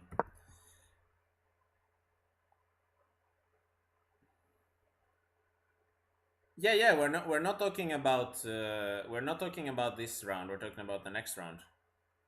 For this round, of course, they couldn't change it. But for next round, they might be able to. Is the performance back? Probably not. It's just that Anna's opponents were too low rated in rounds 1 and 3. Like she beat a 14 something and a 17 something. So it makes sense. Who cares about performance rating in Rapid? I mean, yeah, it's like an arbitrary number. Have we had more? Oh, she did play queen e2. Okay. That blocks the bishop. But, yeah.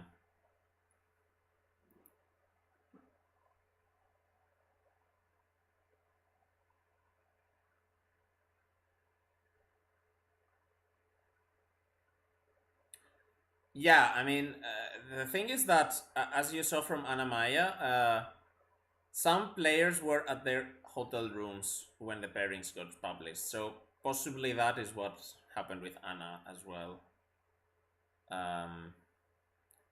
Like maybe she was in her room and she had some problems and she couldn't inform the organizers in time and they already had made the pairings. I mean, it doesn't really hurt that much. Like, okay, of course, some girl that is on 2 out of 2, 2 out of 3, Ines Prado will get a free point, but it doesn't really change that much in the grand scheme of things, especially given that Ines was higher rated and playing with white anyway, so you might argue that, okay, she was the favorite to win anyway, so it doesn't really change that much. But yeah, we hope that Anna is alright, of course. Okay.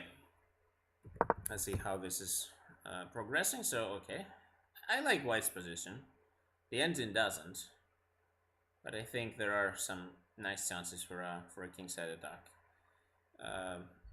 I guess this bishop is a bit clumsy to develop now, because you cannot really go queen e3 because of d4. So, yeah. Black also has been playing well. Bishop on e6 looks very strange. I mean, it just looks like it's asking for me to play knight g5. So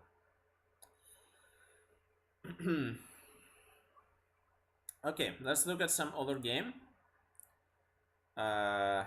What does the chat want to watch? Taking suggestions.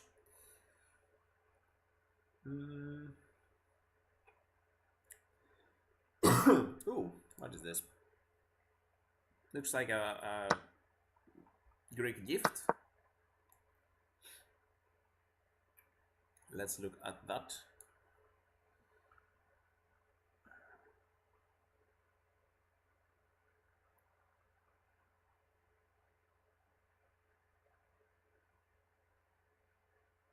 We want to add some traditional Greek dance.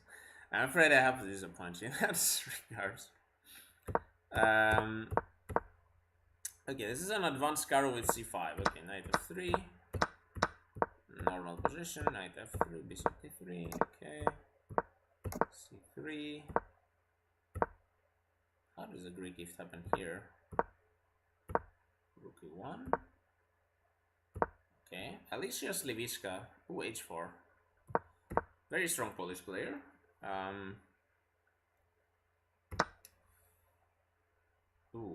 And Atlik believed it was wise to take this pawn, but then boom! Bishop takes h7. And suddenly, well, white gets back the piece. It's not the typical Greek gift, but yeah, this is winning for white for sure. Like she's going to be up a pawn. No, she's not, but okay, yeah, I mean, she's not going to be down material, and the h-file is open. You can see a rook coming here as well. This should be, yeah. This is not exactly your typical Greek gift, right? I mean, the plan of playing h4 is there, but usually once you've castled, yeah, if white could uncastle here, that would be great indeed. Yeah, usually once black castles, she basically abandons all the Greek gift plans. But here, because this knight is kind of loose, it works. Yeah, I guess, yeah, it's not your typical Greek gift. Maybe she missed that. I guess she missed that, obviously. I mean, if you look at the time as well, this is crazy, right? 14 minutes for Alicia, who is just crushing one of the highest rated players in the tournament. I don't think black will survive here. I mean, the computer doesn't say black is completely losing, but that is not a position you want as black, I tell you. So Alicia, we didn't see much of her yesterday. I guess she didn't have such a great tournament, but we might be seeing more of her today and tomorrow. Definitely a player to keep an eye on. She is very strong. I believe she once beat our own GM Solver in a rapid game, if I remember correctly. So, yeah, she's very strong. What is going on here? Okay, so we have Elizabeth Page on board 1. Looks like, okay, she's facing a very strong player. Okay, she's going again for some kind of King's Indian setup. Turned into a Slav, and then she played e6. I mean, if you have any experience playing against the French, you know that this move is bad. Like, what is this? Why would you play e6 here? Okay, queen c2, knight f6. I guess it looks solid. You defend d5, right? But this bishop is a bit sad on c8. Knight g4. Okay, and white's opening up the position. I really like how white is playing here. But then she traded. And now I guess Page is kind of stabilizing. Because okay, in an endgame, the bishop will eventually find a way. This way does not look so promising though, with this pawn still in there. Actually, I don't really see how this bishop is activated. It's still a perennial problem for black. So white is still better. I think Elizabeth will have a hard time winning this, but well, she has proven us wrong many times. So maybe now as well. Okay, for 2, Alberto is asking for that. Ooh, what opening is that? 4 knights. Wow. Yeah, I guess this game can be summed up with this emote that Glamdring posted.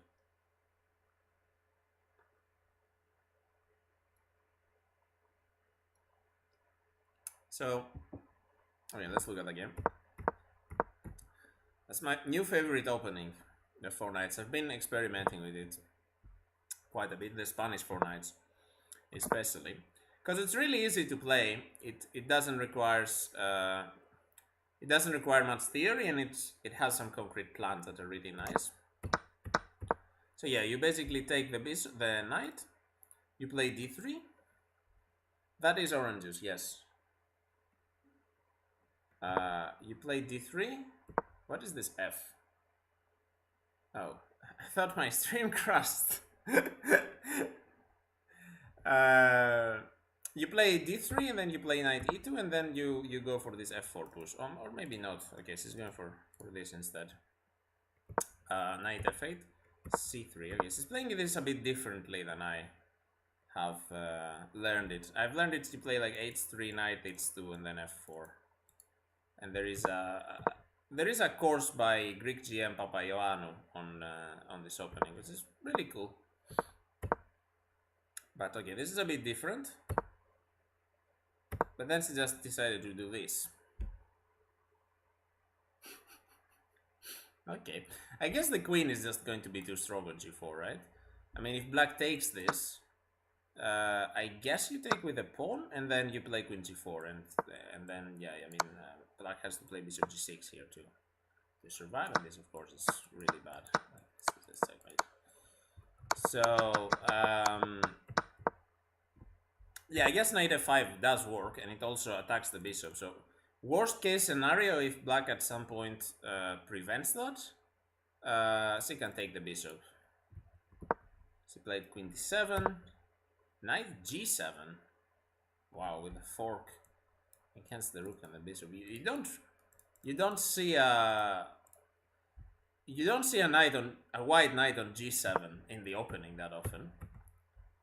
Rook d8, and okay, so this is the current position. Crazy game.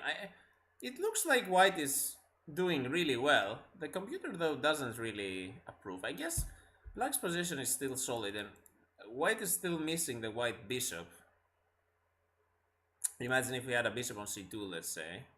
Well, then we would be winning material. Okay, there is the knight as well. But yeah, white is missing that white bishop to cause problems on this diagonal, perhaps. So maybe black is still quite solid here, despite appearances. I mean, imagine having a knight on g7 as black, a white knight landing there, and still being safe. Yes, hello Jim Solver, welcome. Yes, we were looking at her game, and she's completely winning basically against I am Ekaterina Atlik. Let's see, what other games can we look at? Oh, she already won. Let's see, how did that game finish? See, another brilliant move. So king takes h7, knight g5, we looked at. Knight f3. So Ekaterina chose to sacrifice the knight. But yeah, just pawn takes and then just king g2 rook h1. Queen e8.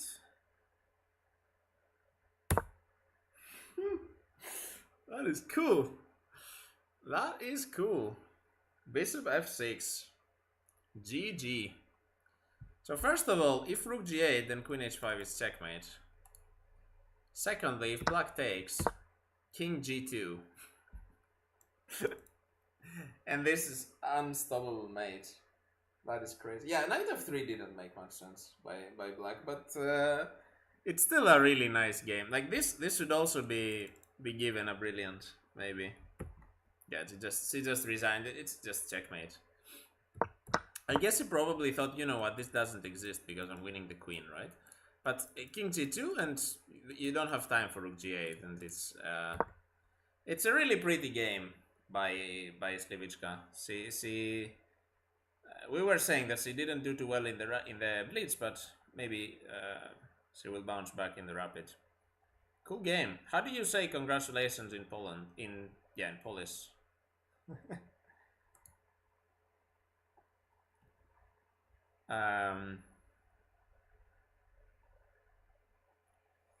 Okay, let's look at some other games. Gratulacie. Said an Italian. Gratulacie. Grazie. Okay. I don't see any interesting position. Okay, speaking of Polish players, let's look at another Polish game. We have European Blitz champion Aleksandra Malchevskaya playing with black here against Viviana Galvan Cipriani from Spain. Double-edged position. These pawns look a bit weak. Perhaps some f4 in the future. On the other hand, okay, this looks interesting. Also, the time difference is a factor here. White has 9 minutes 45. Black has below 4 minutes. I like black's structure more. Like in an endgame, this pawn also might become weak. But I don't like the time. White does have a d5 square, but it's not really doing much. Yeah, I guess black is just going for these central pushes, like f4, d5, maybe e4. d5 is not available right now, though. e4 probably being the most one. For instance, what happens? What is this? Some random pop-up on my computer. Great. Okay. What happens if black takes? How do we win? Oh, the knight is hanging. You can't do that. Okay, so maybe knight c3 then.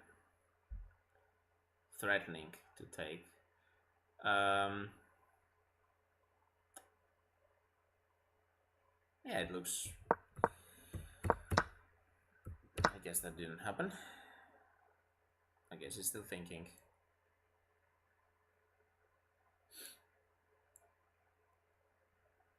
But yeah, black looks comfortable here.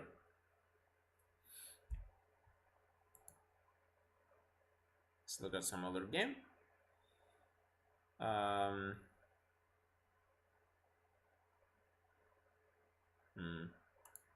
See how Stavrula is doing. We haven't really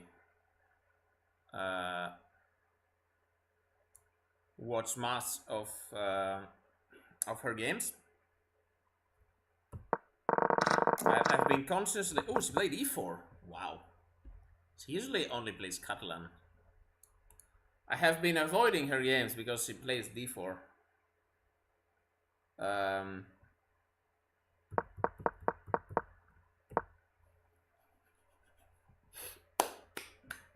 Nice. Okay, so basically this transposes to an Alapin.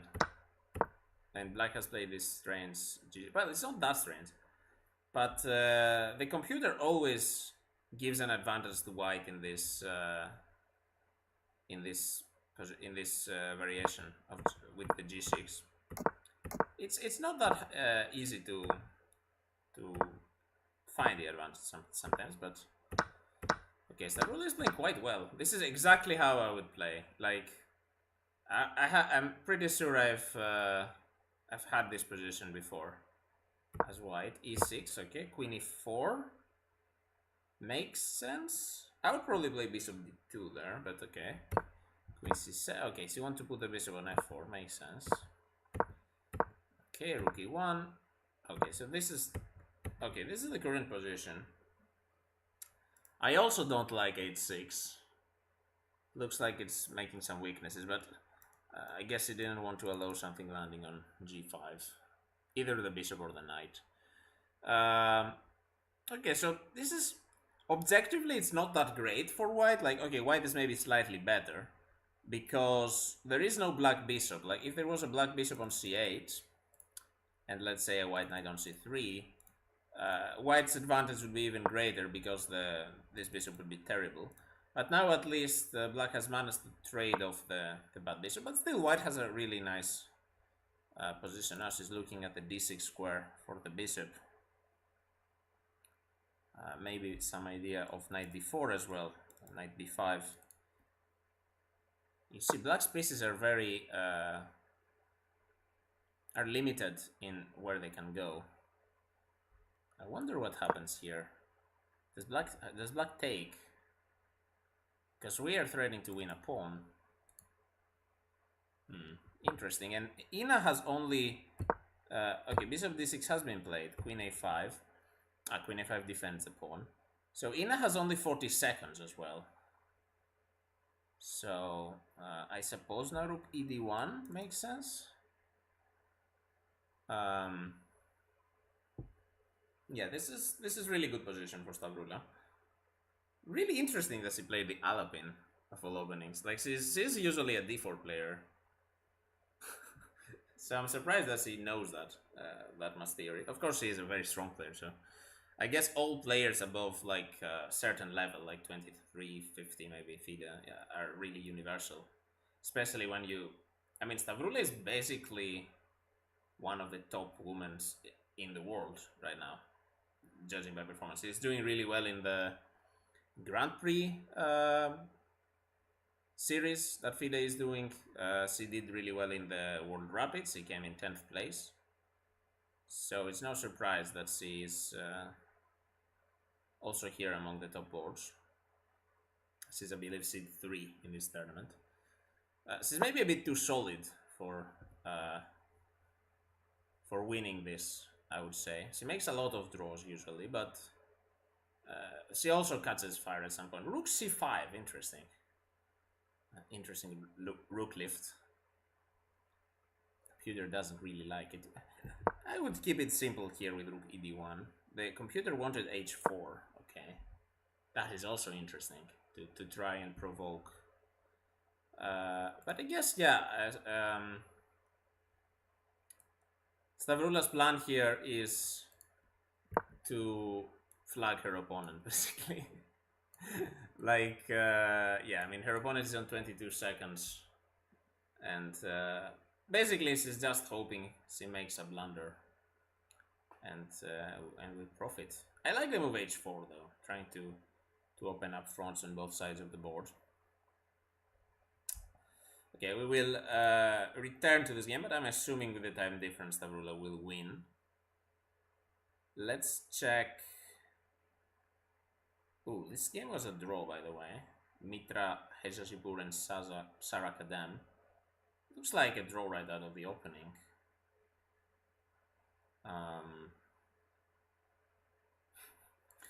Alberto is like, what is this? Okay, yeah, I wanted to check Alina's game anyway. It looks like white is up a rook. Let's see how Alina did. So e4, c5, knight f3, e6, bishop e2, avoiding the open Sicilian, and then playing it. Okay, so she's basically transposing to some quiet line with bishop e2. e5, knight d5, knight d4, common pattern. Ooh, that looks strange. Indeed. That's bishop f3. And then there was a threat of bishop g5 dropping the queen, so black has to spend an extra move on h6, which is why this queen is not really looking very well placed here. Yeah, and it just goes back to d8. Now c4. So Elena is already wanting to take some advantage here of the pin. a3, forcing the knight to a6, b4, threatening b5. Look at all of these moves pushing black back here. Rook c8, bishop b2. Why doesn't b5? Oh, b5 doesn't work because black takes, yeah, and then goes knight c5. So you'd have to get that knight out of the way. Knight d6 check. Okay, that forces the trade of bishops. Queen f3. Now there is this. So black has to castle, but now this bishop is much stronger than this knight. This knight is basically trapped. This pawn is extremely strong. Can always bring a rook to protect. Yeah, white is positionally winning here. Ooh, c5 is wrong. Yeah, this is a... Yeah, I don't like this move either. Why open this?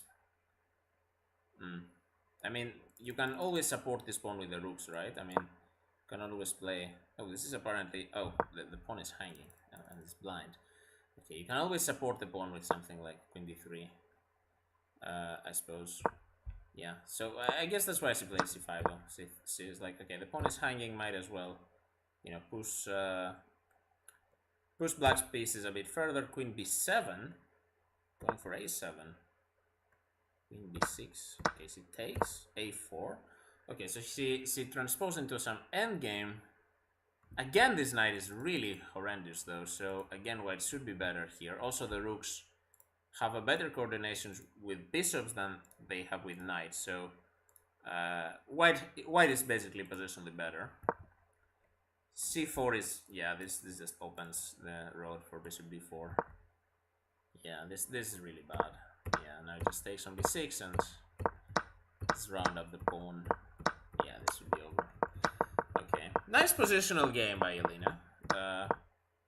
She's showing that she can also play positionally, not only with crazy tactics.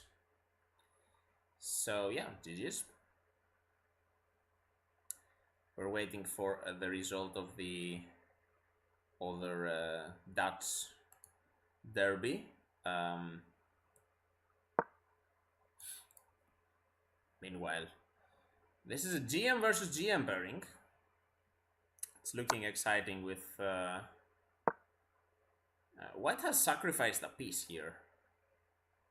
Apparently white has perpetual of some sort with queen g4 and queen f5. Maybe she's just going to go for that.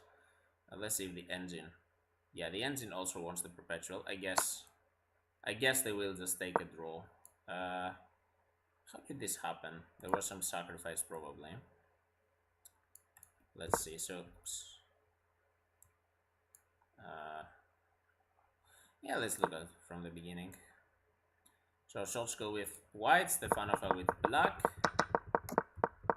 Okay, I don't know what this opening is, but very... yeah, some fianchetto opening. Okay. Okay, white's threading knight f7, h6, knight f3, king h7, knight h4, and this is just sacrificed on f5 and just went for this draw. Okay, interesting. Apparently the computer doesn't like the sacrifice, says that white is better here and should not go for a draw. But I guess it was like, okay, draw against Stefanova isn't that bad of a result, right? So she just went for it. Cool.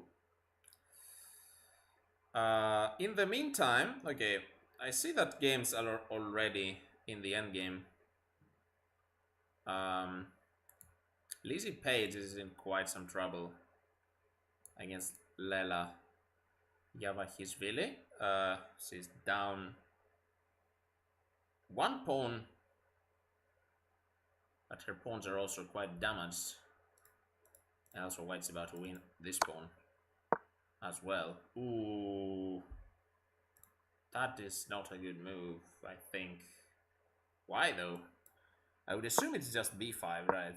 But it is not. What is going on here?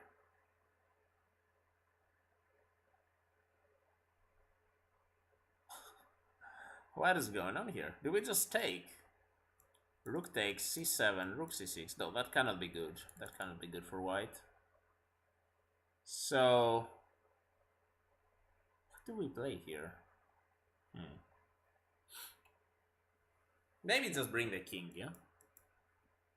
I mean, the bishop is basically... If it... Well, oh, it could take f3, though. I'm not sure why white is so winning. Could it be... It could be rook takes c6. How about this? Yeah, it is that. Okay. Yeah, white has to play rook c3 and then we play c7 and push this pawn. Yeah. That is the win. Yeah, so Leila should win here. I think she will find this eventually. Yeah, rook takes c6 indeed. Brilliant move. Yeah, the game should be over. The 2 pawns are unstoppable. Great find by Leila. Who is going to be on 4 out of 4?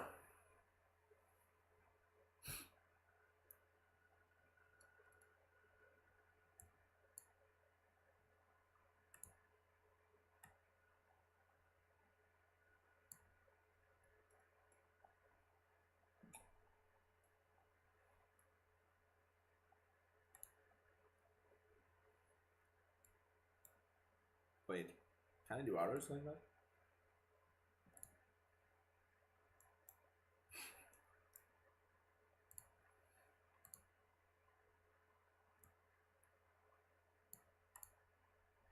It's just that David always asks me to rotate the board, so...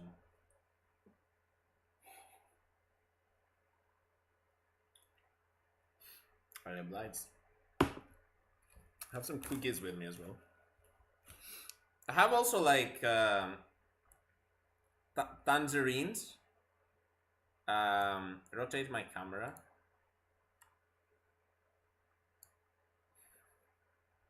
This is really funny.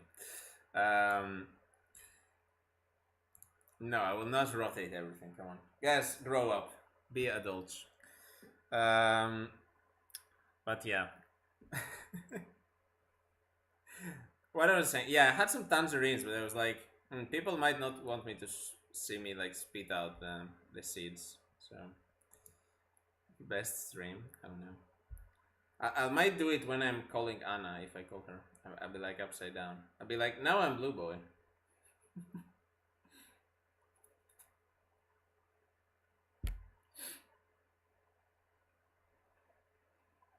But yeah, this is winning.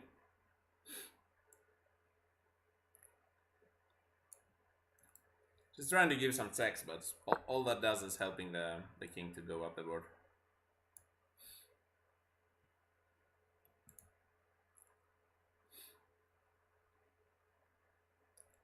Ooh, Haret is losing.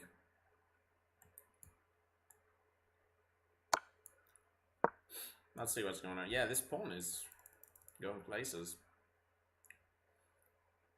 Looks like Monica has to be the underdog of the tournament so far, right?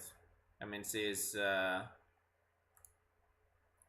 be on 4 out of 4. Her rating is pretty low for that, I guess.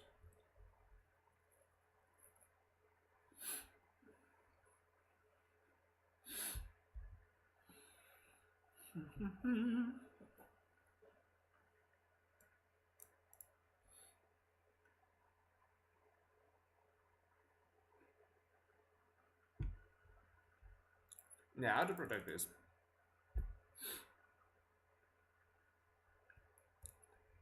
Move 30 wasn't the best. I see a pawn push. Yeah, pawn pushes are always bad, guys. Never push pawns. Okay, so this was equal apparently. That pawn on d3 is weak. Yeah. Rook takes, king h2. Okay. This looks though like it's equalized here. Rook b8, king g7. Ooh. Wait a minute, isn't this just a draw? What? Why is he played f4? This is a draw. This is an easy draw. Wow, she played f4. I guess he went for the win. But how do you go for the win? Because black just takes, yeah. You cannot take the bishop. This is also ranking. I'm not sure what he missed here. I guess he was in time trouble. Also, wait. Black missed something here, apparently. I don't know what. Yeah, I would also take on a2.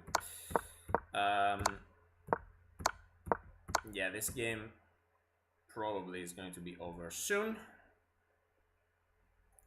Yeah, this f4 was just, I don't know, either time trouble or some miscalculation or both.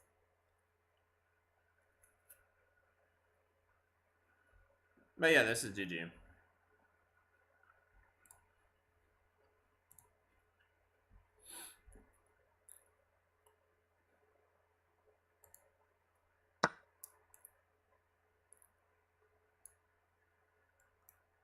Ooh, black is winning. Ooh, that's crazy. Really? I guess, yeah, I guess black plays c5 and white can never take the pawn here because there is c4. So these pawns protect themselves and then black takes the pawn and brings the king. So, how many rounds today? 5. So we have this round and one more. But yeah, this endgame is completely winning for black, yeah. Black just goes c5 and wins.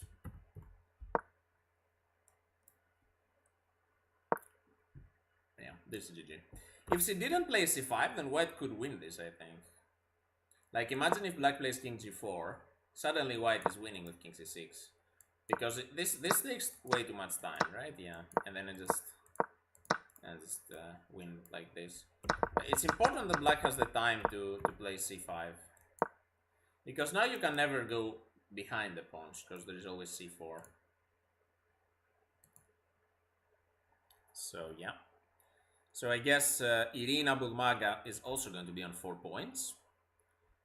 Board 3 was a draw, so there are going to be 3 players on a perfect score after round 4.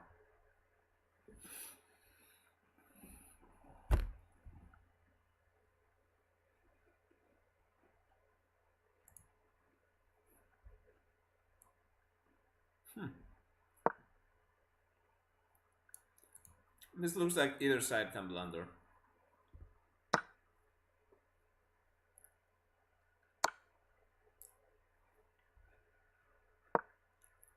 Okay.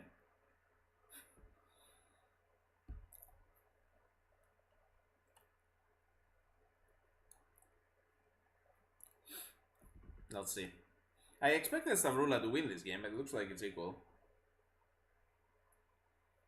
All the top boards were decisive? No, there were 4 boards. So one of them was a draw and 3 of them were decisive. This is interesting. Okay, rook takes b7. King g8 only move. Well, okay, I guess king f8 loses, but... no update from Anna yet? No, I don't think so, unless I missed it. But yeah, it is going to be a long game.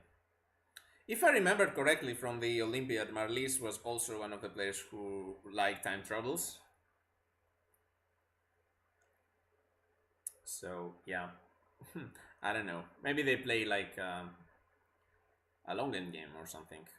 It's possible. I think Stavrula is realizing that he's not winning here. Yeah, this is just a draw though. Oh, maybe the threat here is this, and this, and this. But, ooh, AF1, H6. And black is just in time to make perpetual. Yeah, so black is forced to make perpetual check, and this is a draw. White king is trapped, unfortunately. Can never... White would mate in 1, but unfortunately black can just... Wait a minute, there is king h4 and king h3. Wait a minute. Wait a minute, you can hide behind the pawns, right?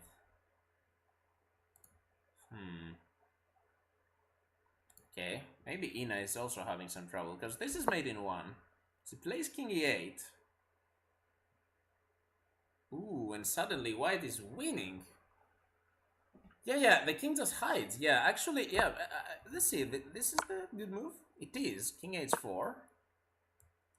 King h3. No, so, okay, you just... It must be another move. Oh, it must be this rook. No, wait, I did that already. What? How do you stop the mate? Maybe now king e8? No.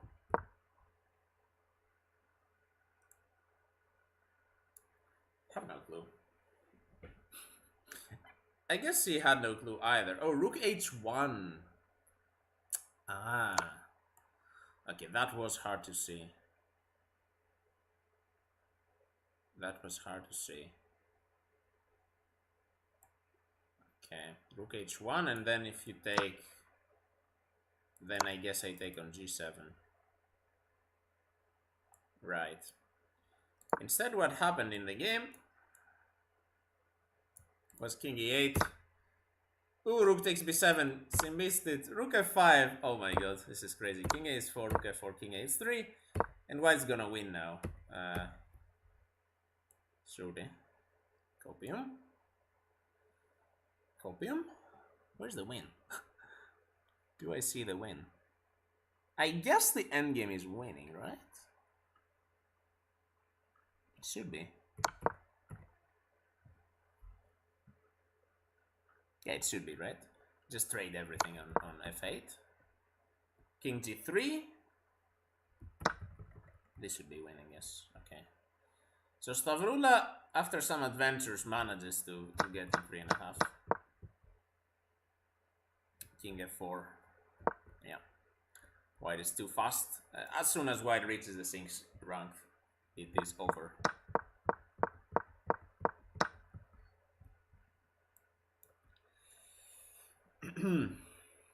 Yeah, so you could also take on f7, I suppose. It's also winning this way.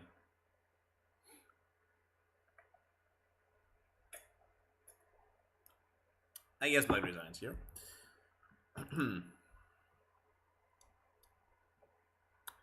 So Stavrula is on 3.5.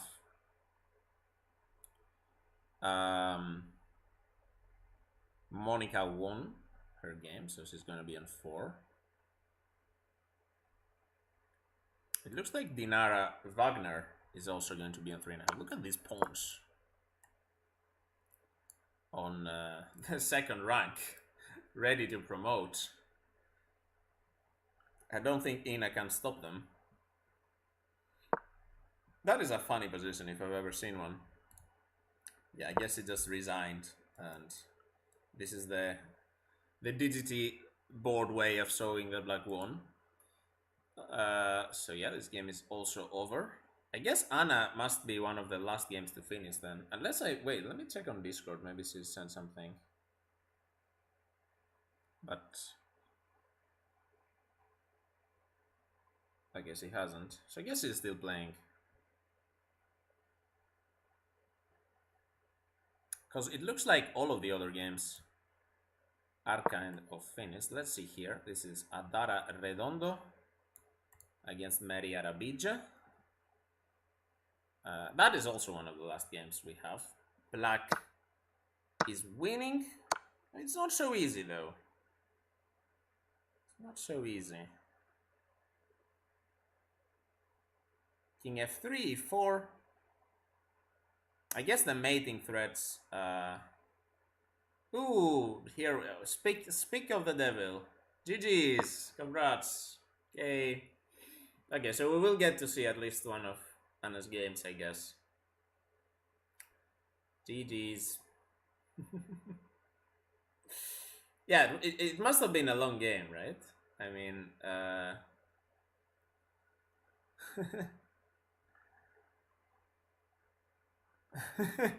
yeah, Alberto posted a message like, but yeah, GG's winning the Dutch battle.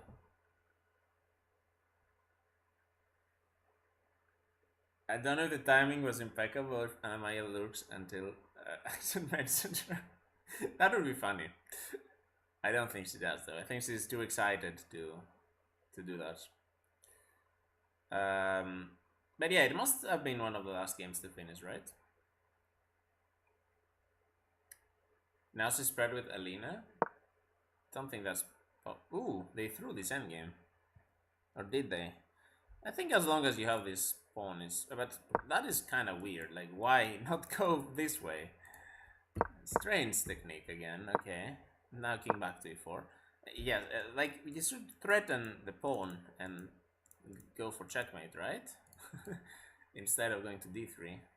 Surely. Maybe she doesn't want to play like rook f6, but she doesn't want to face this, but rook a2. Surely it's king f3, right? Yeah, it is king f3. Okay, I'm not blind. I mean, I don't really know why she's not going for it. You imagine if white draws. Apparently it is a draw. Now it's still a win. This endgame has been thrown like 10 times already. It's crazy.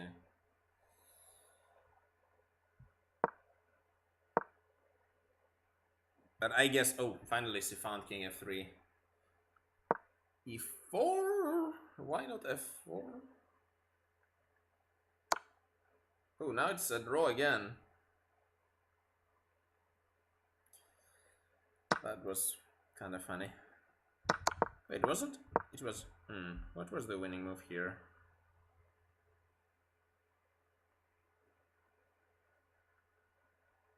I guess f4. Was it? Yeah, it was f4. Wait. This. Okay. I'm getting. Do you just take with the king? No. Okay. It's e4 then.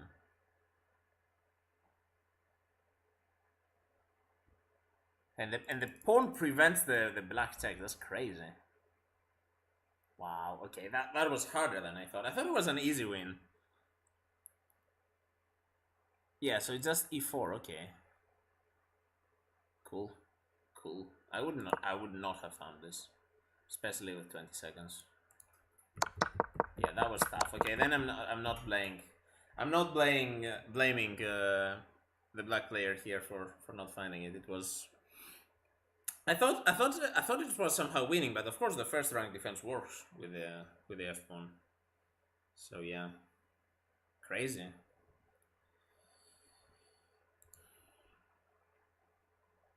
Crazy. I guess that is the last game. I like how the clock is still running here. Yeah, all of the games are over. Pia won again. So she is on, I believe, 4?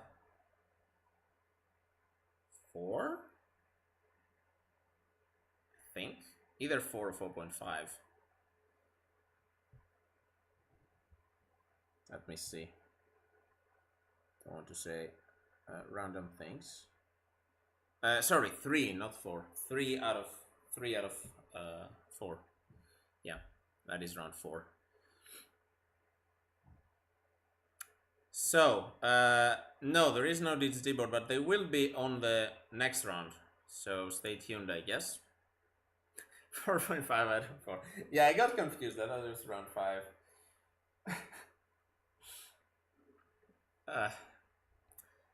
But yeah, season 3, I guess. Okay, they're already starting to fill out the results, so I guess we will have everything soon. The next round is supposed to start in about 12 minutes. Bonus half point for being Pia, that would be fun.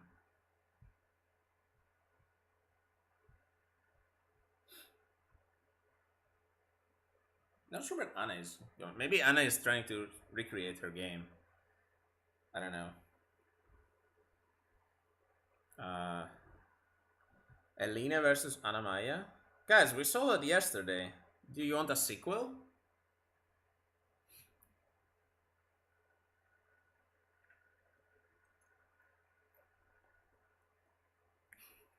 Anna withdrew and gave her points to Pia. That's crazy.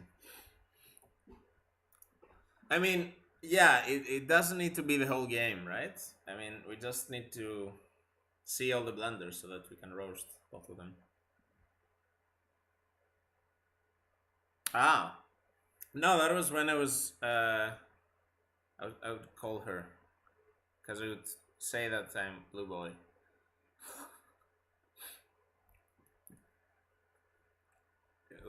This is a secret. Don't tell her.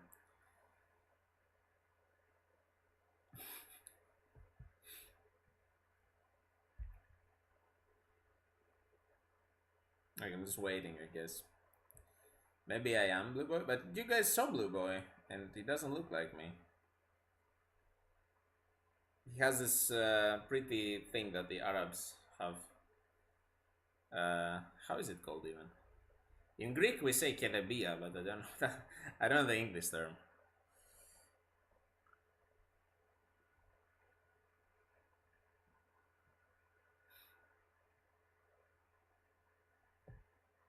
Turban. Yeah, turban. Cool. Yeah. We also call it turbani. Yeah. Maybe it's not the correct term I used. I don't know. I don't know. Anyway.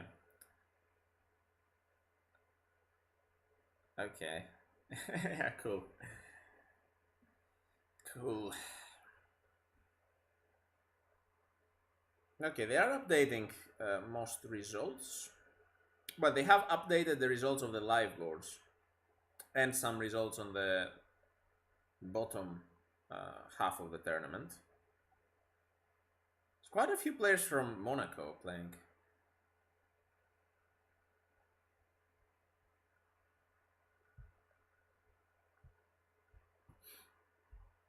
So yeah.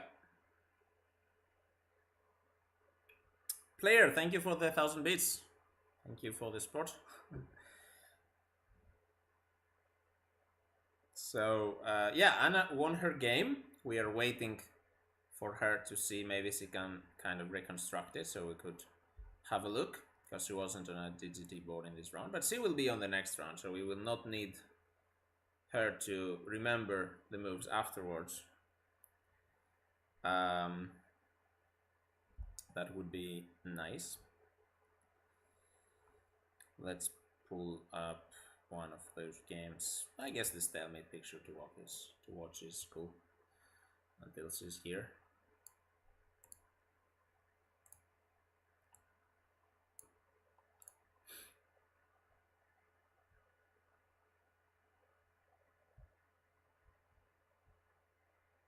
Or maybe she wouldn't, I don't know. Like maybe there is not enough time because the next round is going to start quite soon, right?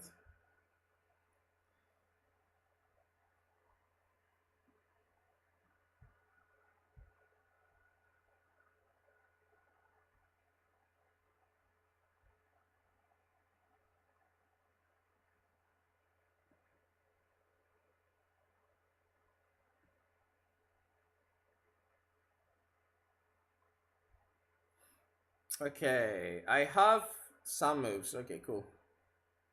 Wow, it's a 69 move game, guys. Imagine playing 69 moves and remembering all of them. I would never. I would definitely get confused, like, especially if it's an endgame. Although maybe, you know, if you put it on the board, then sometimes you do start to remember it. But it's actually really cool that, yeah. Okay, so, what color are we? Are we black? I guess we are, right? We are black, and we are playing d4, d5, c4, c6, c takes d5, c takes d5, bishop f4, knight c6. This is though good because because now you have a PGN of all your games saved, right? You can just take this PGN, put it back in a study or something to have your games there. Okay, so it's just a boring exchange Slav so far. Bishop d6, takes. And then white goes f4. No, this is working, just not for your game. So it's fine. It's fine. It should work. It should work. Can you rotate the board? Oh no. Okay, so this f4 is interesting.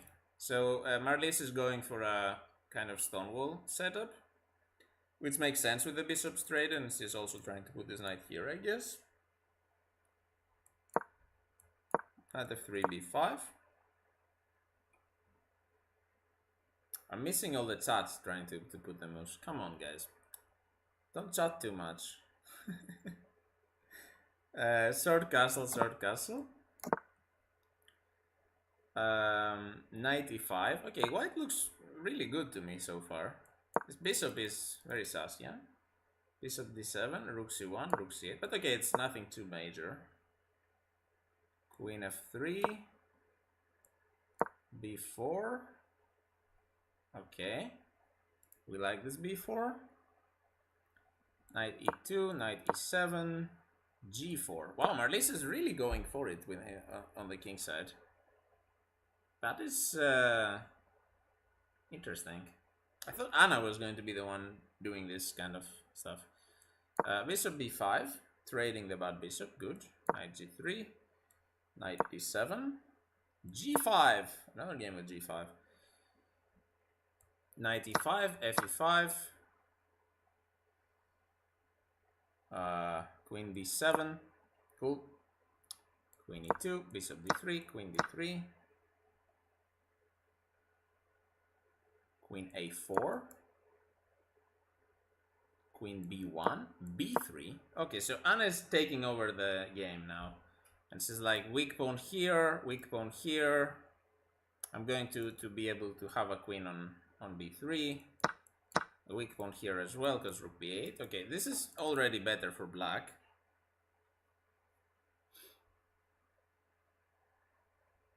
King f2. Okay, rook b8. Rook c2, a5. Going for this. Rook e1, a4. I can't imagine Anna's pre-moving this. Queen c1, queen d3. Okay, cool. Rook c3, queen g6, e4, trying to get rid of the weak pawn, but then we just take it. And now there is a beautiful square on d5 for this knight. Rook takes e4, knight d5.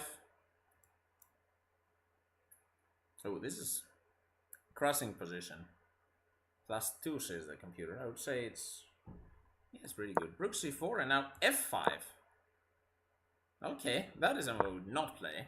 Interesting. So white can take en passant in two different ways here. But I guess neither of them are good because the f-file opens up and then this rook is opened up. So maybe this move is actually good because you are also threatening f4. That's quite a cool move actually. So the opponent takes, queen takes, king g1, queen f2 check. Okay, this is now completely winning.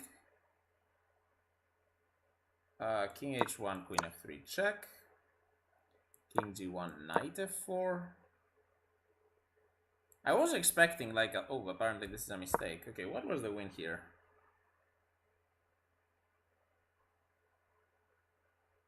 Huh.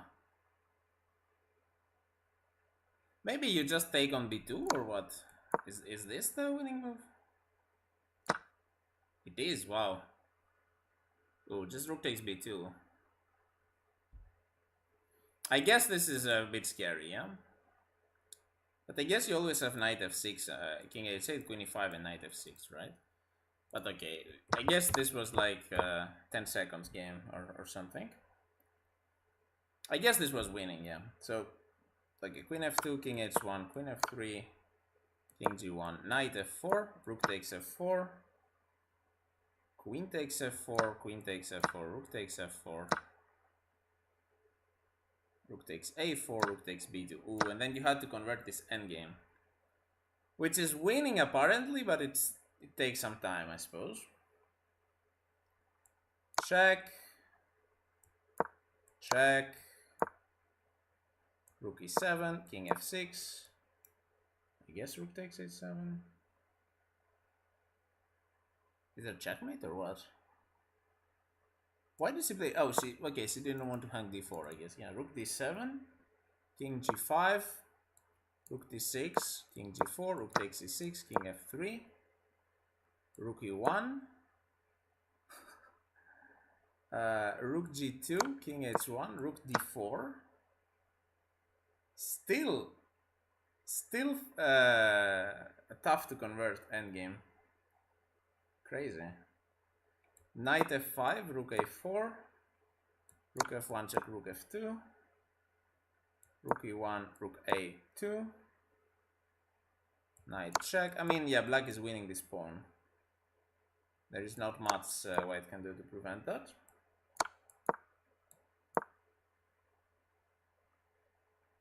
Oh, king g1, not rook g1, king g1. Rook g2, king h1, rook h2. He couldn't go to f1 because of checkmate. King g1, rook here, here, here, here, here. Again, this endgame is winning. Of course, in blitz you still play it out. King g3, rook e4, knight d2, rook a4. Very nice, so that we don't blunder any forks. Knight f3, h5, knight h4, rook g4, king h3, king g5, knight g2, h4, king h2, rook e4, king h3, king h5, putting the opponent in Zugzwang, king h2, king g4, king g1, and h3. And the knight is trapped. So this is why you put the rook on e4, because then you basically dominate this knight. GG's. Okay, it was okay. So it was a long game, but it was actually, I mean, basically she dominated the entire game, right? It's like she was the high-rated player, so I would say it's an achievement to play like this. Yeah, cool game.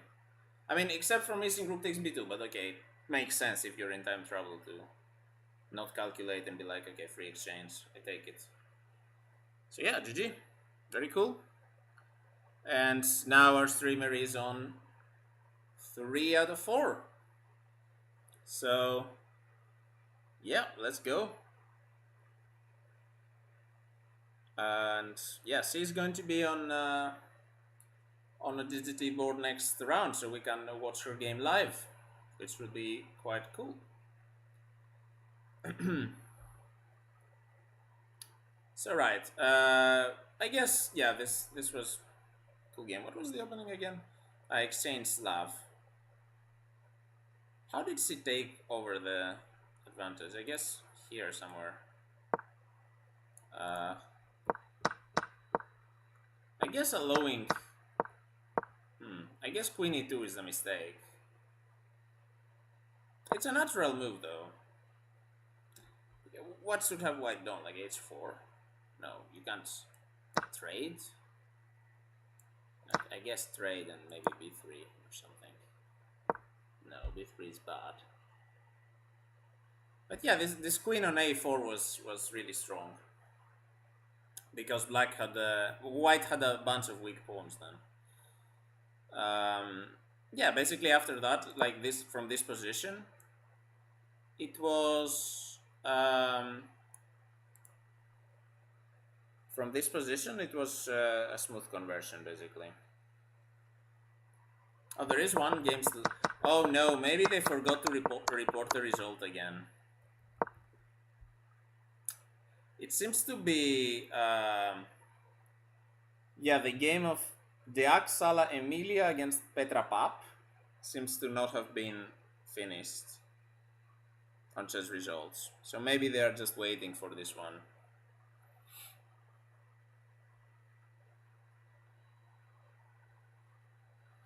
Yeah, let's see.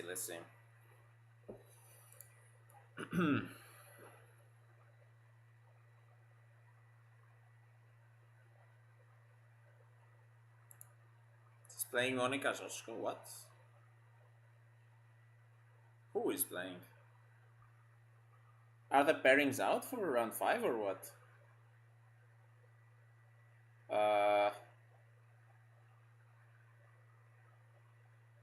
I got confused. can't see Sosko on the... No, Sosko played against Stefanova. Wait, I'm... Oh my god. Oh, the pairings are out? Uh-huh, okay. I can't see them though. Are they out on like chess.com? Let me go back. This is so annoying that they don't put it on chess results, by the way. Like, where am I supposed to find the games? And then people randomly in chat with pairings. Round 5, okay. Yavakishvili against Bulmaga, Cholakivo against Monica Calzetta. And I guess if you go all the way down, you will find this one.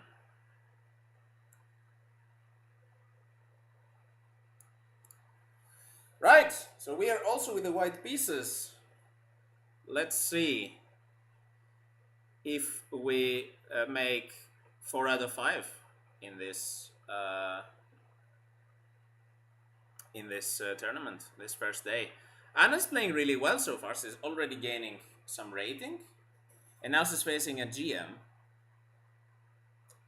Yeah, I don't know what is Monica's classical rating. I'm not sure it's... I don't think it's that close to 2500. But yes, I'm sure that Anna will not be as scared as she might have been against Stefanova. Well, I don't think Anna is scared. She just, respects the opponent. But I mean, Monica got her title in 2008. She's 2371, okay. I mean, Anna has beaten players of this rating before, so I'm of course rooting for her. She plays friends. Oh no. I guess Anna left to prep. Let's see. Oh, she's here. She didn't leave to prep. Now she's leaving to prep. She got the information that she's playing friends. She's lurking on the chat and she's like, "Oh, friends. Let's prepare some." Maybe she plays the line Elena played against her. This wing gambit with b4. Imagine.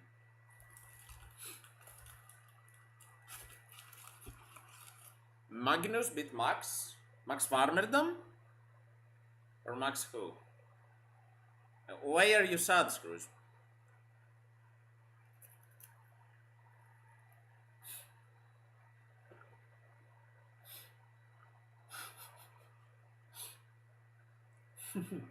Yeah, I don't think she knows the 3 line. Maybe she will play it though. I don't know. Max Deutsch. Max is nice and Dutch. Okay. Magnus is not nice then? Magnus should retire and disappear.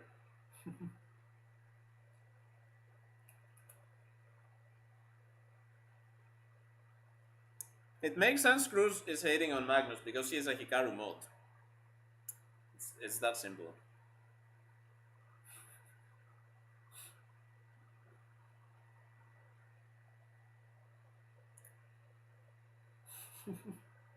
My hair are so bad. I don't know what you guys are talking about. I need a haircut.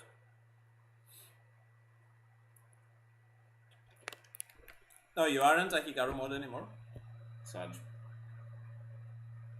Why? His streams are so nice. I haven't been to a Hikaru stream for like 6 years. 5 years.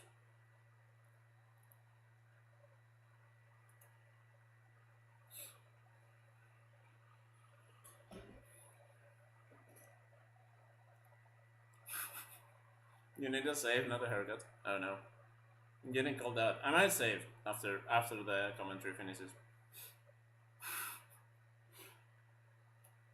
Well, you are bald.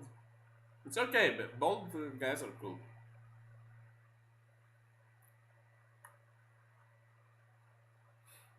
I explicitly told Twist never recommend Hikaru streams. Okay, you have a friends on the board. Ooh, E5. Not ED. Wow, they play fast. Knight f3. Bishop d7, okay. They're going fast at it. Go, Anna. Okay, now she forgot the theory. Knight a3. Oh, this is nice. This is what she once faced this from Mike Ketman, I think, and she lost that game. This is a cool move because the knight is heading to d6 maybe, or c2. Yeah. Also good for defending the pawn. Sochko is Polish, yes. She is also the wife of GM Bartosz Sochko.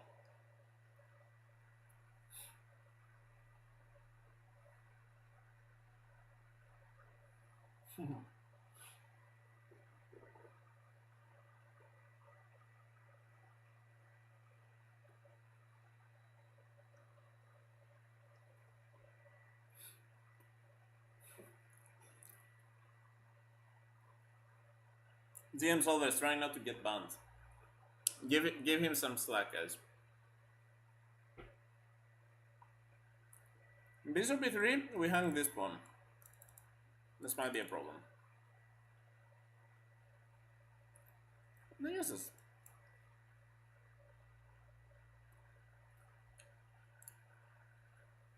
just our castle, right? Maybe g4 is a move. I don't know. Maybe that's what. Oh my god. Why am I saying g-pawn moves? I know what's going to happen. Okay. Yeah, no, g4 makes sense though, because you don't want this knight on f5.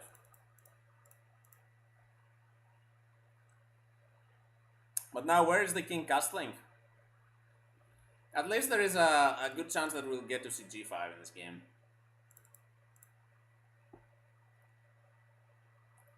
Actually, I like the position for Anna. But I'm sure that Monica knows what she is doing in this structure, if she's a French player.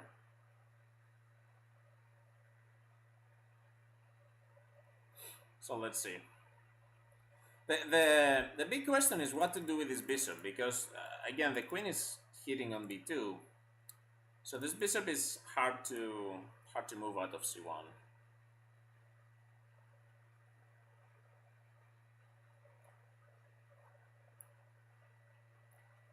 Also, what do you do here? Do you go h4? Do you... Is castling still a thing? I doubt Anna will castle, but... Bishop h6. Why? That hangs both the pawn and the bishop. Where is our king going? Exactly, that was my question as well. I wonder if this is a move. Let's try it. Okay. Yeah, it doesn't look too bad actually. Because black is not going to attack on the king's side. So, I mean, what's black gonna do? h5, he'll just go g5. But Anna doesn't really like castling. So I'm expecting maybe this move. Let's see. What did she play? Bishop d3. Okay, neither of my suggestions.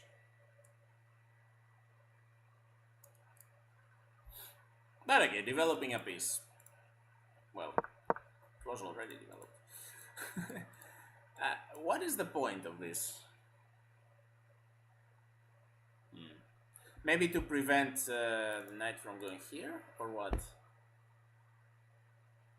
Let's see. Rook c8.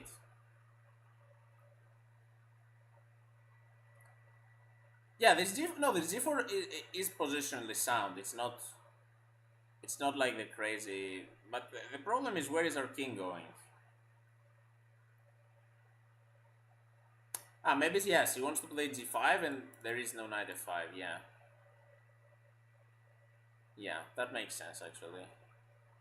Because at some point you are going to be forced to push this pawn. Like if imagine if black plays h5, then you have to play g5, and this knight could also land on h5 again. And also, as the truth is saying, you are setting up this bishop on a king side attack, although black is still a long way from castling there, but well, the rook has moved, so uh, he cannot go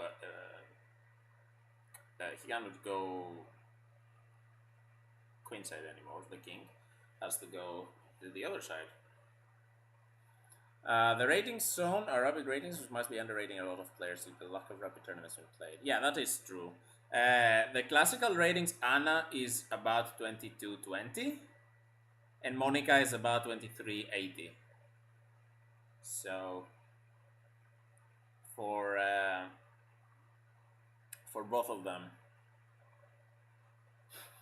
it's a friends. Neither side has the castle. Yeah, this is the average Anna-Maja experience.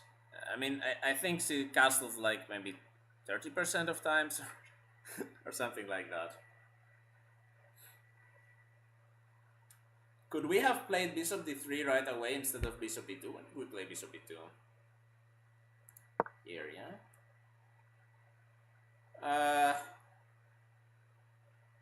The problem with bishop d3 is that you might hang this pawn, especially with bishop already on d7. So if bishop d3, I guess maybe this is a move. No, it's not. Okay, I'm trolling. Ah, this is the problem. Yes, this and knight b4. I think this is the problem usually. So yeah, this is Anna's latest move, h4. It's really going for it with the pawns. Castling is a missed attacking move unless it attacks something directly. That sounds something like Anna-Maja would say, yeah. So Bax only castles when he's attacking something with a king, I guess, or like there is a rook on h2 or something.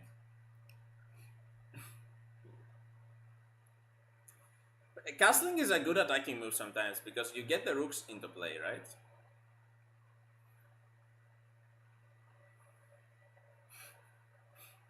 You see, the mods of this channel have some controversial opinions about castling, it seems. Yeah, these ratings are rapid, as people have said, yeah. Okay, it seems at least we made Monica think a little bit and not play instantly, although she's still above 15 minutes. So, yes, still has quite a bit of time. But okay, the pawn storm is coming, and this is shaping up to be an exciting game. I can definitely see Anna winning this one.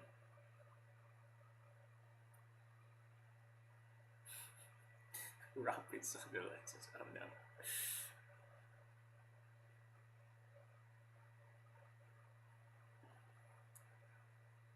Do you think amateur players under 1200 are more likely to find computer moves by accident than professional players? What? No. What? No, because sometimes you find a move by accident because okay, you're like, oh, what if this move, and then it's like, maybe this is good.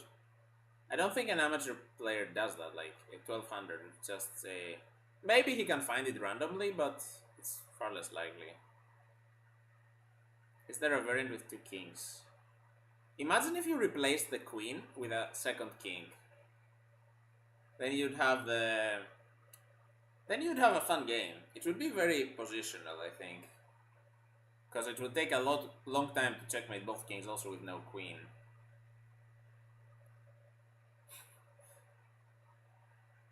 I could tell this was an Anna game from this position alone. Oh no. Okay, h5 and we take. Okay, yeah. Why am I missing moves? Let's refresh the board, because it looks like it's not updating correctly. Okay, so we had h4, h5, g takes h5, and knight takes h5. Knight g5 apparently is a mistake, and rook back to h8.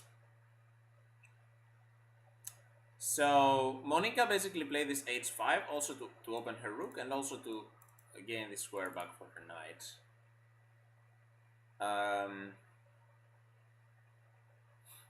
I'm wondering why the computer thinks black is better, though. I don't see it, to be fair. Queen f3. Okay. We are threatening this. I wonder if... Black cannot play... Okay, black cannot play f6 at least. How do you protect this? Knight d8, maybe? I don't know. Knight f5, okay. Why am I thinking of the most claustrophobic move of all time with knight d8? But yeah, knight f5, and now if you... Well, you have to take, I guess. And then there might be some knight xd4. So maybe some problems. I also like queen f3. It seems like a good move. But well, the engine speaks for itself, I guess.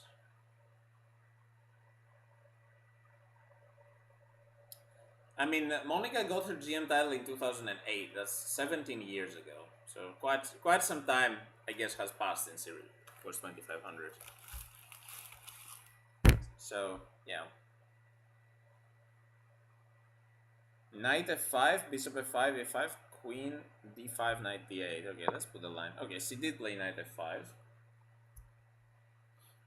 which is an exclamation mark move. Takes, here. Apparently this is losing. Is this the... Ooh. Wow. That's crazy. And then if the knight moves, you get all kinds of bishop b4 as well, and bishop c6. This is a big threat as well. Yeah, this might be not so great. Oh, this has happened actually. This is on the board.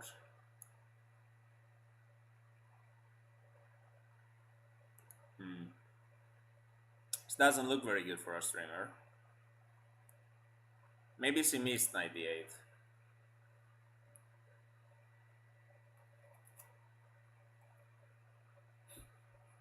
d1. There is bishop c6 though, which is a big problem. So black has one threat here and second threat here. How do we defend both? Can we? Did we just lose a rook for free? Really? Is it that simple?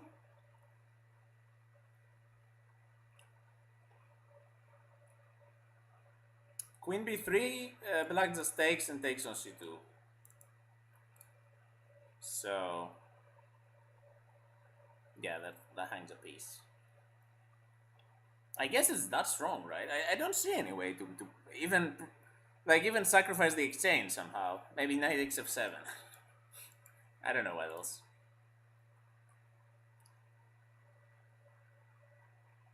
I mean, yeah, GM is a GM. Yeah, France playing GM is very scary in these positions.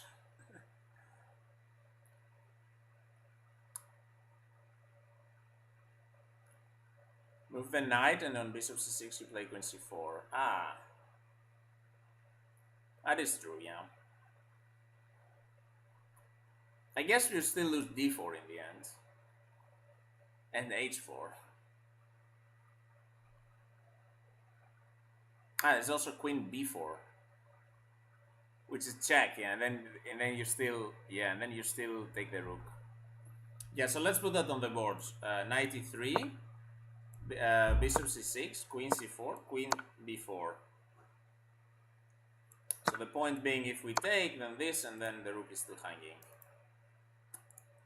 Although, at least we found a way to only lose the exchange. Maybe here white has some hope. But I guess on bishop d2, she'll just take like this. And bishop takes b4. Then just take this pawn or something. Or not. That apparently blunders. I guess it's d5. Yeah, I mean, this may be some kind of this is playable. Anna will also have to think a lot here to find the move. 7 minutes. We can blame GM Solver though. Like he was saying it will be a draw. So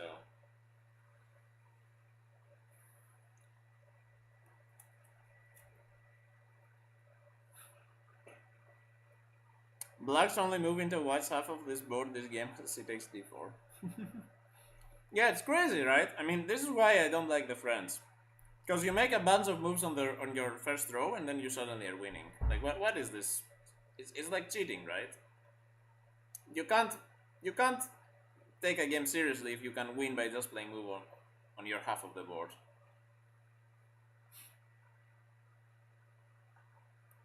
Yeah, I think it's time for a blame GM Solver command. 93, okay, she's playing it. I guess he will go for this line with Queen c4.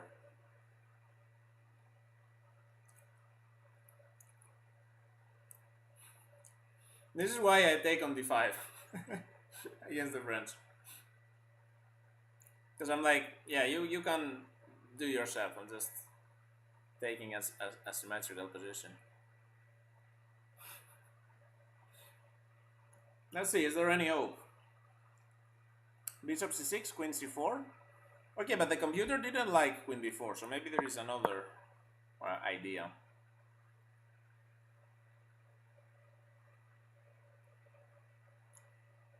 Black can start with Bishop b4. What would be the point of that? Ah, maybe you want to take on b2. Ah, cool. So Bishop check. And then this is bad because now I take here and then I take here. Yeah, that's actually a nice idea. So Bishop check makes sense. Okay. Let's see. 93. This is the position. Yeah, it's the same. It's the same idea. You can play Bishop before here as well.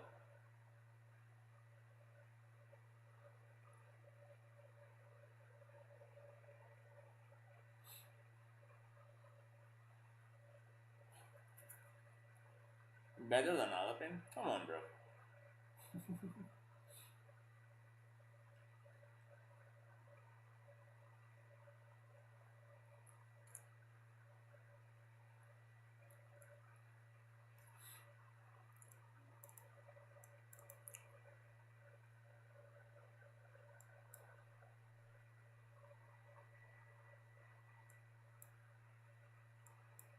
Bishop b5, yeah? Yeah. That is unfortunate. Yeah, we might have to lose a full rook here. That is such.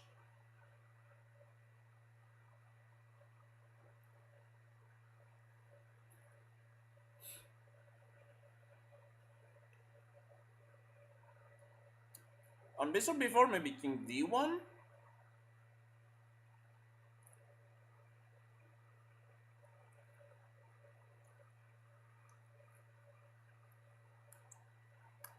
Yes, hi Olgan's Blazing. So Anna Cramling had a medical issue and was forced to withdraw from the tournament. So she's not gonna play, I guess, not tomorrow either.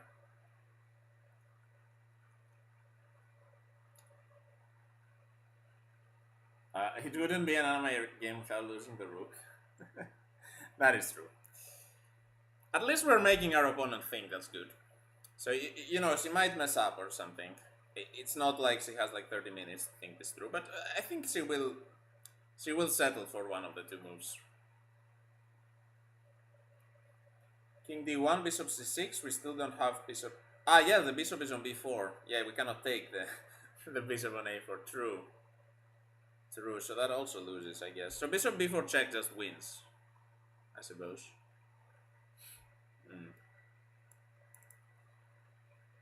Okay.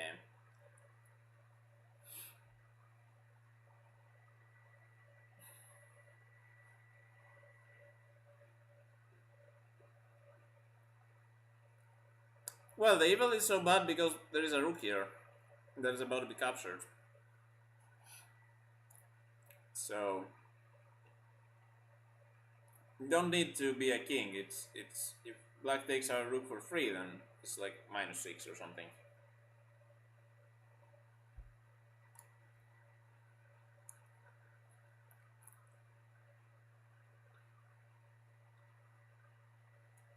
But apparently this is a winning move. Let's see if the engine agrees. Wow, the engine wants to play f4. I did not even consider this move. Apparently this is also winning.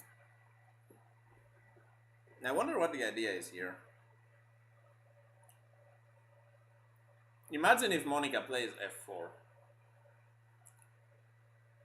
But okay, bishop b4 check is probably what she's going to do. Should have played exchange Frenchman. Exchange French is their refutation. Yeah, I'm sure if Anna-Maja was black, she would play f4 because it's a pawn move. I mean, Anna-Maja always plays the first move of Stockfish. That is a pawn move. So if Stockfish says like you have to move a piece, the first 5 moves, the 6th move is a pawn move, she will play that.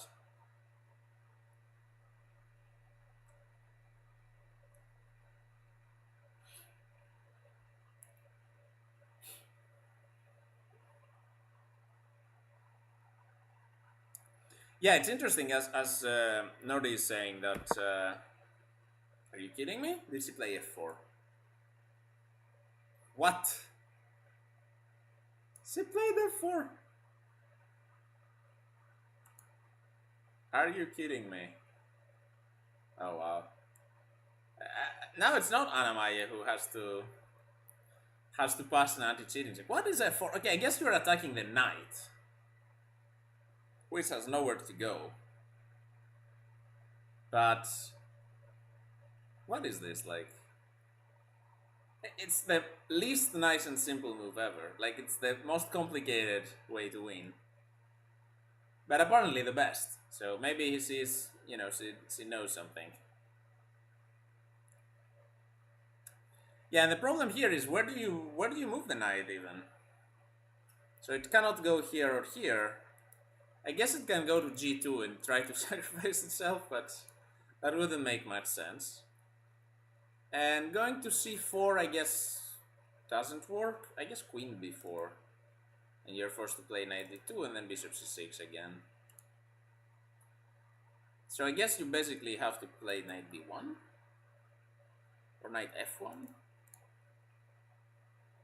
Yeah, this looks strange.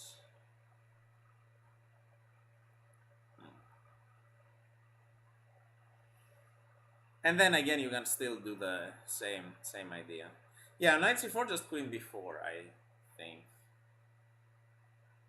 But I mean, that wasn't really necessary to calculate, right? Maybe it was. I don't know. Maybe. I mean, I'm not a GM. I will trust the GM that f4 is the best move, but the GM we have in chat is. Yeah, knight g2 is funny because it's like the knight sacrifices itself for the rook, but we are going to be down a piece still. And it's not gonna be. Rook h3, Fly is showing he's a true Anna-Maja supporter.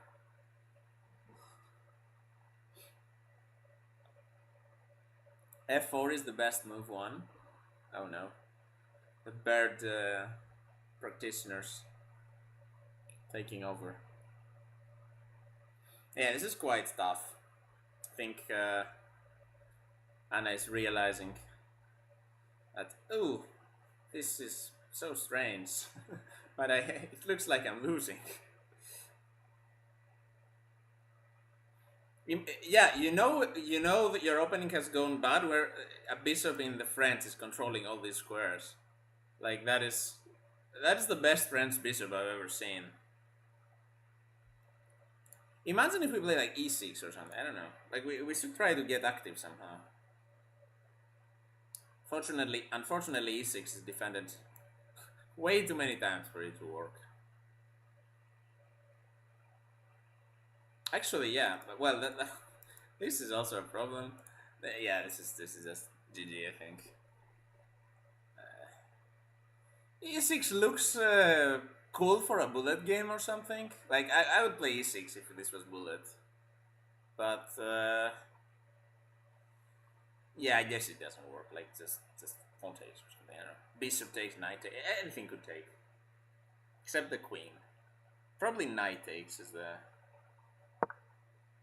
Okay, so he goes for knight f1. Queen f5. Yeah, maybe there are some tactics, I don't know. But I guess she went for knight f1 instead. Realizing knight c4 doesn't work. I also thought of knight f1 because at least we protect the bishop on d2, so we will not have to take with the king. Of course, b2 is still hanging. Okay, black also plays bishop c6. We instantly go queen c4. Queen b4 check. This is the problem though. The knight has moved away from e3. Now it does not support our queen, so we have to take. Or play queen c3, but that also loses because takes, bishop takes h1. So I guess... Oh, the knight also blocks the first rank, so we don't even win the exchange. Yeah, I guess this is over.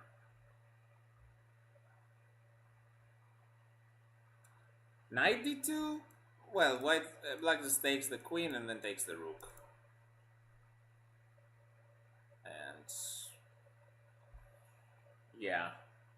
I don't think not being able to castle is much of a problem when we're going to be down a full rook here. So the problem is this knight blocks this. So if queen takes, bishop d2, bishop takes d2, king takes d2, then black takes on h1. We cannot recapture on h1 because the knight is in the middle. So that is why f4 was the best move of the engine. That is crazy. That goes to show, like, GMs, even in a completely winning positions, they will go to great lengths to find the absolute best move. Yeah, really well played by Monica. I mean, it's so strange, right? She played all these backwards moves and suddenly she's completely winning. Yeah, this is GG. I mean, Anna might as well resign here. Blue Boy is not in the chat to tell me that there are swindling chances. I mean, yeah, this is just a rook up endgame. Without queens, this pawn is hanging. This is over. Yeah.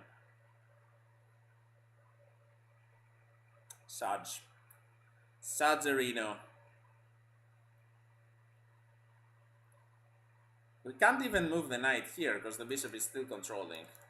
Like, we could have tried to make maybe some ideas of going to d6, but... yeah, it's just very well played by Monica. She absolutely knew how to deal with this line. Maybe Anna played a line that she has faced and it has caused her problems. So that she knows what to do against it in future games. Okay, so she's trying to trap this bishop with this f3. Unfortunately, we have too few pieces for this to work, I guess. I guess rook c2.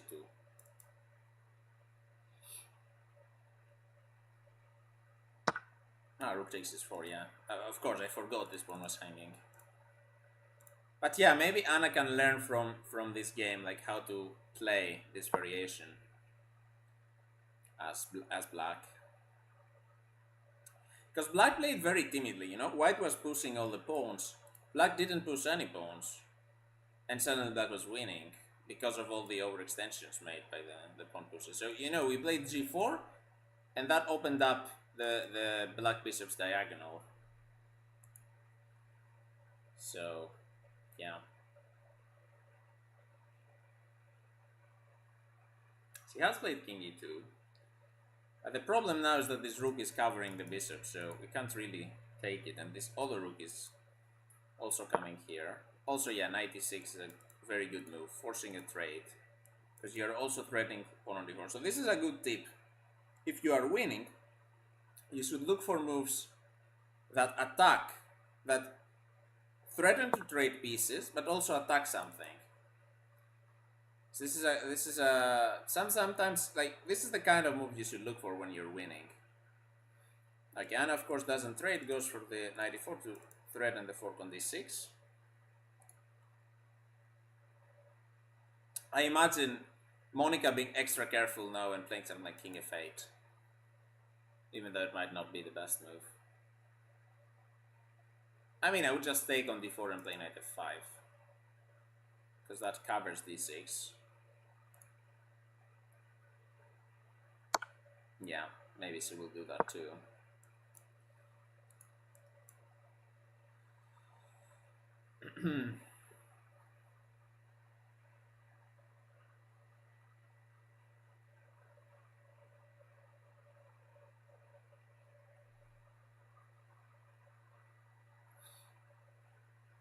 You also don't want to be, the first one walking out of a game. You never want to do that. So it makes sense that she doesn't resign, even though she obviously knows she will lose.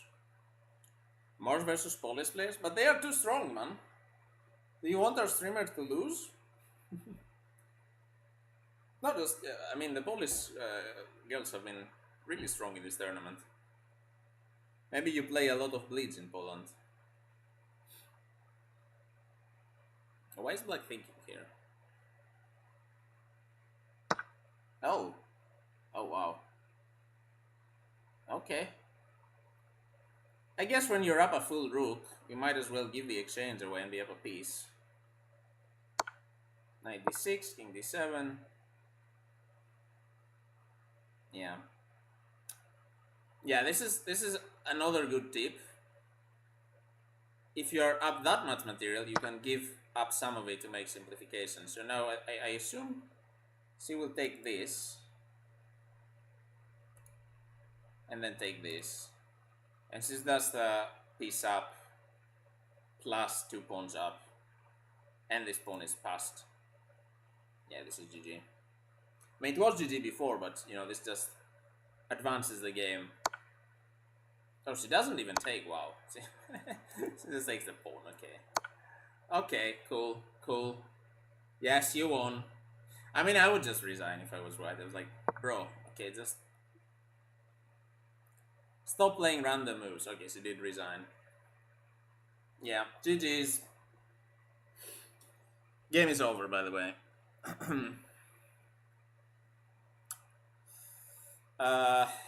Yeah, I guess she will learn how to face this line. I did remember that she played the game. Wow, look at this, 97 accuracy. That is some GM level game.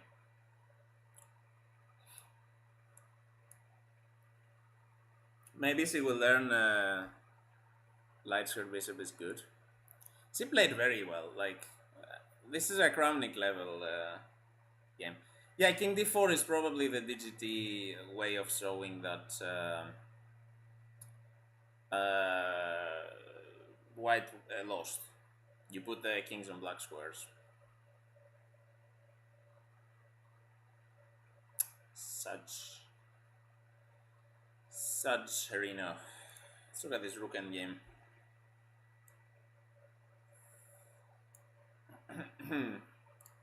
Yeah, Saj.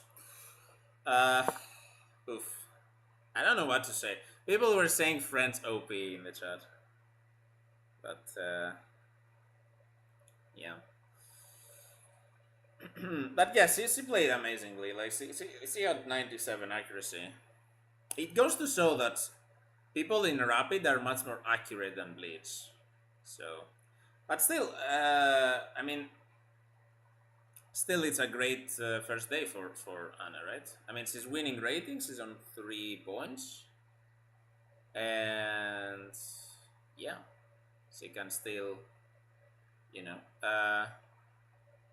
we said it yesterday. It's better to win the later rounds to come from behind, and that is the best strategy. I missed bishop c6, winning my rook. Ah, okay. Well, that wouldn't have happened if you didn't push the checkpoint. But yeah, this is yeah, it's unfortunate. Like this 98.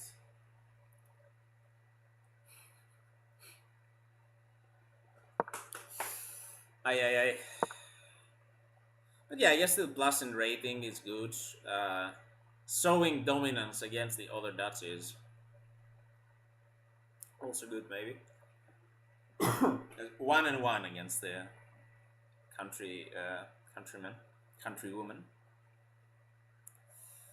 Was this the last match? It was the last match for today. Yeah, no more games today. Yeah, this F4 was crazy. So we were saying like, what is he thinking about? Is he thinking about bishop b4 check, bishop c6, which move is better? And then I looked at the engine to see. Okay, surely it's bishop b4 check, right? The first line, and it says f4, and I'm like, oh, f4 is a move. What is this? And as he played, it's crazy. But yeah. Yeah, F4 was the top engine move. Like, if okay, let's so. I don't think she got any like brilliant moves, but I mean,